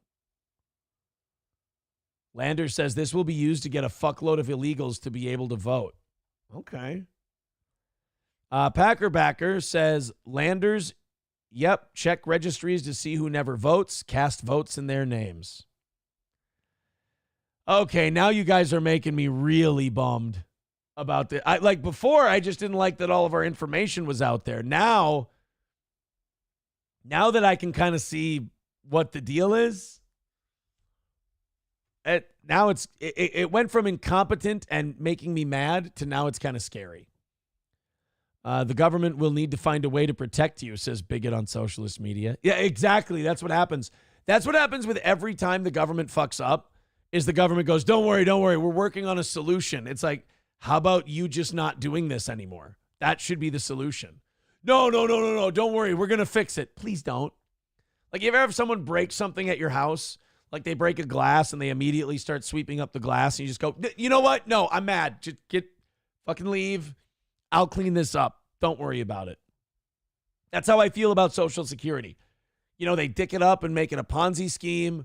Or they release, they info dump everybody's Social Security numbers. They're like, don't worry, we'll put safeguards in place to fix this. And you're like, no. How about you just fuck off and you don't do Social Security anymore?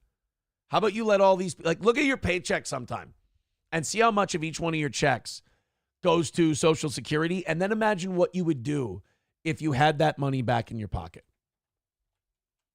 Like if you just got to keep that, what you could do. And I'm talking about like investing. I'm talking about like, you buy something, real estate, land, stocks, whatever. You could do a lot. You could probably do better than what the government does with it. That's for sure. Landers says this is why Americans need a full-blown revolution to, destroy the federal government. Jesus Christ. Pistachio says, haha, Aaron, we met at Stoney's, bro. Of course I'm a fan. I know, but you were weirding me out a little bit there with your concern trolling for Johnny, because Johnny and I thought it was fun. MSO says, TV's Will Heron posted you covering Johnny. Oh, fun. I like TV's Will Heron. Thank you. It was a funny bit. I'm glad he did it.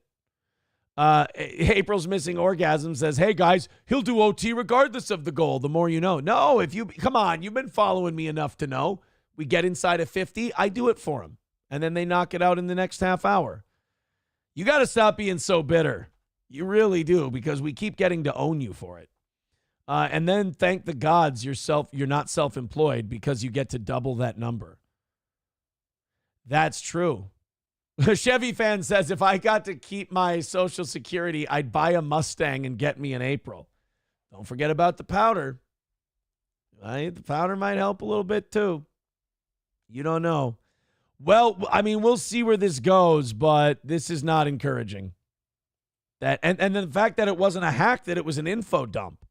Shit. God, how do people still have faith in the government after all this shit? Like, how? How are there people, because they do exist. There are people out there who go, I trust the government to handle this more than the private sector. And you're just like, why?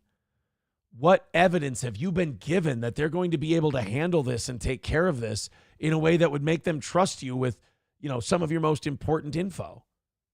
No. Guys, we are $20 away from today. Get it. It's the final 20 of the week. Hammer it out. Call it a win. Let's do this. $20. Everyone jump in.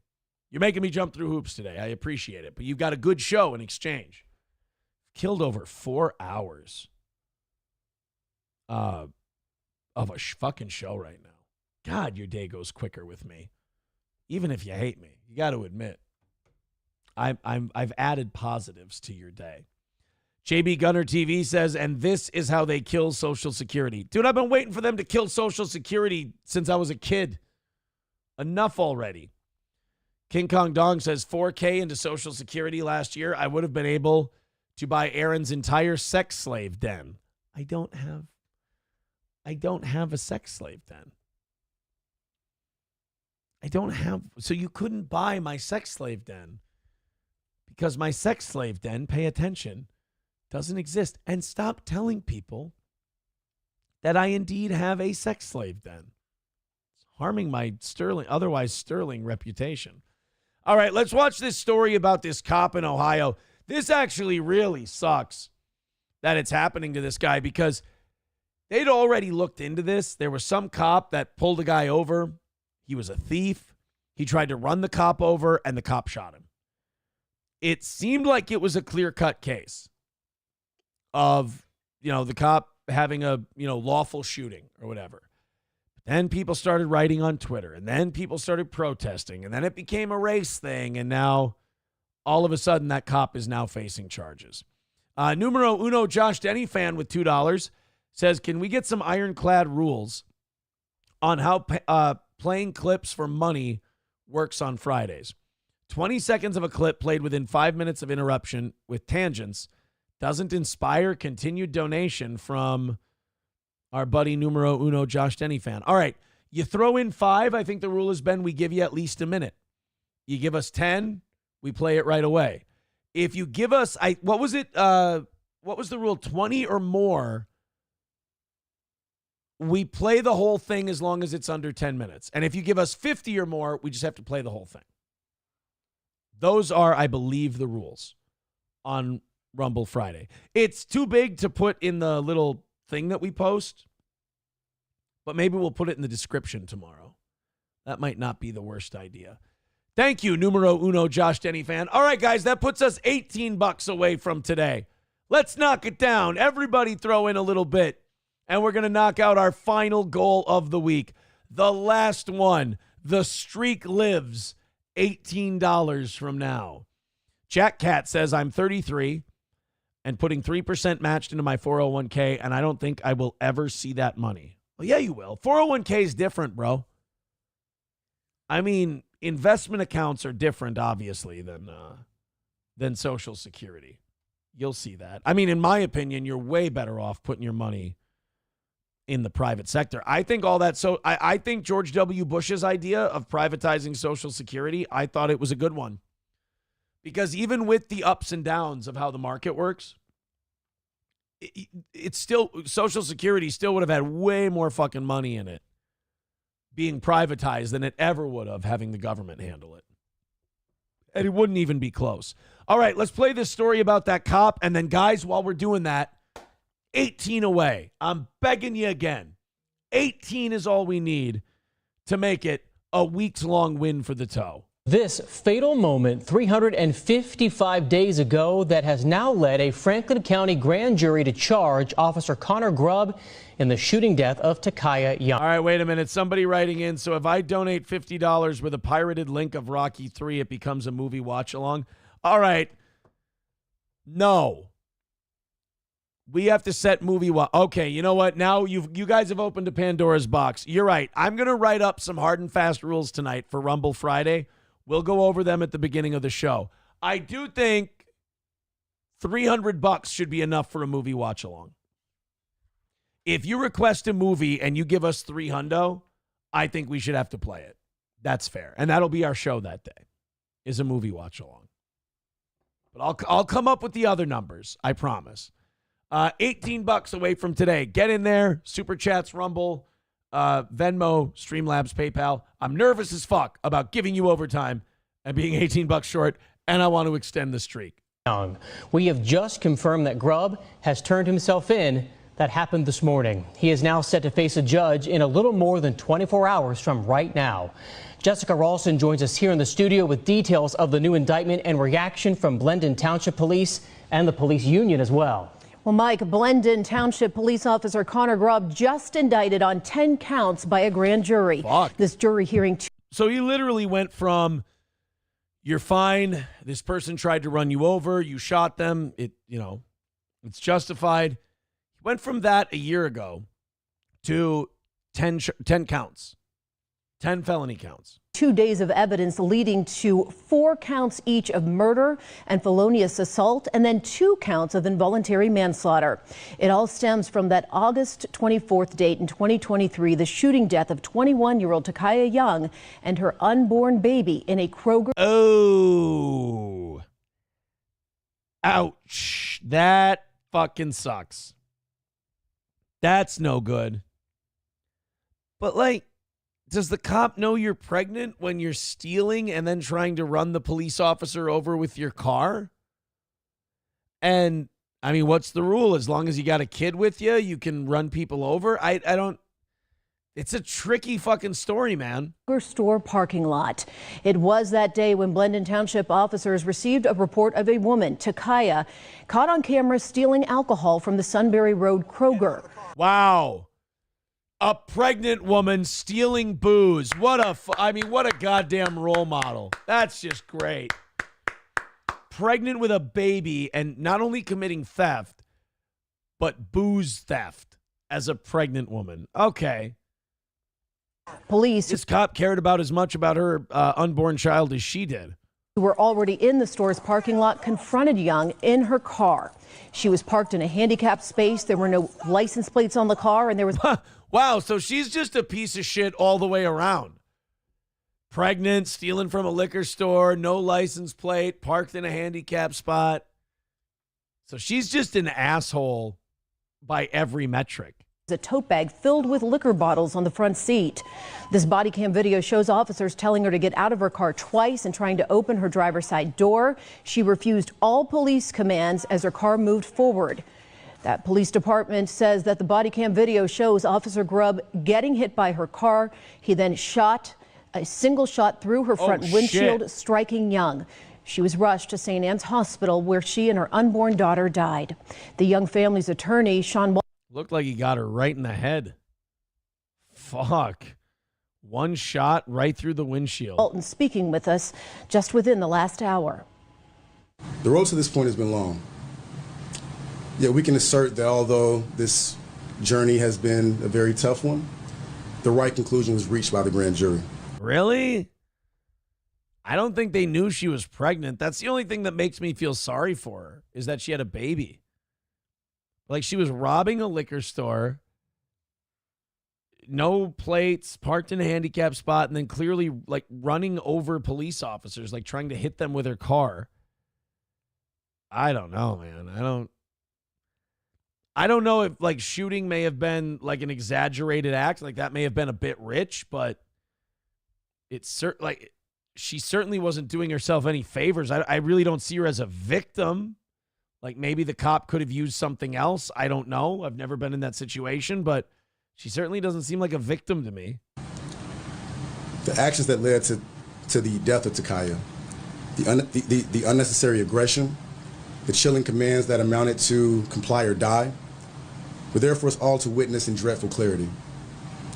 Takaya's life and that of her daughter were extinguished in an act of brutality, becoming yet another symbol of the urgent need for reform in police conduct and accountability. Don't try to make that. No, don't do that.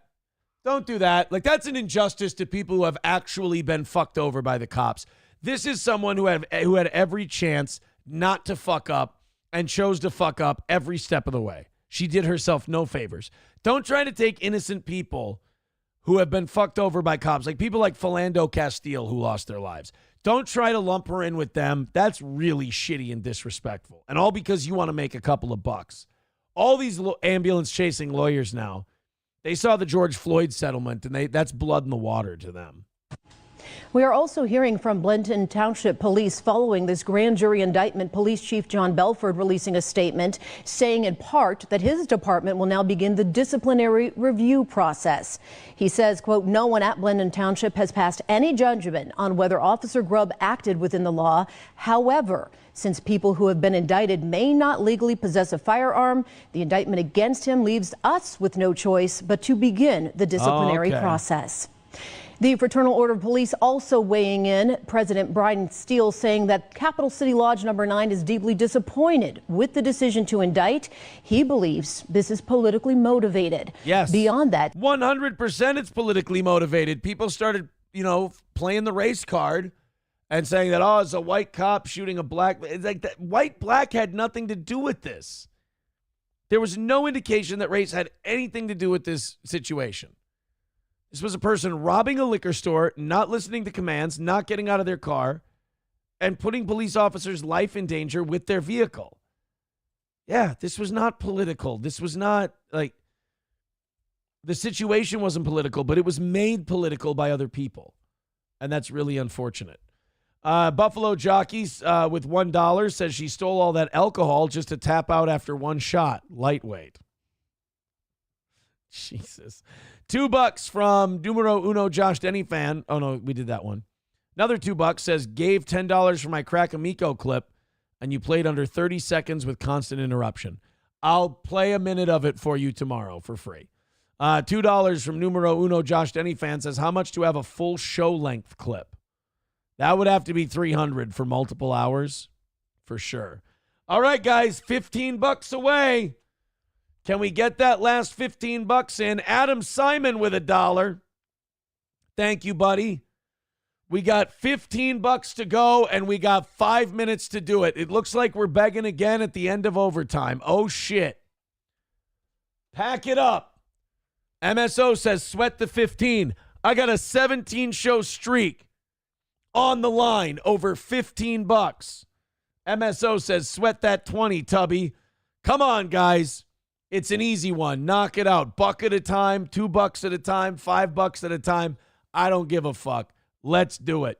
Vadam says, who would think of a pregnant woman stealing booze? She should have been smarter. She should have been. Redman says she was trying to get her baby a good buzz on. Well, pay for it. Just go check out. You would have been fine. 4 minutes to go and $15 left in today's goal. And you got overtime for it, you dirty, rotten fuckers.